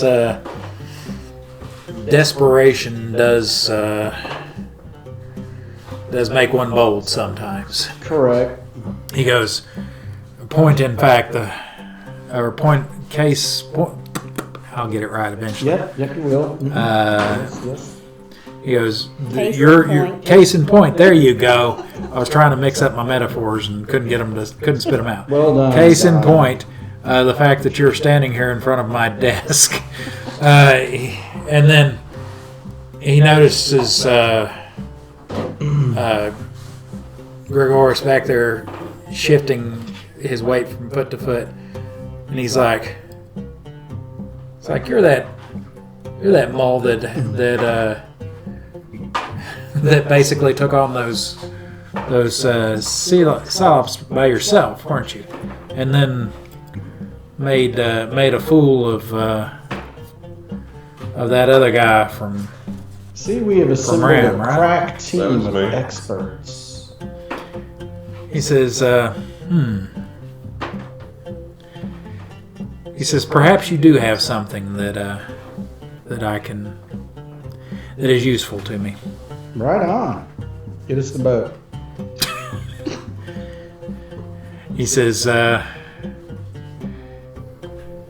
he goes, I've never worked the Criterion before. He goes, that's not my bureau, all that. He goes, I've always been either behind a desk or going to the businesses collecting taxes, that sort of thing. He says, but am I correct in assuming that occasionally, before the matches, that you are housed is not the right word, that you're basically in a waiting area with other gladiators from time to time? Some days. So you have access to these waiting areas without too much trouble, right? For the most part. Some places are blocked off, of course. He says,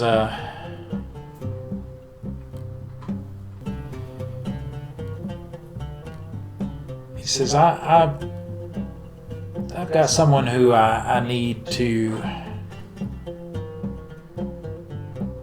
He says, let's just put it this way.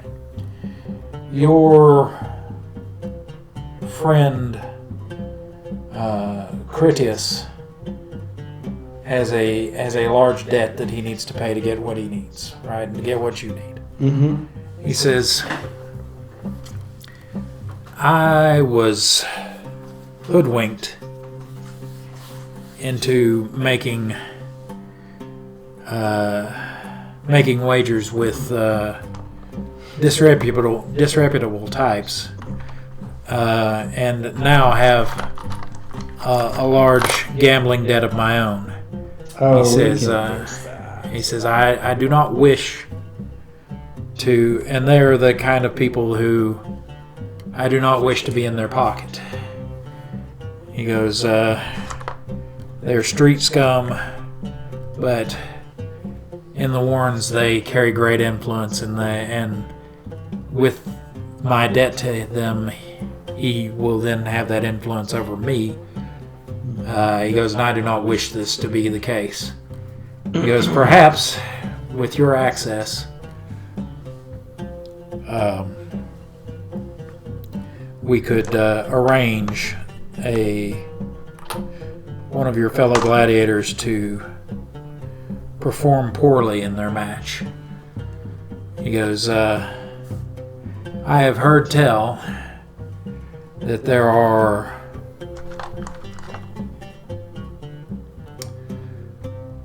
concoctions that can be administered to a person that will make them groggy, make them even make them go to sleep, but make them groggy, make them ill-equipped to prosecute a match in the arena. He goes, do you think that you might be able to get close enough to a man? He goes, there's one in particular,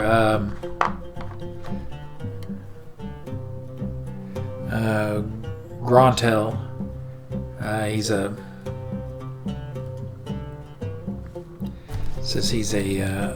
human high in the list of contenders.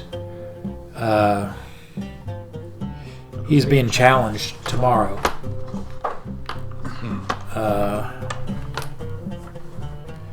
Do you think you could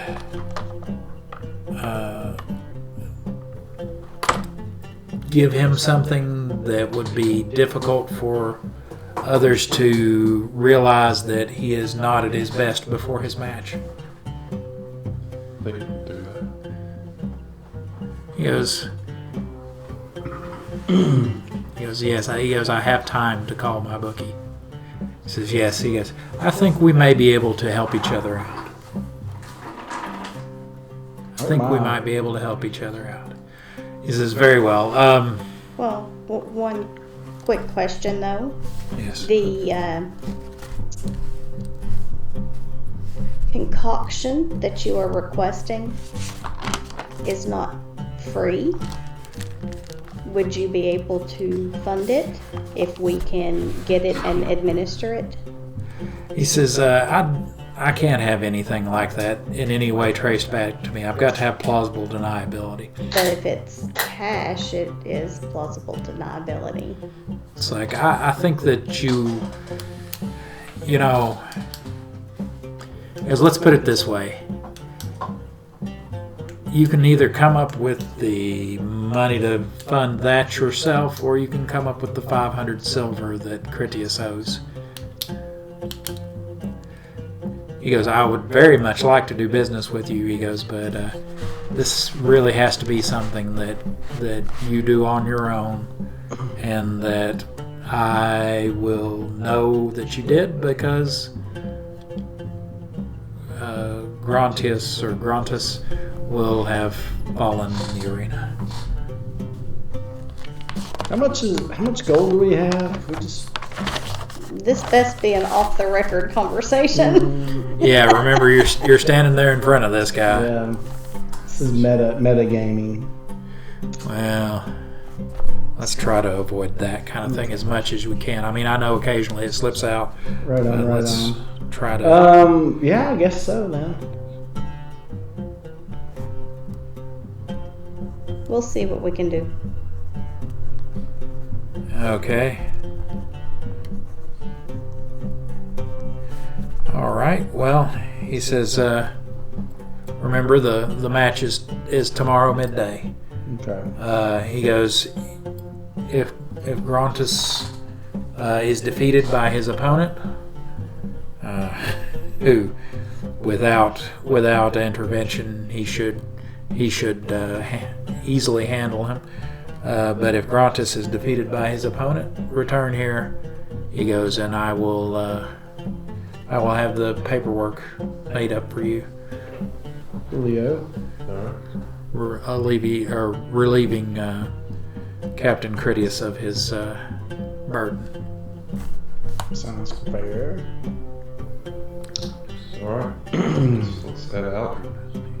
I do not know how to make these kind of potions, so... No, we have to go to the market and buy it. The Elven market. Yes. Let's go. Let's do it. Go to your camp. They don't like me Half though, dead. because they don't like me because I'm like not. Probably go Elven back to the enough. same tent where I bought my dart poison, That's what I was thinking. Alright. because he had offered me a concoction that had a delayed response of about an hour. Okay. Alright. Just darting maybe from a distance. Instead of trying to Or make if you- you're just sitting there next to him, and And you have a way with yourself where you could probably get close to him. Back here, man, I got a shot for you. This thing makes me swell. No, Makes There me you want to go. just it's rage. They call it's it a creatine. steroid. Yeah. You just one little jab of this. See all these little dots? Yeah.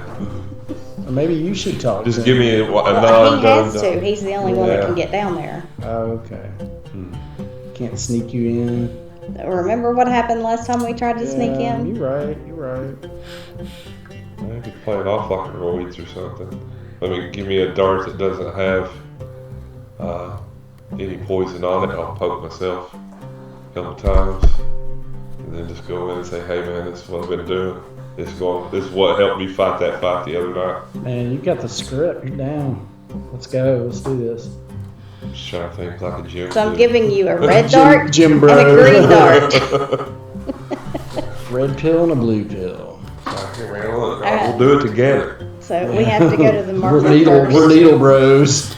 All right, so you're gonna go back to your favorite apothecary. Yeah. Instead of playing that out, can we just say it happened and I got the poison? We can do it a little quicker since he knows you. Okay. It's not the first time. All right, you. Hey, bro, I was in here the other day. Yeah, you walk in. And you offered me some of this stuff that had a delayed reaction. At the time, I didn't think I wanted it. He's But like, since I've been thinking about it, I can really see the benefits to that. He goes, wise young lady. You've thought better of it. He goes, very well. He goes, Keep watching after the credits to find out how to win this chainmail dice bag. Dice not included. Oh, and if you're enjoying this episode, let us know by hitting the like button. Now back to the show. this makes me wish I'd written down the prices. He says, and how much would you like? Just enough for 5 darts. All right. We'll start slow, just like this concoction. Okay. Well.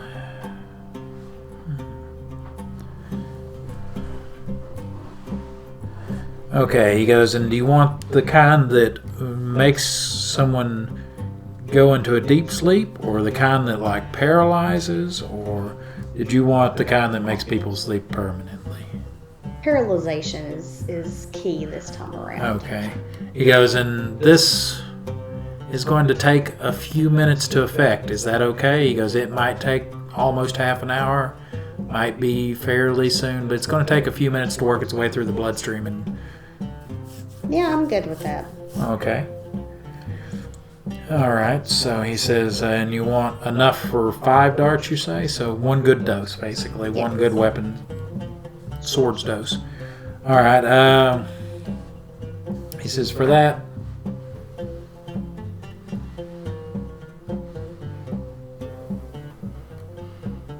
he gets to looking around.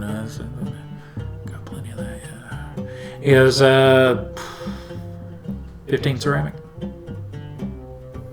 Okay. All right. So he goes and takes his little scoop, and he's scooping a little out here and a little out there, and he's got him. He then goes to this little thing, and he's got something that's kind of like all the little half teaspoon, quarter teaspoon, all the little spoons. He's got those on a little ring, and he's like, and he's mixing it together, kind of grinding it in a mortar and pestle, and adds a little water, and adds a little more water. It's supposed to be faster. It's going quick, because I'm not saying adds a little water. See, it'd have gone faster if you hadn't said anything. And then he dabs it all into another one of those little dry gourds like that, and puts a little cork stopper in it. And he's like, here you go. He says, and this will need to be injected so you can handle it. Shouldn't be a problem getting it on your skin, but don't get it near any breaks in the skin, any cuts or in your eyes, anything like that. Got it.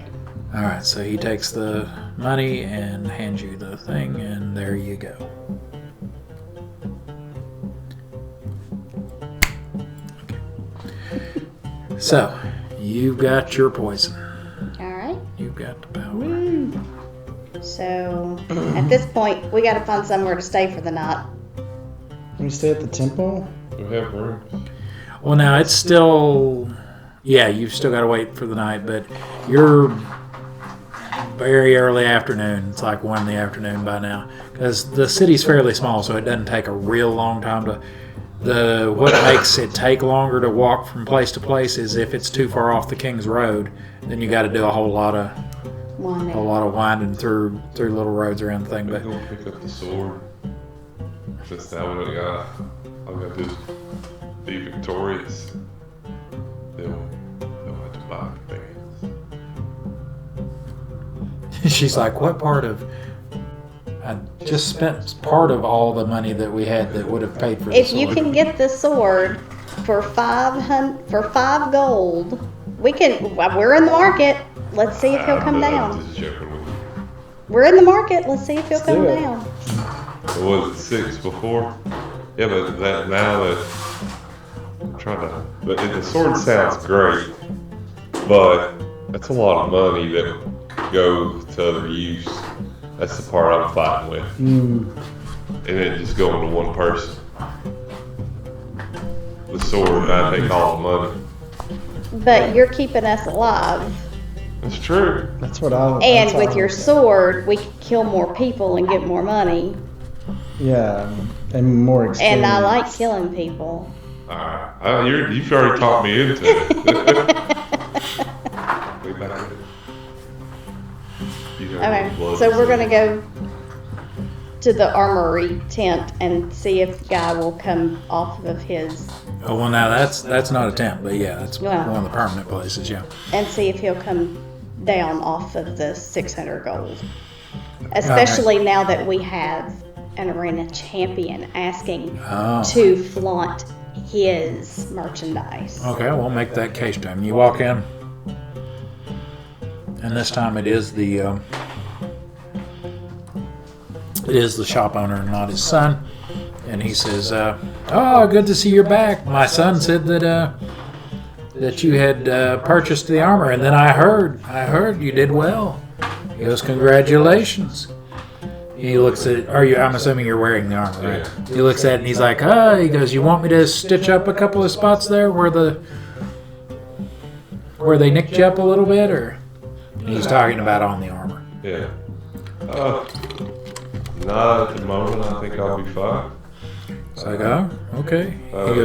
He goes, "So I take it you've come back for that sword. My son told me you asked about it." Yeah, I did.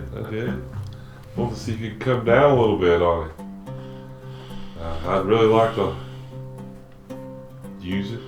Maybe use it in the arena, and people see your mighty handiwork and know where I got this thing.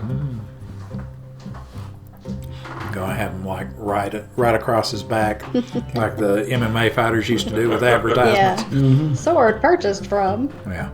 Write that on the sheet. Doesn't do a whole lot of good though, since most people can't Can't read. Yeah, exactly.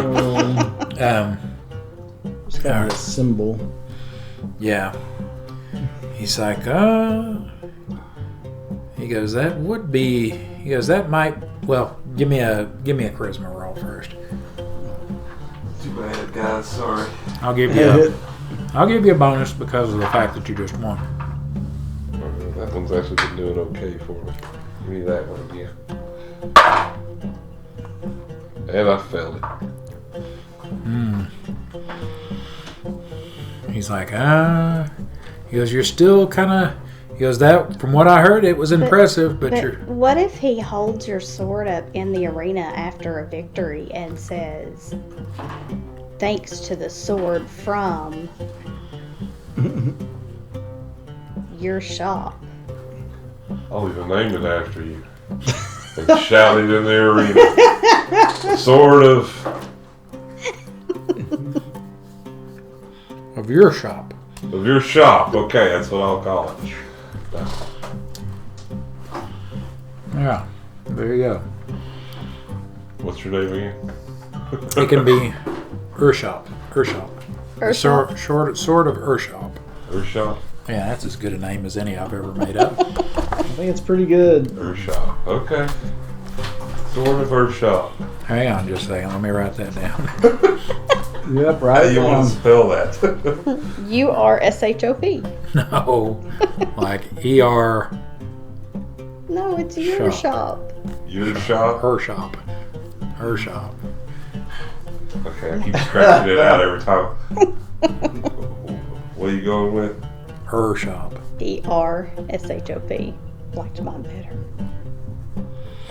Her shop. Hey, this seems like a good place to stop and tell you about the Slow Children at Play live show. Every Friday at 7 p.m. Eastern Time, we'll live stream to all you fans. By the way, for anyone outside the U.S. who isn't sure what 7 p.m. Eastern Time equates to in your local time zone, we are in the same time zone as New York City, Washington, D.C., and Miami, Florida. In the live show, the Slow Children at Play will discuss the latest episode, answer questions from the comment section, and interact with the live chat. We will also announce the winners of contests, as well as any campaign-related news. On the subject of contests, be sure to pay attention so you'll be able to answer the question after the closing credits. I guess that about covers the live show. I look forward to hearing from you there. Now back to the action. Okay. I like it. On the fly. Flam. It's obsidian, right? Yes. It's not metal? No. If it was, it would be Way almost more. 100 times more expensive. Right on. All right. So you're saying that to him? You give me a charisma check.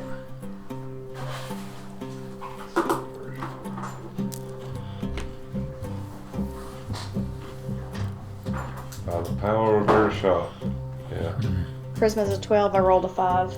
Okay. He's like,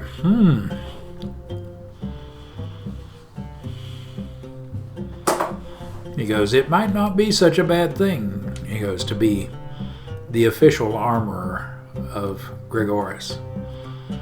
He goes, and who was it? Who's your master? Abaris?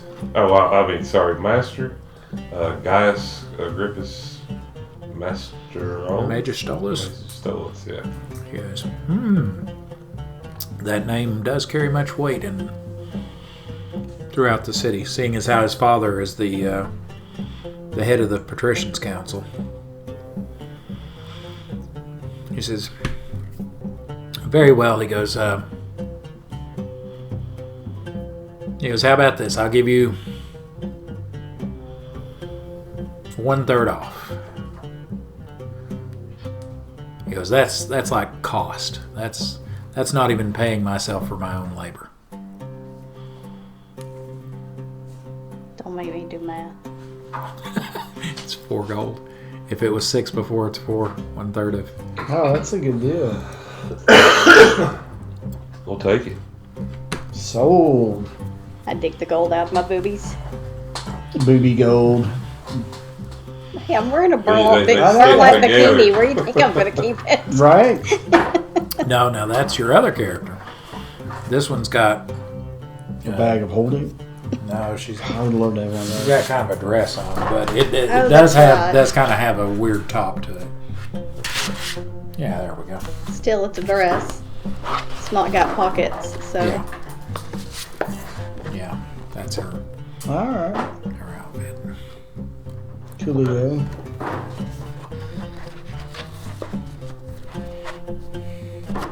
Next time you come up with something like that, and you're like, come on, I'll be like, I'll do it, as long as you name your scorpion's foot. Foot. Foot. His name is Foot. Hate that commercial. All right, show. Cool. Coolio. We got the sword. Now we gotta get the dude drugged so he loses his match. Should we go down to the docks and tell Christius? the good news. We can split up. I could go do that, and y'all could go. Oh wait. Yeah, it's not still till the tomorrow next before you day. can do it, so you might as well. Yeah. And last time you went down to the docks by yourself, Didn't work out apparently so there was a good. miscommunication. Maybe. What we Wasn't my have here is Yeah. Wasn't my He's fault. like, wasn't my fault. I was deliberately trying to confuse them. Probably one of the other books. What's that? A flamberge. It's not exactly in there. Just call it a two-hand sword. Okay. It's just a two-hand sword with a wavy Yeah. blade. Okay, I can do that. Well, let's go to the docks. 1d10 or 3d6. All right, so you guys head to where exactly are you trying to head to, like to his ship or his skimmer? Excuse me. Or are you trying to do what? going to the boardwalk down by the sea. On a blanket with your baby. Just you and me. Excuse me. All right. So you go down there and you see that his ship, the Strider, has heavy ropes tying it to the dock, and that there are two Templars standing there with two half-giant guards apiece who have their arms folded and large clubs against their hips, large dachi clubs, standing in front of his ship. Is Captain Christius on board? One of them says, "No, this ship has been impounded. He's not allowed on board." He's at the Serpent's Foot. yeah. He's at the Serpent's Foot. He's like, "If you say so." We need to go to the Serpent's Foot. We want to find him. Okay. Sure. Thanks You're for like- nothing, pal. You're like, "No, we're going to produce the paperwork and we're taking the ship ourselves." We'll be back. Yeah. Yeah, he said, that's what he should have said. She's in the back. She's giving a statement. It's going to be, whatever, half an hour or something. All right. So he kind of gives you a knowing nod. And so you're going to try to find the Serpent's Foot, huh?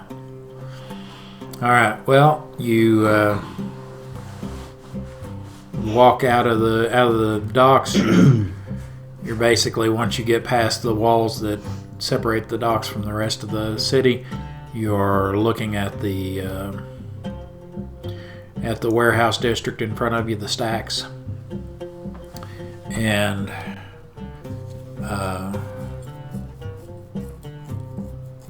there's a few taller buildings beyond the stacks to the west, and below that is to the south of the stacks is the marketplace and then of course the royal area up on top of the mesa thing. Cool. So where you want to go? The Serpent's Foot. The Serpent's Foot. You're not real sure where the Serpent's Foot is. He goes, "Let me roll a wisdom check." I'll grab a passerby and say, "Have you heard of the Serpent's Foot? He's like, Tavern, inn." "Oh," he goes, "I thought you were going to tell me a joke or something." Let's see if he has. He's like, "Sure." He goes, "That place is good. You got to try the snake surprise." He's like, "Yeah, you just go down. You go down this way and head west, about halfway down through the stacks. And once you get out of the stacks, you're going to pass up the Silver Eye, and then it's like another 2 blocks beyond that, and you'll see it. It's got a shingle hanging out that has a picture of like a snake with one big foot sticking out from it, like with its toes curled up." Sounds perfect. Thank you. He goes, "Anytime." All right. when I start following his directions. Okay. Trying to keep up with that. Well, yeah, that's a good point. Roll me. You get as far as the edge of the warehouse district, the edge of the stacks. Roll me an intelligence check. Intelligence. Yeah. So you Oh, gotta try to remember. One. Gotta try to remember. I rolled a 4. Okay. I actually did it. Yeah. So you're like, oh yeah, I gotta go past the Silver Eye. You walk past this building. It's kind of a long 2-story building with a bunch of barred windows along the front of it, and a half-circle porch that is like 3 concentric half circles where there's step up, step up, step up, and then circular, and then it's got like 6 or 7 columns and a door in the middle of it. In the windows there are lots of mainly young females, and by young I don't mean like illegal young, I mean like, young women, I should put. Although there are a You couple. can't give an age, because if there's like elves in there, Yeah. young could be a couple of 100 years. Yeah. Truth. And if it's a Thrycreen, it could be 6. That's true. But no, they don't really do that, as we covered with the other group. There are a couple of young men, and they're like striking provocative poses and trying to make eye contact and waving people over. And if you get past that, Yes. he's like, hey, I was looking for that place earlier. What was that again? The Silver Eye. You were looking for that place earlier, weren't you? Before you ran out of money. So you go a couple of blocks Great, past. I'm going to see the captain by myself. Yeah, you go a couple you're of not gonna blocks make past it. that, and you It's do hard see day. the Serpent's Foot, which is a 2-story inn that's roughly square in shape and has flat roof and has that shingle that I was talking about. It has been painted. It's been painted. It's been whitewashed, the front of it. And you go in, and one of the serving wenches,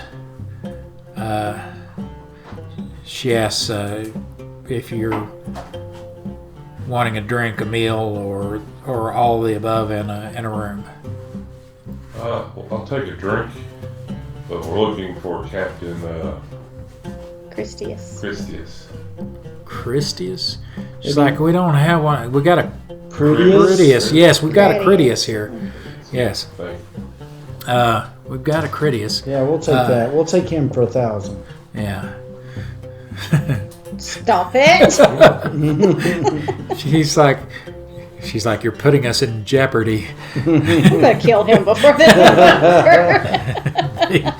But the Cut his tongue out or something. I forgot you had your jeez. waterproof bag for for your dice bag there. Yeah. Like, it smells like the field. Yeah, it does. It still does.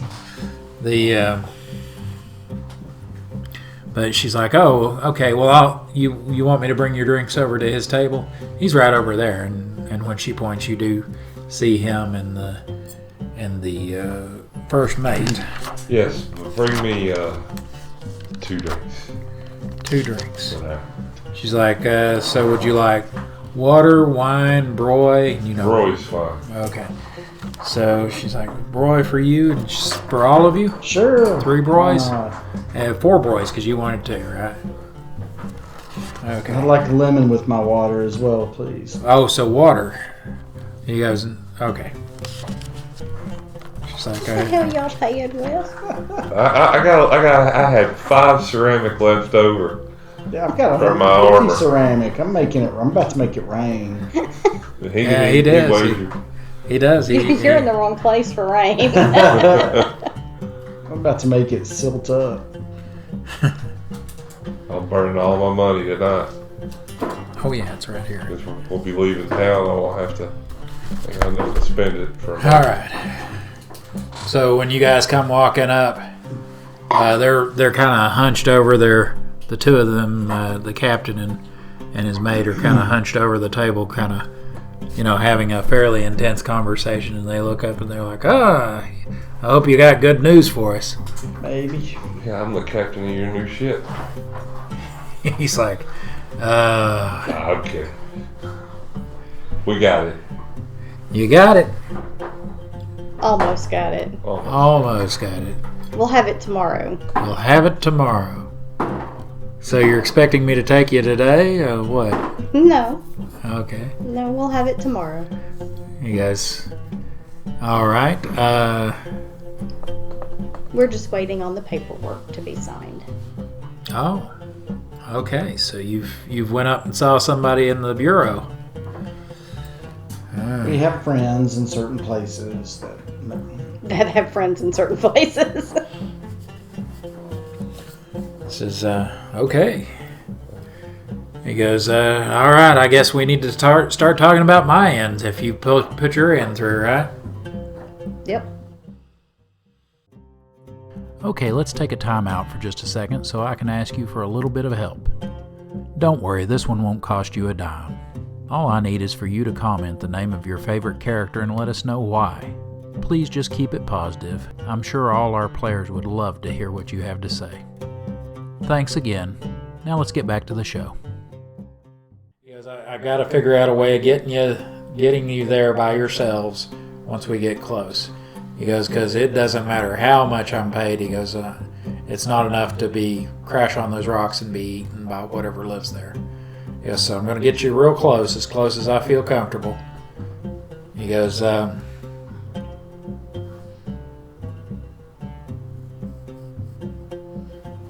I don't know, we'll figure something out, I guess. He goes, I'll think about it. He goes, and then we agreed, 2 days that I'll wait on you? Yes. Offshore? How do we get back on the boat after those? That's the thing. If we figure out how to get you there, hopefully we'll figure out a way that'll get you there and get you back to the boat. Sounds good. He goes, but we'll think on that. All right. He says,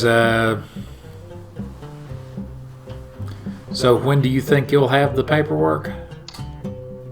Like tomorrow morning, tomorrow afternoon? It'll be tomorrow evening. Tomorrow evening, okay. He says, how about I meet you at the docks by my boat or by my skimmer in not tomorrow, but morning after that. He goes, say hour after sunrise, enough time to get breakfast. Okay, that works. He says, very good.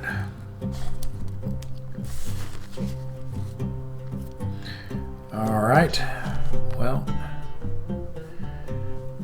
he says, well, thank you. That's the best news I've had all week. Because I'm really looking forward to getting back out on the silt again. Getting away from these cities where they think they can lock you down. Got no freedom around here. So, he says, and she brings the serving wench brings the drinks, and she's like, so who's got this round? How much is it? What was it? It was 3 broys and a water with lemon. Is that right? Something like that. Yeah. Yep. She's like 15 bits. So ceramic and a half. I'll give it to her. Okay. All right. She takes it. She sets down the cups. And they ask, so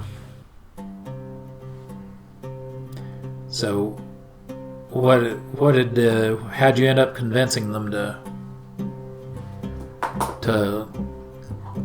get me out of Hawk? The less you know, the better off you are. He's like,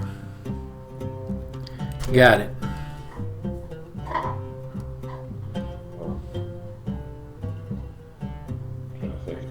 He's like, I'm gonna poison a gladiator. He just rattles it all I'm not off. going to Will Ferrell this one. You guys, I couldn't hold it in. Sorry. I'm just going to start drinking. I'm gonna guzzle the first one and sip the second. Okay. Well, it's the evening. All right. I've got 4 ceramics in my pockets. he's got to go check his eyes. Yeah, I gotta go. Yeah, we'll check out that silver eye place back there just on the way back. All right. So you guys want to go ahead and bid him adieu and Yep. check that out. Okay. When you go over there once again, there's now there are candles lighting up each of those openings, the windows where you can see the people dancing. So do you want to go on in? I just want to see what the place is for a minute. Yeah. Oh, you just want to stand outside and look at it? Oh, I'll go in. Yeah, I'll go in. You go in. Check it out. Okay, when you go in, there is a very small, like just about this big around fountain in the middle that has just a little going and a little water, and you can kind of hear the trickle of water. Around the edges of the room is I don't know if it's 15 by 15 or 20 by 20. I don't have the map, but and it has it's got like duvets that have corners in them, so they're like sectionals that are against the wall and go around the corners, around 3/4 of the wall. And there's basically, like I said, there's that little fountain in the middle. There's a door. There's the door you came in, a door going out of this room, and then around the corners is all couches. And there are 2 or 3 patrons kind of lounging on the couch with the young lady of the evening next to them. And when you walk in, you are greeted by sitting near the door. When you walked in, she was laughing with one of the patrons and kind of patting him on the knee while laughing at his joke. And she looks up and she's like, "Oh, I've not seen you before." She goes, "Welcome to the Silver Eye. I'm Large Marge," and she is a Large woman. well, she's not all that big compared to a lot of her waifish. Is that a truck driver? Yeah, no, she doesn't actually look like her. But compared to all of her waifish, or a lot of her waifish employees, she's larger than they are. She's definitely large through the chest, and she's wearing I can't remember the name of the dress, but something that like a Roman lady would wear that's not too fancy. And she's got on a very red wig. I may have a picture of her, but I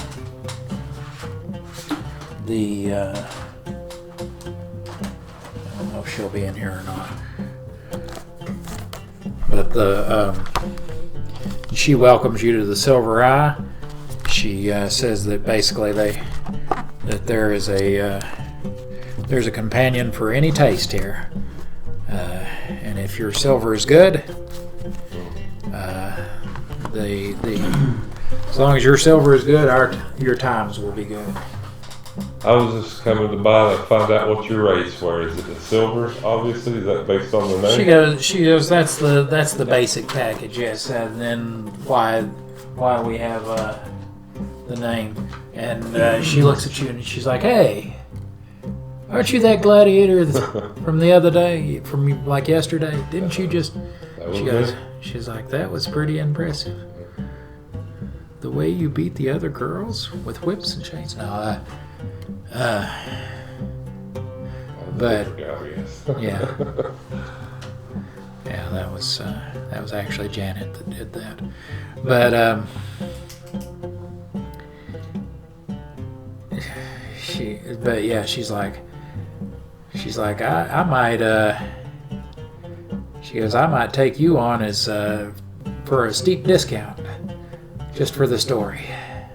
Don't you mean a deep discount? A deep discount. Yeah. No, burn. I'm good today. She's like, well, she says, if you change your mind, you know where I'm at. Yeah. I'll definitely. All right. She's like, and you, my good Oh sir? no, I'm good. She goes, we could fill up a tub with some hot water. Hell, What services do you provide here besides the obvious? Probably a lube. She says, besides the greasing, obvious, oil She just said a change. tub and water. she says, Okay, we'll like give massages, you, we can do that. We can give you a nice long scrub from a beautiful girl. We can give you, of course, many of our patrons enjoy conversation and fellowship out here in the main lobby beforehand. It is a place where the captains from the port and the officers of the army come to hobnob and enjoy the company of like-minded fellows and beautiful young ladies. We'll stop by again. She's like an athletic celebrity like yourself, might fit right in. Another day. Thank you for the information, and I'll definitely stop by after another match. She's like, I'll have my eyes open for it. She goes, and I'll definitely catch your next match. Do you know when you're fighting next? Not yet. I do not. She goes, I'll be watching the notices, listening for the criers out at the Criterion. Alright, I'll bow out. All I right. just want to know what the place was more than anything. All right. I was curious. And did I'm you? kind of sad. Why is Dottie that? wanted a bath. Once she started saying silver, I'm like, oh, I got weed. No. Yeah.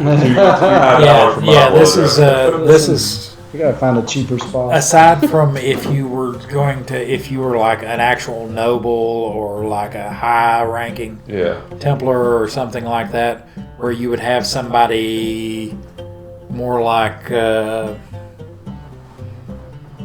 Nora from Firefly, Okay. where she's real high class Yeah. and super educated and all that on top of being quite skilled. Aside from something like this is kind of the higher end.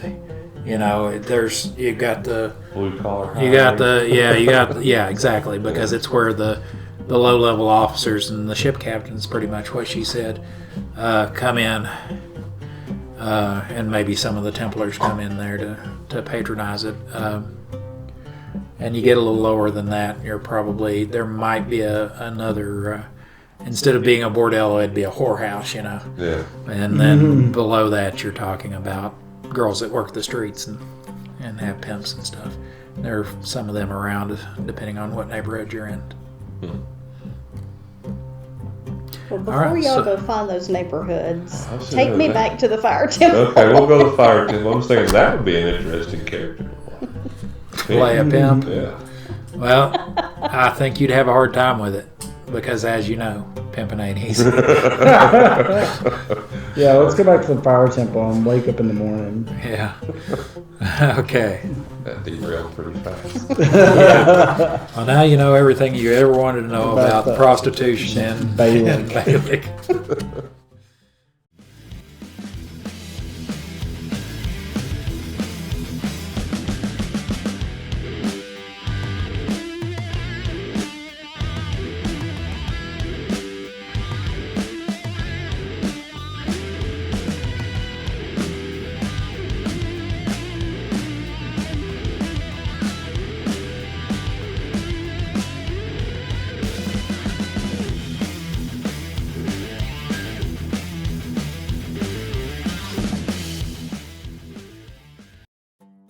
Okay, it's time for a little break. Thank you for watching. And to thank you for getting this far into the video, I'm going to let you in on a little secret. We're running a Superfan Appreciation Contest. Well, actually, it's 2 contests in one. We will be doing a weekly giveaway where you can win a game token of one of the monsters, NPCs, or PCs from Shadows of Balic. In this first contest, each week we'll be giving away a different token. These tokens will be in electronic file format, both PDF and PNG, so you can use them on your home tabletop or in a virtual one. To be eligible for the weekly contest, you just need an email to receive your prize, to be a subscriber of the Slow Children at Play channel, and to comment the correct answer to this week's contest question before the premiere of next week's episode of Shadows of Balic. The winner will be chosen at random from all the correct answers on the Slow Children at Play live stream the week following the episode's premiere. Here's an example of how that'll work. If an episode premiered on, say, Wednesday the 5th of March 2025, the winner for that episode would be chosen from the correct answers posted by 11:59 and 59 seconds on the 13th the week after. The winner would then be announced on the 14th on the Friday night Slow Children at Play live stream. Then the winner will be given on-screen instructions on how to claim their prize. If the winner does not contact us by the time of the premiere of the following episode of Shadows of Balic, they forfeit their prize and it is added to the next week's contest prizes. The second contest will start at the time of the premiere of the first episode of Shadows of Balic Season 1 and last until the Slow Children at Play live stream following the last week of the first season. The prize for the Season 1 contest is this awesome chainmail dice bag. The dice bag was handmade by me using golden aluminum rings. It can hold around 40 standard-sized dice. That's just shy of 7 complete sets. The dice shown here are not included as part of the prize and are only shown for scale. Unlike the first contest, you must live in the United States of America to be eligible for the second contest. The reason for this is it is a physical item and international shipping is cost prohibitive. Aside from geographic eligibility considerations, to participate in the second season-long contest, you must be a subscriber of the Slow Children at Play channel and correctly answer the weekly questions for each week of Season 1 of Shadows of Balic prior to the end of the contest. I'm looking forward to sending out your prizes. Good luck. Oh, one last bit of legal business that I have to cover. First of all the contests and all their prizes are solely the promotion and responsibility of the operators of the Slow Children at Play channel. They are not sponsored by or associated with any entity, platform, such as but not limited to YouTube, Rumble, or Spotify, or corporation. Secondly, the rules for both of these contests can be found in the video description below. There you will also find a link to an off-site document that contains the same rules for your convenience. Alright, now that we have all the rules straight, I believe it's time to get to this week's question. Are you ready? Just remember you have to answer in the comments section below, and only correct answers count. Good luck! Alright, let's see if you were paying attention today. The contest question for this episode is, in this episode, what was the name of the inn the players met Captain Critias at to discuss their plans to get the Strider out of Hawk? Okay, that wasn't so tough, was it? If you don't know the answer off the top of your head, it should be a simple matter to go find it. Remember to catch next week's Slow Children at Play live stream to find out if you won. Good luck. Oh, one last thing. To go directly to the next video, just click here. And if you'd like to go to the playlist for this season, click down here. You have a great day. Bye-bye.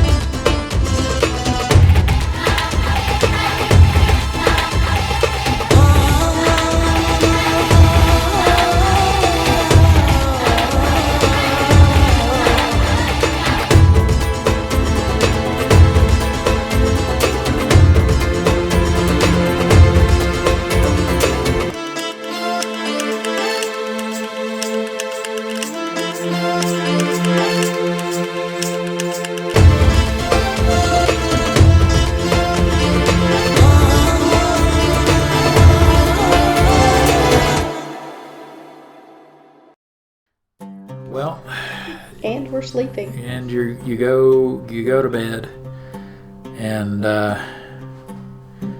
this time you have no dreams you can remember whatsoever. Any of you have no dreams whatsoever. Sweet. Home Alabama. So the brothel's a blocker, huh? Maybe. Yeah, maybe. Right on. All right.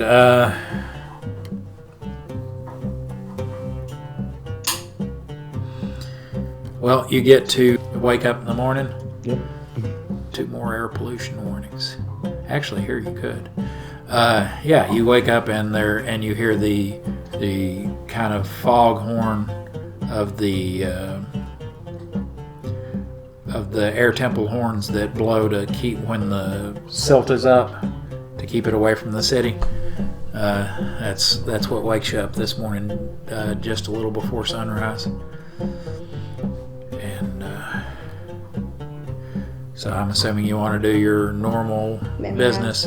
Memorize spells, and then I need to go talk to him to tell him how the poison works. Okay, and is there any chain? You going to memorize the same spells as yesterday? Same way, yeah. Okay. Get a hit point or 2 back at this point. Yes, I should be and Maybe anyone. for a day or 2. Yeah, and anyone. You're right. Should be up to full hit points, 50, which Yeah, is 15. you should be this morning. So we'll give you that, and we'll give you'll be up to 26. So, all right. Pretty strong. So, you guys, you okay? You get to go talk to him. Do you want to just talk to him over while you're eating breakfast in the No, in the privacy of okay. his room. Okay, so you're gonna go get up and immediately go over and Yeah. knock on his door. Okay, we'll go do that. I'm gonna go downstairs and have a nice cup of coffee and perhaps a scone. Okay, all right. It's very well cooked. Sweet. I would not have a scone any other way. Yeah. Because I don't want it poorly cooked. Mm-mm. Poorly cooked scone. Okay, so you go knock on his door. You hear somebody knocking on your door. Open the door, see who it is. Who is it? What you need? Just wanted to remind you, I know you were there with me yesterday, but how to use the poison to make sure that you don't poison yourself. Alright, good point. So I'm going to give you a red dart, and I'm going to give you a green dart. Red is dead, so don't use it. Okay. Green is good. That's your dart. What's funny is she doesn't have to give you 2 darts. Okay. Gotcha. Okay, I can do that. That's easy enough. Green good, red bad. Red dead. Red dead. That's the way you remember. They rhyme. Red dead. Alright.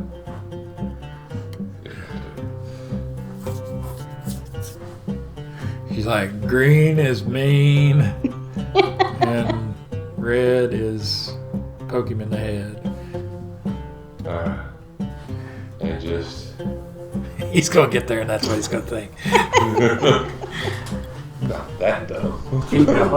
His wisdom is an 8. I thought it was a 6. So it was my charisma that was the 6. So yeah. Oh, yeah.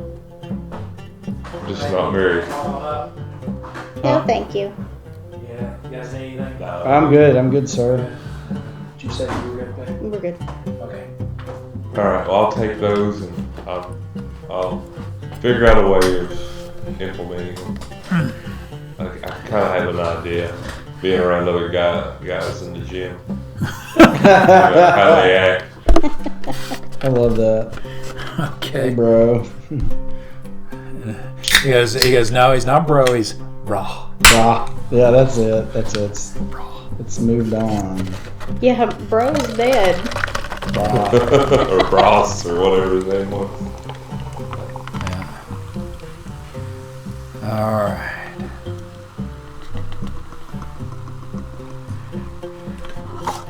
Okay. So you guys are going to leave out of the fire temple? Yes. Okay. You step out of the fire temple and Everybody give me a wisdom check, but tell me if you made it or if you didn't make it, how close. If it was way off, it doesn't matter. Oh, I made it. Wisdom is an 18, My wisdom's and I a rolled a 7. 9. My wisdom's a 17. I rolled an 11. Missed it by 2. Missed it by 2. What is your wisdom? Mine? Yeah. An 8. Ah, Okay. my strength. As you clear the doorway, you see instead of a couple of single-story buildings nearby, and then the King's Road not too long, and the shanty town in front of you, you see that there are tall, just massive structures all around you that are stone, and you can hear once again tinny thunder just all over the place. And you see a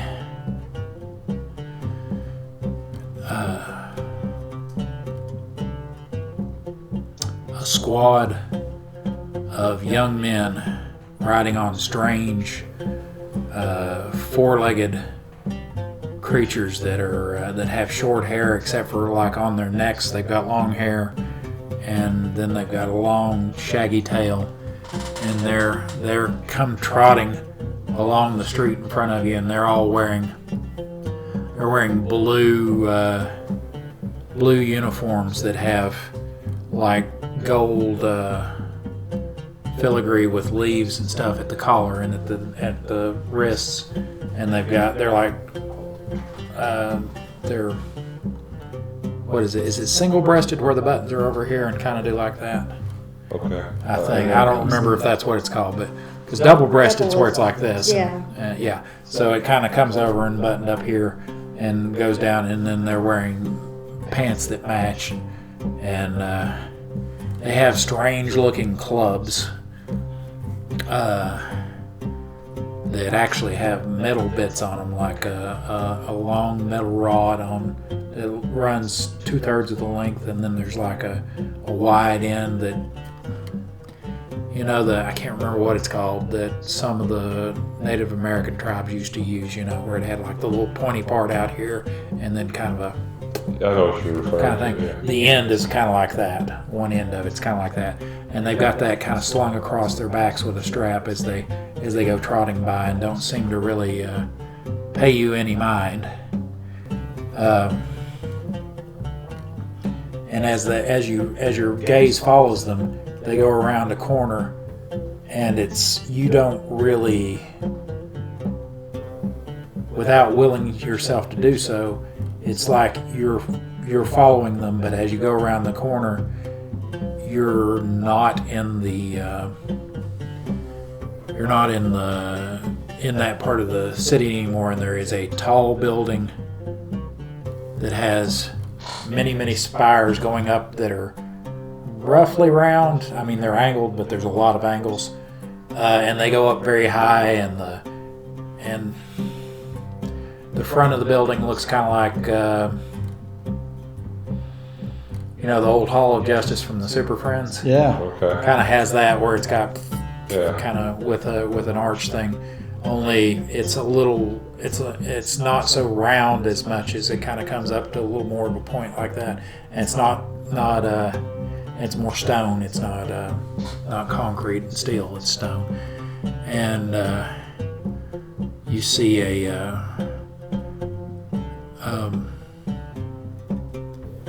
man in a dark cloak with a menacing. He's very white pallor and menacing looking gaze. He casts his gaze upon you and looks over his shoulder and sees somebody who seems to be looking at him and trying to avoid his gaze, go around the corner of that building and leave, and he follows them. And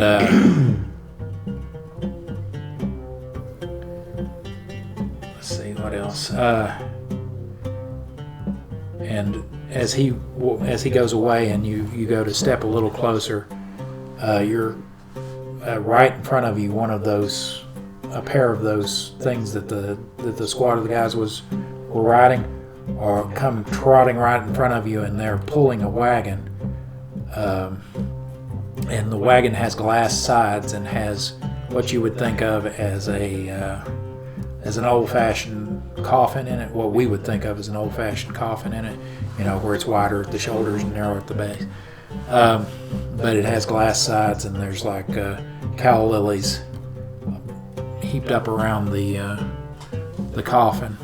And you see that the person who is driving it has a... Hi, this is Moneymaker, your dastardly DM. I just wanted to take a moment to check in and make sure you are enjoying the show so far. If so, please let us know by clicking the like button and the subscribe button if you're not already subscribed, and leave us a comment below letting us know your favorite parts.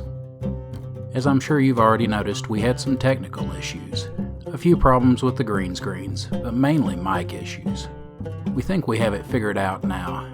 Hopefully by the second half of Season 1's recording time, we should have the new mics to clear that up. If you'd like to support our endeavor and allow us to give you a higher quality product, the easiest way to do that is to go to my Subscribe Star page and subscribe. You can find the link in the video description below. There's all manner of gaming stuff there outside of the show, but you can also find things such as NPCs and monster art that I've used, and character sheets for all those NPCs, and for the player characters that you love so much from the game. Alright, I think it's time to get back to the show. Hope you have a great day.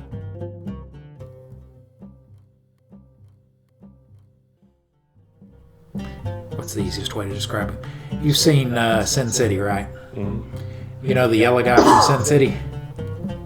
Yeah, I think so. The one that was Bruce Willis's character was basically against in there. Yeah, that guy.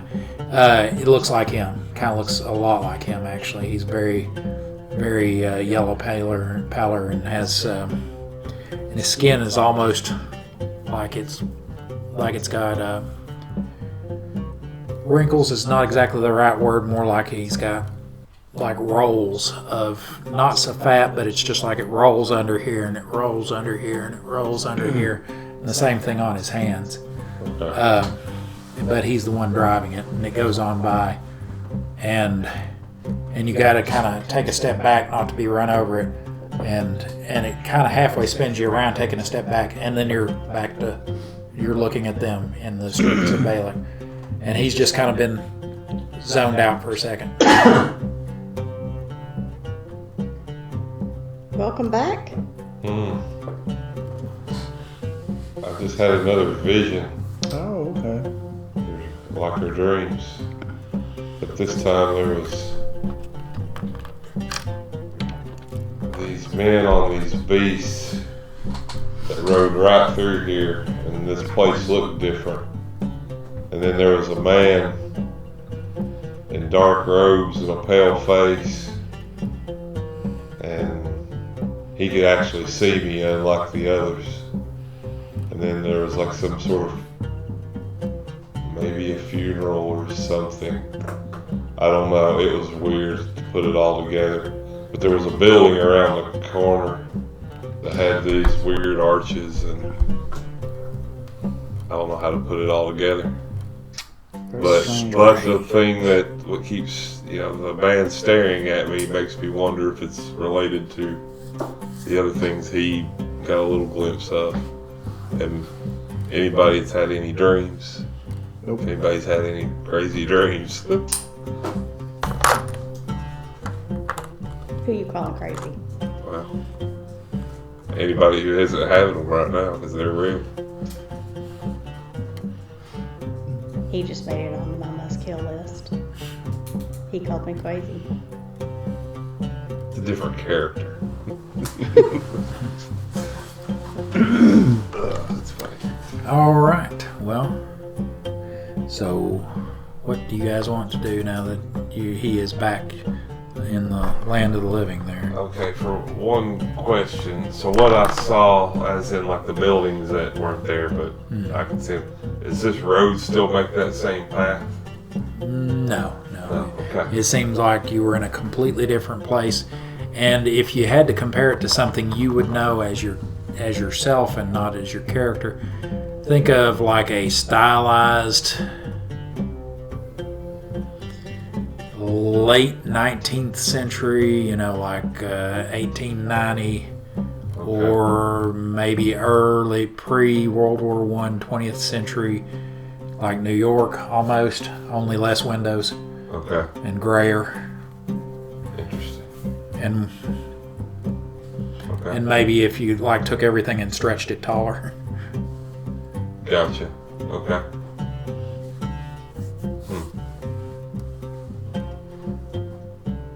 So are we headed to the Yes. games? Yeah, I gotta go there. But yeah, some go to sort the of other clue. games.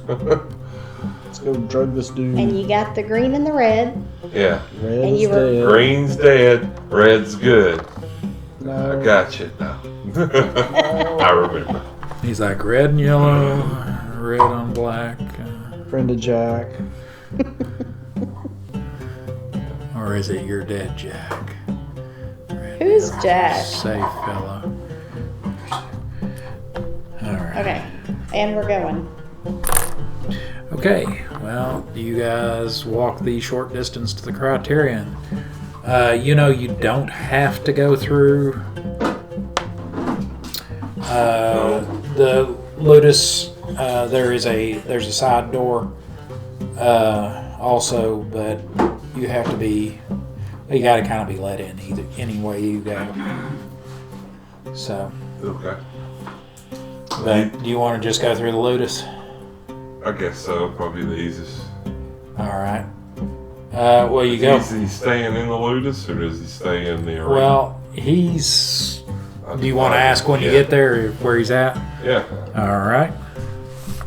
I'm looking for Grontail. Something like that, yeah. Or Grontus or something. Yeah, Grontus. So, you go into the Ludus, and there's the guards at the one end of the tunnel and a Templar there. The Templar says, he looks at his tablet and he's like, You're Gregoris, right? He goes, I don't have you on for today. Well, my master sent me by here. He wanted me to check out some of the guys and meet with a couple of them. I don't know what his intentions are exactly, but he thinks that I can learn while watching them Okay. today, and I thought I'd just go to one of the best and try to glean some knowledge from him. He's like, okay, that is a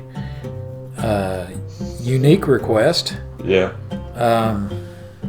I wouldn't come here if I wasn't under fear from, Master Magistelios or whatever his Magistelios, name is. He says, and that one I didn't make up. That's actually from the. Let's see. I think that's from the Obsidian Oracle. Okay. From the fourth book in the Prison Pentateuch.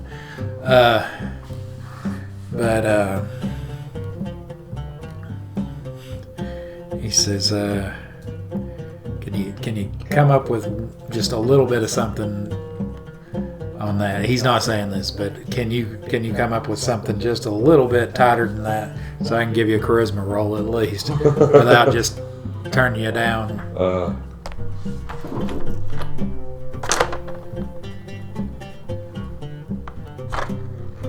You're supposed to fill in for somebody. Yeah. But then you'd have There to you know go. who it was. Then you'd have to know who it was. Yeah. Oh, jeez. You left your loincloth in there yesterday. Your jockstrap. Yeah. Yeah, I'm supposed to also pick up some leftover equipment that was here yesterday. We left it in the cell when we were talking with the guards on the other side. There was something with the rat dudes, and I left some of my gear here too. I was going to grab it while I was here. He goes, rat dudes. He goes, yeah, that was weird. That thing that was laying out there. He goes, I'd heard people talk about them before. He says, but yeah, well, when I was coming out, that got them distracted. It had me distracted, and I left some of my stuff, and I need to grab that while I'm here anyway. he's like, I can see that. I guess.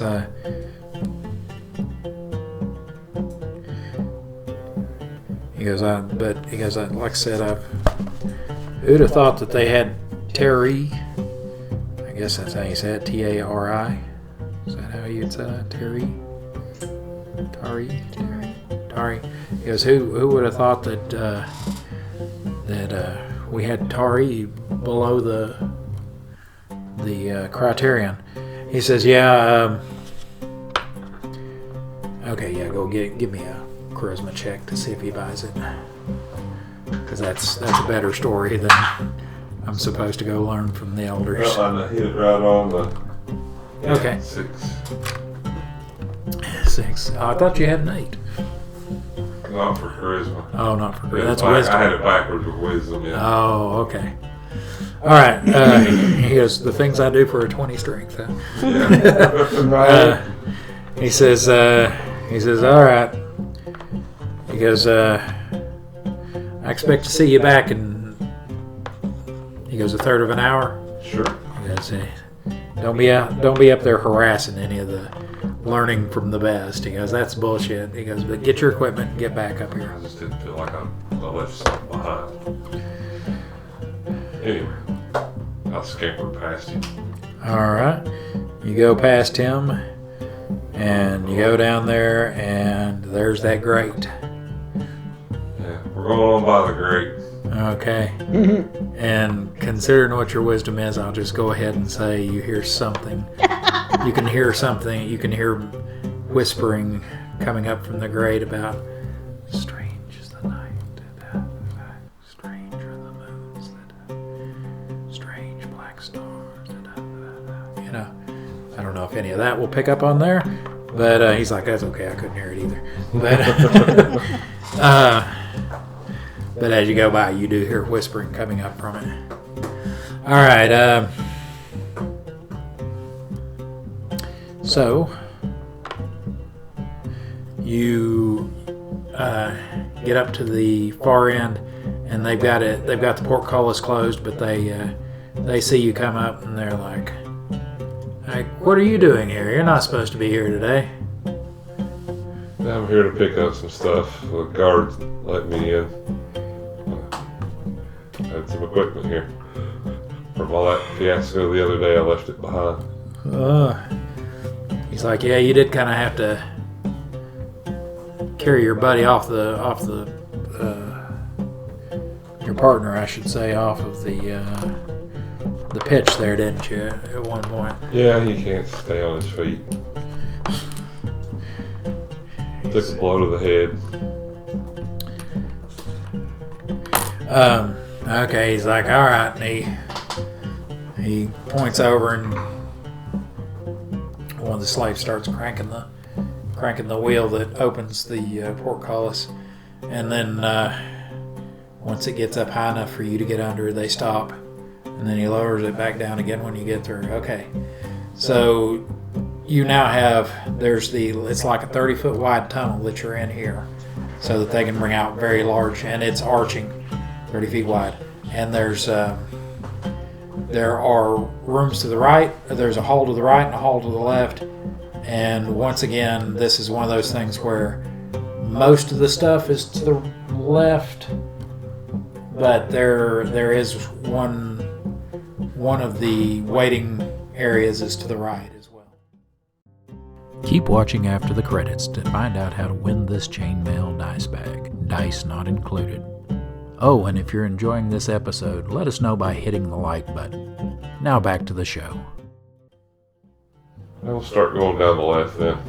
Okay, you're going down the left, and one of the first rooms that you come to that is once again on the left hand side of that left hallway is one of the waiting areas that has enough room for 7 or 8 gladiators to not only, you could probably pack like 3 times that many in here, but that's enough for everybody to kind of, somebody to be sitting, somebody to be stretching, somebody to be throwing some punches. Do you like that? That's a real good punch.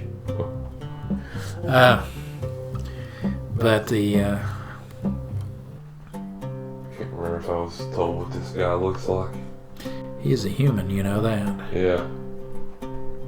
He's supposed Give me to a be that popular, wouldn't you know? yeah. Give me an intelligence check to see if you remember about him, who he is, because there is a good chance that you know, because you're going to get a plus for this too. There's a good chance you'll know who he is. Alright. I missed it by 1. All right. You remember he's human, and that he's got close cropped dark hair, but you don't think you see him in here. Okay. I'll move on to the next holding room.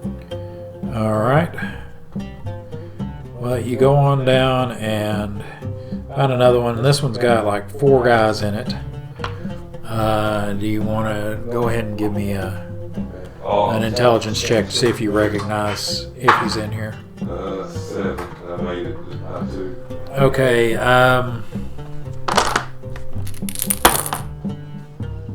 Okay. Yeah, you're like, oh yeah, that's him right there. He's this guy he's muscular build, but he's not like you are. You know, he's not like bodybuilder build. He's just like a really good in shape athlete kind of build.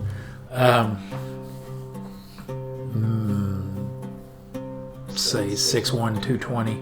So he's built like a heavyweight MMA fighter or heavyweight boxer.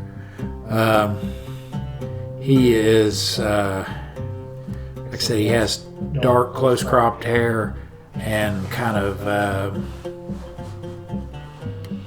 medium brown skin. So he's not like a Eddie Murphy black, but he's like, I'm trying to think of a good example. He's browner than that, you know. But I can't think of a good example of a celebrity that's about his color. Okay. Let's see, and he's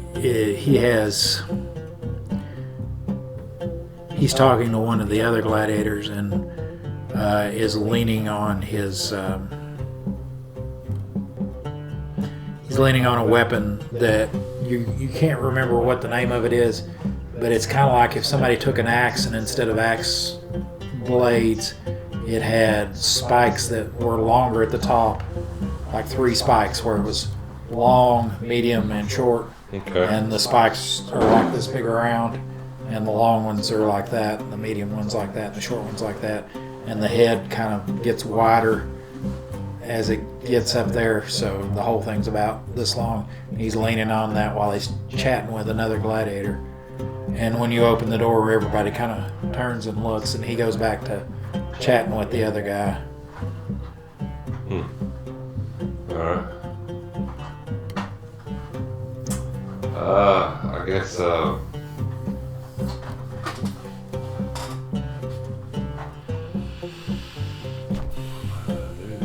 let's see. I'll just walk in. I guess I'll sit down near them, just kind of listening to their conversation, maybe a little bit. All right. He's talking about. He seems to be talking about the match that's coming up and how he's kind of looking past it. You know, it's like, I gotta get through this. I don't know who this kid is that they've got me up against, but I gotta put him in the dirt. And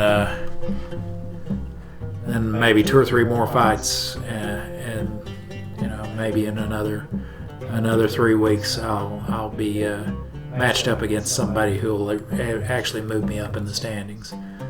He goes, and the other guy's like, he's like, really? They're not gonna match you up sooner than that? And he's like, no, they like doing these bigger matches like on feast days and stuff like that. He goes, so I gotta keep my face in front of the crowd and keep impressing the crowd, but he goes, I'm not going to do anything that's really going to help me in my standings in the city towards getting a championship match soon until for another 2 or 3 weeks. He goes, at this rate, it's going to be a year and a half where I can challenge for the title. The other guy's like, he goes, it's the kind of problem I'd like to have. I'm going to interject at this point and just be like, well, how many matches do you have behind you to get you that much closer that you're that far away now from a title fight? He kind of looks over at you. He's like, it's like, oh yeah, you're that guy from the other day. He goes, that's a good match. Way not to fold when your partner crapped out on you there. Yeah. He says, excuse me. He goes, I've been at this game for 3.5 years now. He goes,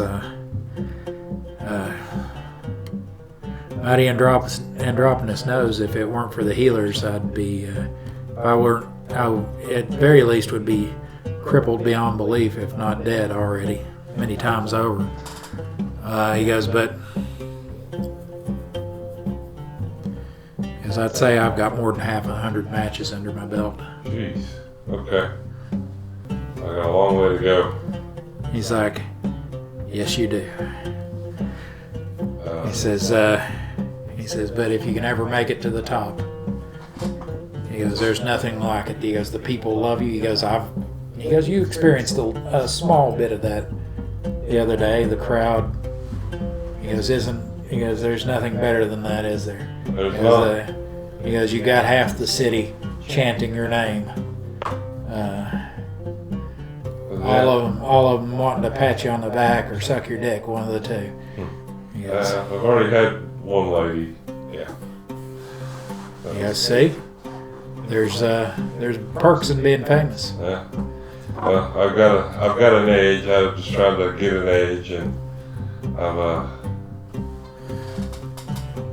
trying to find tips and ways to do better. Kind of like what helped me in my last match.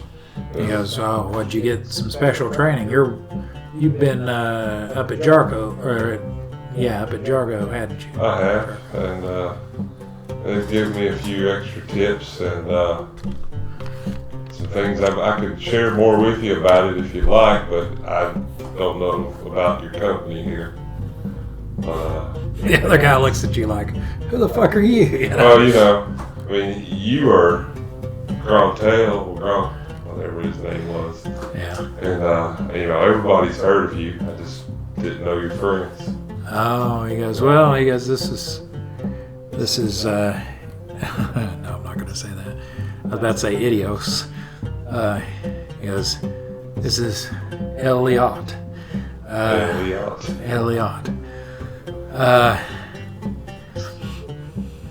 He's got friends from far away, but It makes me sad. Eliot. Yeah. He says he's been in it what?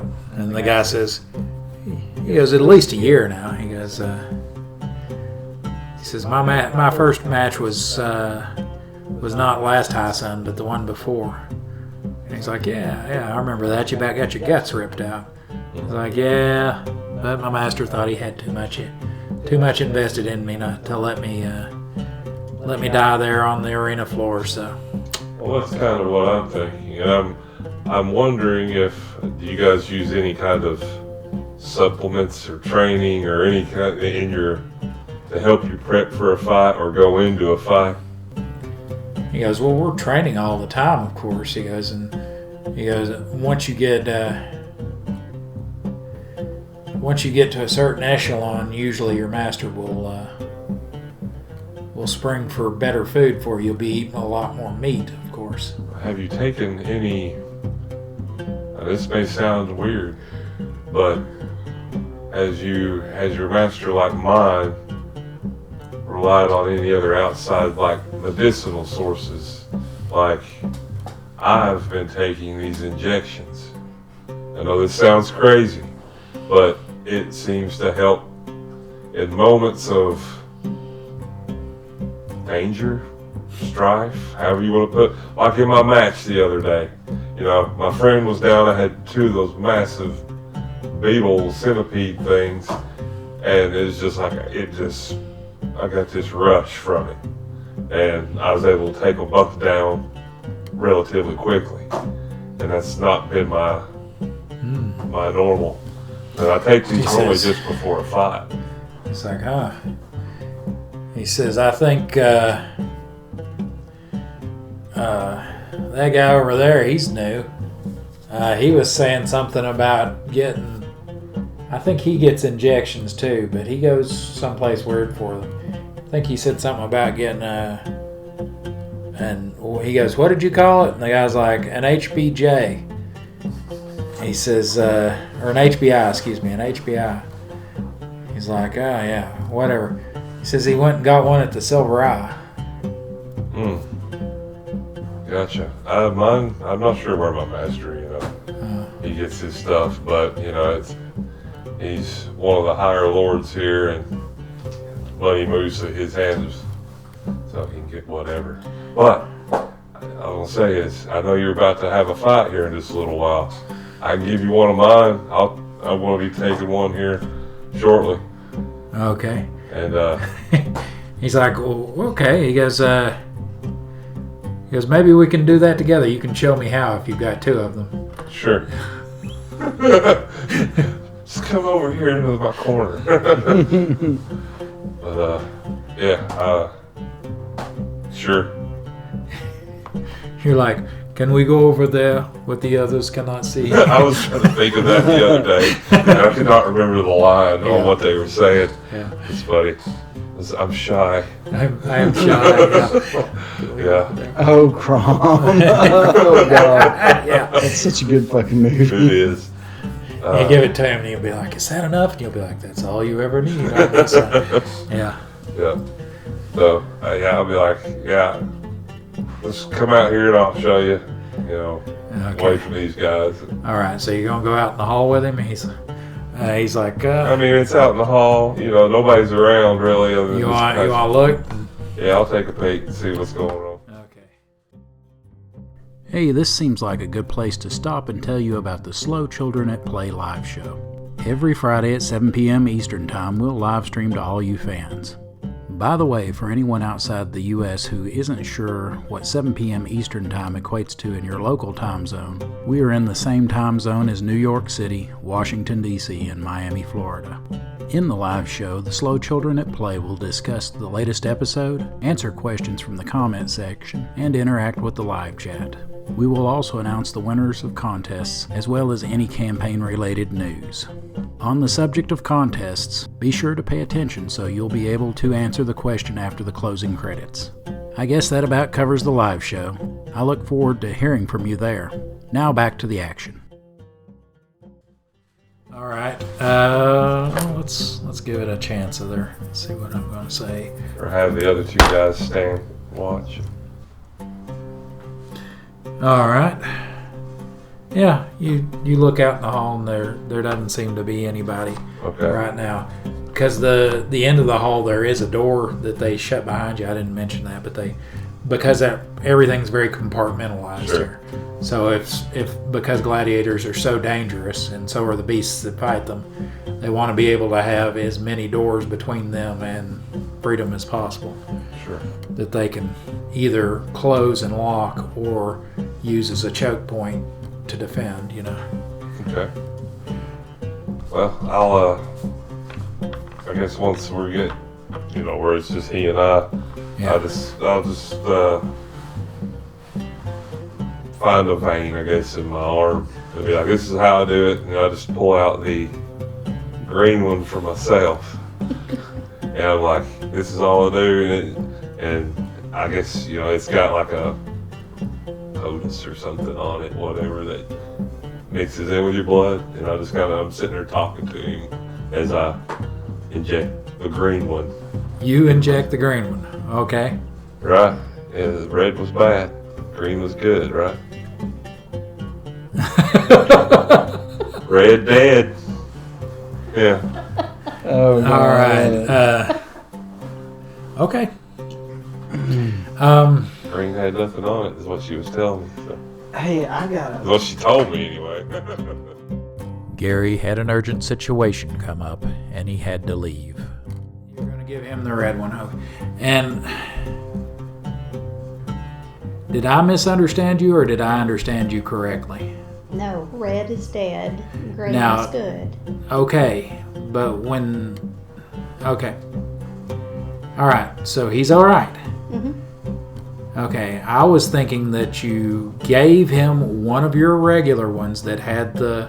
Of course, I guess you don't keep those, do you? Because they go inert after a day. Right. Okay. At first, I thought you gave him one that had the type E on it and one that had the type O, which is what you just got. Oh, no. Yeah. Okay. And I thought he was going to be like, he's going to be walking out here in a minute, and the other guy's going to be laying dead there. No, I was assuming it was a blank, and I was sticking myself with a blank. Okay. Okay. All right. So, go ahead and give me a charisma check on this, All right. too. See if you can convince him into it. A lot of charisma checks today. 2. All right. So he's like, oh, it's that easy, huh? Yeah. He goes, am I going to be able to feel it immediately? You said that you basically, it's like an adrenaline rush It's like an adrenaline rush. when you get in danger. Huh? Yeah. When you get that way, it's like, I guess your heart rate picks up, because I felt my heart as I was not in fear, just anxious to survive, and it boosted me. It's just like I felt like even my muscles felt like they were swelling. Okay. He's like, well, here, give it here. Let me try that. All right, and he stabs it in one of his arms. He's like, oh, it's like it feels weird. Yeah. Kind of numbs it there. It does. Give it about 30, 45 an hour. You'll be good to go. Yeah. All right. Best of luck, my friend, because I've been following your career. I didn't realize you had that many fights. All right. Stick my hand out or forearm shake, whatever. Okay. All right. He takes it and he says, he goes, what did you call this stuff? My master didn't have a name for it, but it cranks me up, so crank. Crank. Yeah. He goes, well, if this works out good, maybe you can get me some more crank. There you go. All right. So, what do you want to do now? He's like, I'm going to get back in here. We were in the middle of having a scintillating conversation. Go back to that. I got to pick up my stuff here anyway. Okay. And, that's it. I'll walk away Okay. and go find some stuff laying around and pretend that I left it behind and walk my ass out of here. Okay.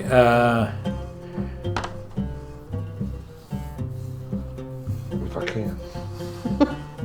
All right. Let's see. What could you find that's going to be laying around? Grab somebody else's stuff and walk out. That's what I'm saying. What stuff would they leave in there, though? I guess maybe you find something like a poncho or something, kind of to keep the sun off of them, kind of thing, like a burlap poncho or something? That's fine. Burlap poncho, maybe a rucksack. If there's one here, I don't know. Yeah, burlap poncho would be something that you can see easily that is big enough that it could believably fit you. Okay. All right. So you all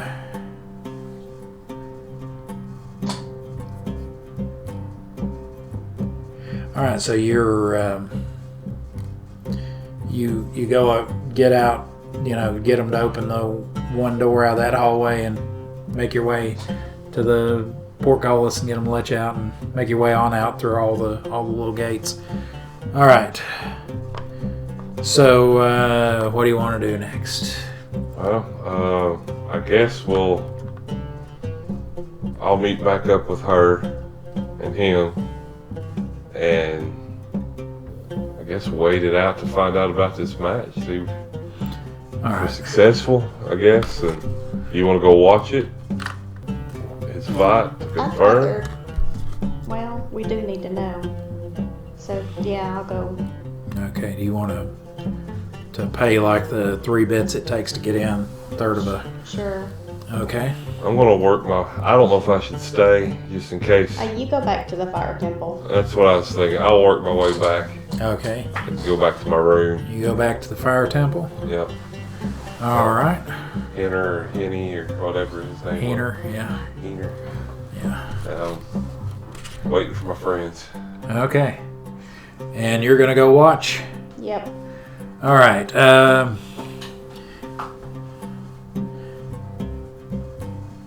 Let's see.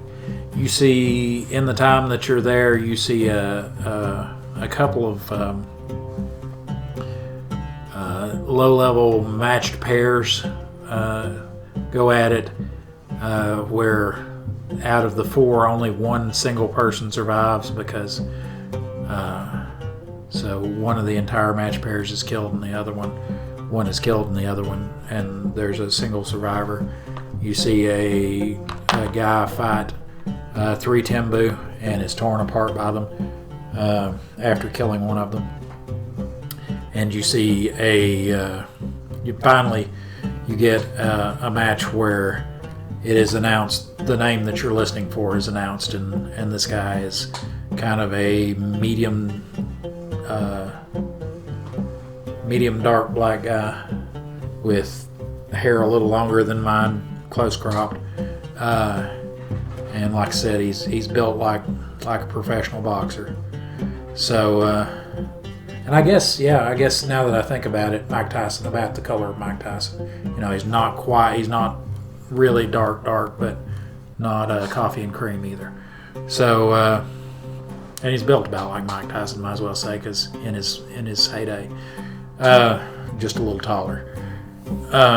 But he comes out, and when they announce his name, let me check something. All right, when they announce his name, he comes out, and he's walking kind of slow, and he puts up his weird, like I said, that weapon that's kind of like that. He holds it up, and he's kind of seems to be having trouble just staying straight, and then puts it down, and then they announce his opponent, who is also who is an elf, actually, who is tall and like, of course, is an elf, tall and thin, and is very dark, deeply tanned, with kind of medium brown hair. He comes in with he's got like 3 javelins and a dagger, and they announce him, and he holds up his dagger like this. I'm gonna do it a little lower from the camera, and then they have him go at it, and the one that you dealt with, he seems to be kind of waiting for him to come to him, and he's kind of doing this a lot. And the elf, he kind of does a few steps here, and he's doing that. Seems to be very popular, that kind of serpentine run. And he pulls a javelin off his back as he does, and right as he's gonna cut back to the left, he throws it hard, and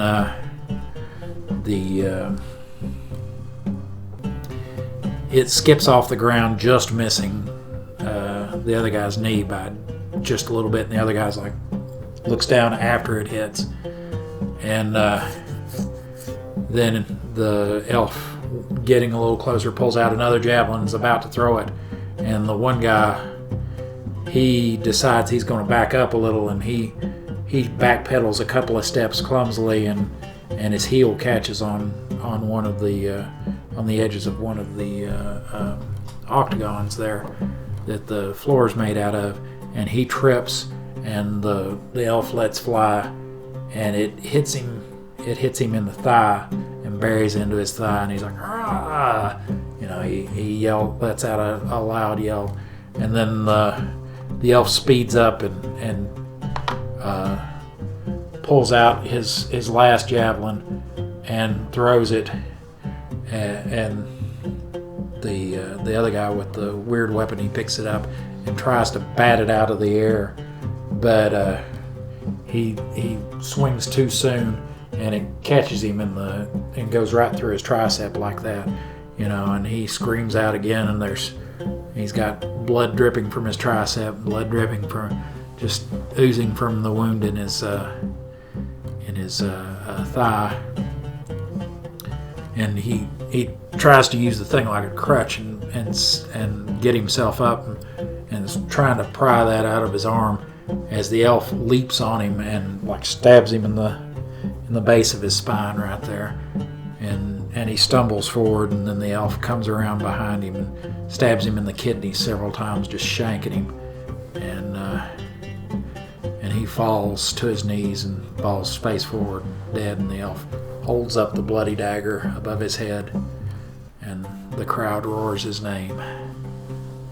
So now you know, and knowing in this case was the whole battle.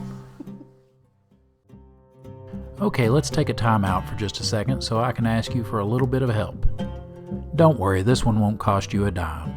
All I need is for you to comment the name of your favorite character and let us know why. Please just keep it positive. I'm sure all our players would love to hear what you have to say. Thanks again. Now let's get back to the show. All right. Cool. So I sit through another couple of matches, and then I head back to the fire temple, and we all follow the yellow brick road up to the Templar to get our paperwork. All right. Well, you get the next match is like 3 convicted criminals given a bone dagger versus a gladiator who's well armed and armored, and he slaughters them all. And then there is a little higher level, and it takes them several minutes because there's a lot of blocking and feinting and parrying and all that. But eventually, the one comes out over the other, but his life is spared because he's got enough potential and enough experience that they're like, okay, yeah, we'll let him get healed up instead of killing him off, so that because they understand the power of a good grudge match. So, and then you decide, okay, this is a good time to leave because there's really only like 2 matches left, and so you leave and go back to the fire temple, right? Okay, so after a while you arrive at the fire temple after just a few minutes walk. And then we go to the Templar's office. Okay. Oh, you're going to collect him. Yeah. Okay, I'm sorry. I'll come down and... Okay, you got him. Go down and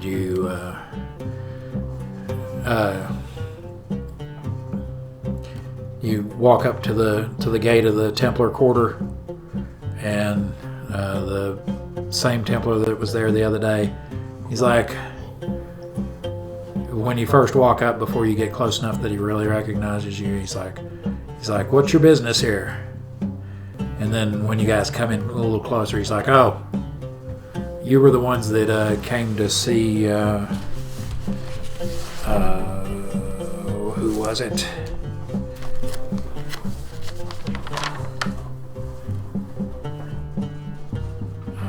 It starts with an H, and I've written it down, and I've lost it. It's not there. But yeah, you came to see the tax bureau chief there. All right. He says, so is that your business still? It is. All right. Well, he calls the same guy over who escorts you on down there, and lets the tax bureau chief know that you're there to see them. They call you in, and he says,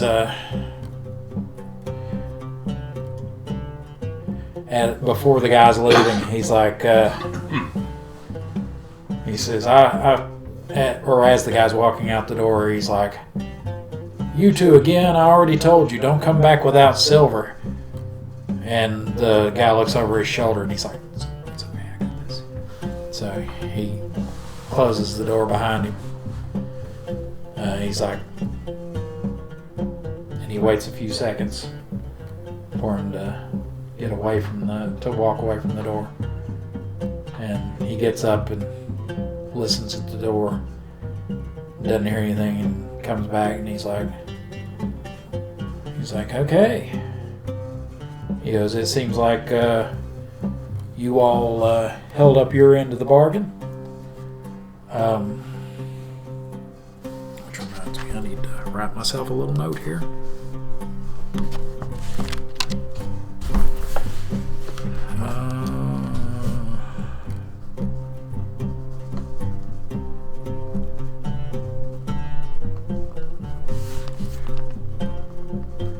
He says, I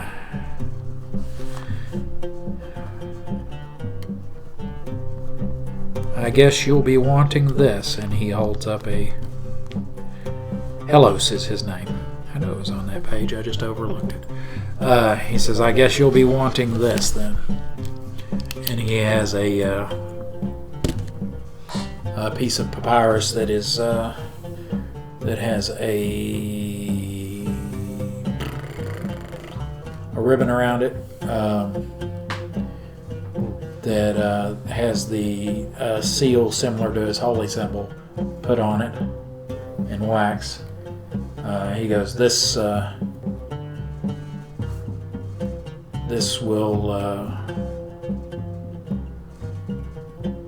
means that Captain Critias is now free and clear of all of his debts to the city as it pertains to his skimmer, the Strider.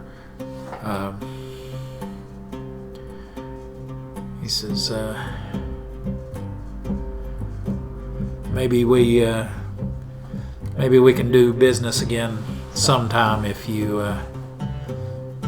you're needing help from my office.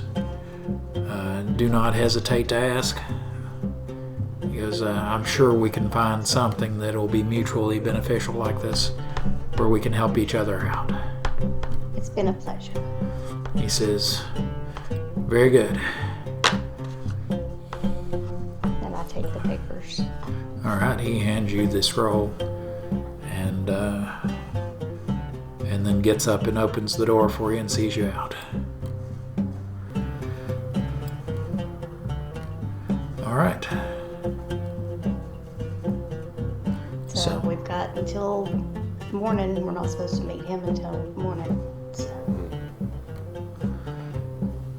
You sleep long and hard and have no awareness of the passage of time while you're asleep. but you wake up feeling refreshed. And But I've never done that. yeah, and it is now the time to go find Captain Yes. Critias. Yes, Captain Critias, and tell him the good news. So we go to the Serpent's Foot. All right.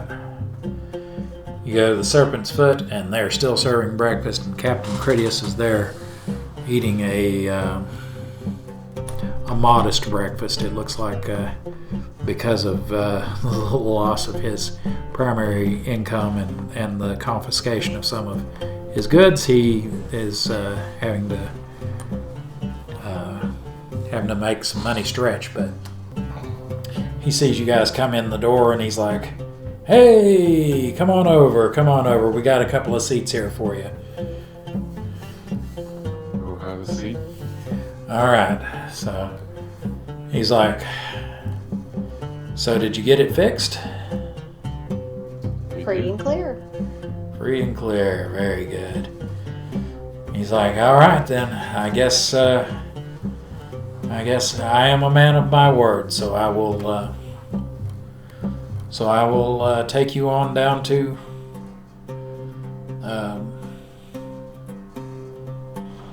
I'll take you on down to Siren Song." Yes. He says, "Let's go on down to the docks and get rid of those fools that are guarding my skimmer, and we'll be ready to move out. Say tomorrow." He goes, "I've got some supplies that I'll have to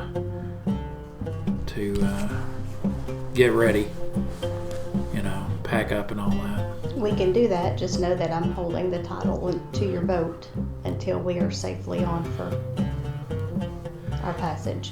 He says, "Oh yes." He goes, "Yeah. Once we're out and once you're on board, we'll make the exchange." Oh, excuse me. Bless you. Yeah. All right. So he leads you guys on down to the dock, and as you start to approach, one of the Templars is like starts to tease Critias a little bit, tries to get her eyes out of him. He's like, you come to kiss her goodbye?" He goes, "From what I hear, they're going to auction her off next week." And I pull up the papers and said, "New owner, right here." "Oh," he says. He looks to the other one.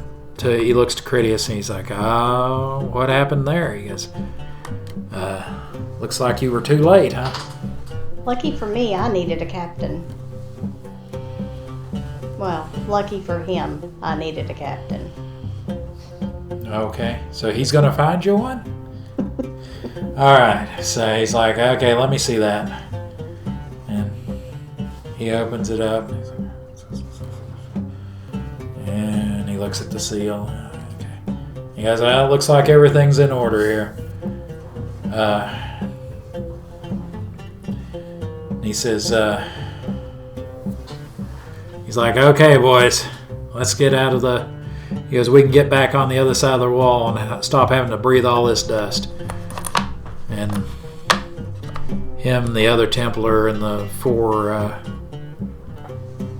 half giants. He has the four half giants remove the heavy ropes that had it tied to the docks, and they all pack up their stuff and go on off the dock. And you see them go through the wall outside of the port and disappear into the city from there.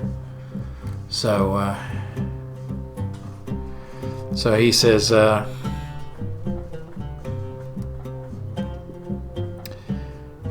right." He goes, "I've got a little bit of money stored away." He goes, "Because I knew if I ever got this fixed, that I'd have to have some, where they confiscated a lot of stuff, I'd have to buy some supplies. He goes, so I got to go buy some supplies. He goes, but if you want, we'll go ahead and meet back here in the morning and beyond Siren Song. He's like, I can't believe I'm saying that. So. Sounds Sounds good. like a plan. All right. So he then goes up on the deck and kind of hops on it. It's like, woohoo! You know, he's feeling great. So I guess you guys are gonna going back to the fire temple. Going back to the fire temple. Okay. Now we're probably in a good place to leave off until there. And with that, the first season of Shadows of Balic comes to a close. We, the Slow Children at Play, hope you've enjoyed Season 1 and look forward to seeing you again at Season 2, where both groups will come together, leave the city, and find their destinies in the islands far to the south. Until next time, we wish you happy gaming and hope you have a great day.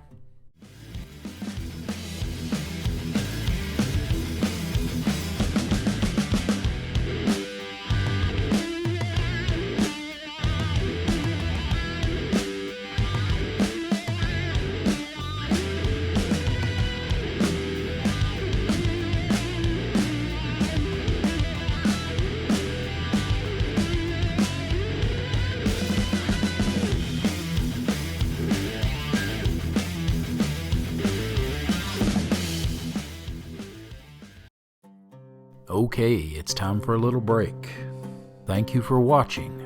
And to thank you for getting this far into the video, I'm going to let you in on a little secret. We're running a Superfan Appreciation Contest.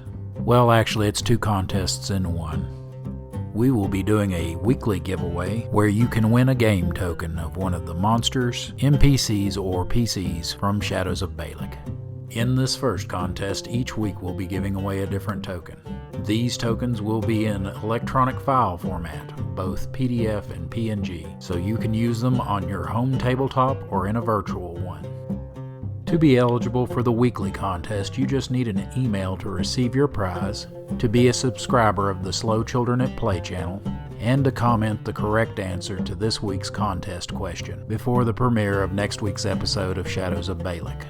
The winner will be chosen at random from all the correct answers on the Slow Children at Play live stream the week following the episode's premiere. Here's an example of how that'll work.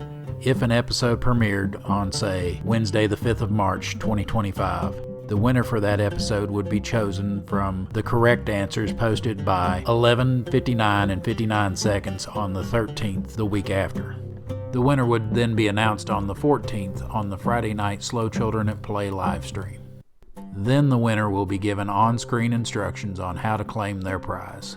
If the winner does not contact us by the time of the premiere of the following episode of Shadows of Balic, they forfeit their prize and it is added to the next week's contest prizes.